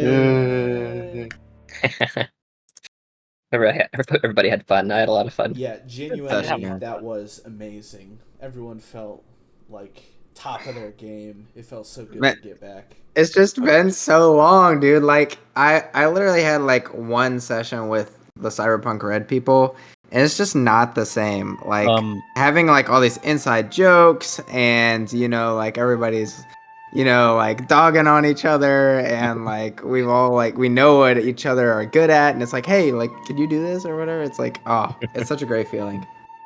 Yeah, We finally figured out when to... What's up, Corbin? So it's very late here. It's literally Yes, 4:15. Oh, yes. I would love to cut up and whatnot because it was a fantastic session. But I really have 100%. to go to sleep. So Yep, if we so need we're- to do the MVP and stuff real quick, we should get it out of the way. I was just about to suggest that. We're going to blast that down real quick, and then we'll be good. Currently. Thank you. So 2 votes, remember? Who am I Yeah. forgetting? I can never We had a lot of remember all excellent 5 roleplay and interactions this session. I think Marcus had some of the best roleplay we've seen of him yet. Yeah. The sleep big was for once. crazy. It felt like he was playing a totally different character that I've ever seen him play before. It's because I was playing me when I've had too much caffeine and not enough sleep. That's so funny. It's in BR polls, right? Yeah, I'm crafting it. Should be. There's some interesting character hooks for Soul, which he handled well, I feel. You guys got the mismatched boot of Featherfall. Congratulations, Veilbot. Yeah, baby. You have no idea how upset I am. It's Believe me, putting after another this side quest, I might not be going to Leandra. I might just go right back to Lahia. I want my boot back. In general, solid roleplay contributions from everybody. And I'm going to go ahead and hand out 1 point of inspiration to Marcus for handling that so well. Thank you. That felt like a conversation between an estranged son and his father. Which ironically, I can't relate to. Well, I can and I can't. I have a loving father who is my hero, and then I also couldn't tell you the first thing about my birth dad, except that I'm his genetic clone. That's really bizarre. Maybe it's the 3 o'clock Genetic talking. clone. Oh yeah, no. All right, everybody, toss in your votes. I think we know who's getting it. I think we might. I don't even have a second vote, to be honest with you. Like, it's just Marcus. You got to give it to me for spending 4 hours out of the day donning and doffing armor. That's Michael, yeah, absolutely. it's your Here, birthday, take okay? my second vote, That custodian. attention to detail, if nothing. Aren't you else. guys? Aren't you guys glad you stopped at the mining camp? Yes. Yeah. No. I am. No, I am. I want to just keep going down the road, keep I would've- walking. I would There's have nothing hated. interesting here. Would have hated if we had gotten to a port and they're like, okay, that'll be 400 gold, and we're just like, Yeah, that would have oh, sucked. we can't pay that. Then we just sell the armor. It's true. True. I also Sell the like armor, pull side phones. quests. I felt bad enough though for ignoring Zethorn, and I was like, I can't That's really like Come back to force Zethorn one us day. to also like pass by another point of interest. Like, I just felt so bad, so I was like, nah. Like, I am we're actually we're very glad we stop. stopped mining camp for nothing else. Like, I have a chance to make a weapon, and I want to do so. Oh yeah, that's gonna be dope. Yeah, I was like, I don't like the idea of mixing the plant with fire. I feel like Alright. if I take fire damage, I'm just gonna like die. I think instantly. we can probably close the poll here. actually, I may be able to cast Cold Shield on somebody else. No, it's target self. Sorry, that'd be So, sick. so Michael, I think it's your birthday today. It is finally. Okay. Actually, I think Yeah. Vulcan XP is on its way. yes. All right, guys. So, for progressing down the Mage's Way, making various decisions, exiting the jungles of Visconti, passing Zethorn, getting to the mining camp, and embarking on an interesting side quest, presumably into a crack into the elemental plane of fire. You guys are each going to be getting 375 XP. Ooh. And then MVP is going to be getting 125. Did you say into the elemental plane of fire? Yeah. Oh my goodness! Wait, I'm not gonna lie. I thought we were gonna be fighting stuff that had come over to this side, not that we were going over. And they just It's brought their it's firestone with them. It's a crack. Brought their How- firestone ore with them? See, now I'm starting to share your concerns, Jeremiah, because how on earth are we supposed to survive in the elemental plane of fire? I don't The think water Custodian will, actually. I know that sounds bad, but like I can't justify. So Custodian has a purpose now, basically. And I don't think I can justify in character going to a place that defies both of those purposes. Which is keep the plant safe, All transport right. the dagger somewhere. So, Michael, you're exiting the session with 500 XP, Richard. I don't believe there is a level disparity, is there? No. I don't think so. I think we're all Okay. 7. Kind of in the middle of a level right now, from what I can Right, tell. right. So. Yep. What is the next level? 34. Next level is 34,000. God, that's awful. It's so Yes. far away. Yeah, don't worry. It's gonna come in pretty quick Yeah, once you get started here. I'm at 28,680 right now. I'm not gonna lie. I think this is gonna be the. I think this might be one of the hardest quests we've ever been on. Yeah. Because I we think it's have hard. 2 fire-based like people that are gonna be rendered like much more useless because the fire isn't gonna be effective. And if we're down custodian, like, oh, So I feel like Custodian we is can do Custodian plant-based, because so. this quest will help get the dagger someplace safe. We are doing this quest to save on several days of travel, Right. as well as an expensive fee that we cannot pay otherwise. Well, and we don't necessarily have to fight a bunch of stuff, right? We're just closing the rift. No, we're gonna have to. No, we're gonna have fight to. right So now. we're We're going to have to. We're definitely not stealthy bitches. Like I'm wearing. No. I'm no, wearing I think mail our job was and literally to not take stuff proficient out. with fucking Yeah, stuff. our job. Yeah. Oh, This job it is is to to take out close. whatever is.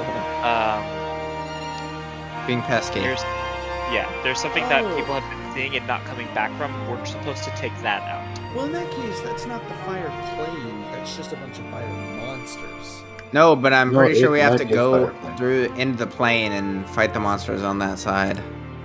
Actually, my yeah, impression do was they we were want just- the crack to stay open? You were informed that he needs you to kill the big stuff that stuck around after the crack into the elemental plane of fire was sealed. Okay, yeah. Okay, so we don't have to go through the crack. We just have to kill stuff in the mine. Right. Yeah. Okay, that's what I thought, but then Yeah, like, I was like, why are you guys so scared of? yeah. I was so confused. I'd be fine. Well, I'm I resistant to thought fire. I was going to the fire plane. Like, that's not. I'm not Yeah, doing no, that. that'd be no bueno. See, that's why I was like pretty confident. I was like, oh yeah, we can handle this, you know. And then as soon as like I got on the bandwagon that we were about to go into the elemental plane of fire, I was like, hey, hold up. It will be Like- really interesting because both Sly and Soul have ties to like almost like elemental fire in a lot of ways, you know.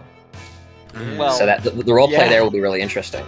I would be scared to go to the plane of fire because if I did run into my dad, which I don't think we ever covered what my dad would be doing in the elemental plane of fire, like what his position would be. Oh, he'd be doing some stuff, man. Man, no adventure Yeah. party is complete without at least two people with daddy issues, is it? Everybody's got problems with their parents here. Like, Listen, Marcus I have is no problem with my strange, but- adopted Yeah. dragon mommy. Yeah. I have Well, no problem yeah, with but her. that's- Custodian has I- absolutely no problem with Papa Arxes, man. Yeah. Oh, Well, I yeah. think Custodian just doesn't have a concept of a family, which is arguably worse.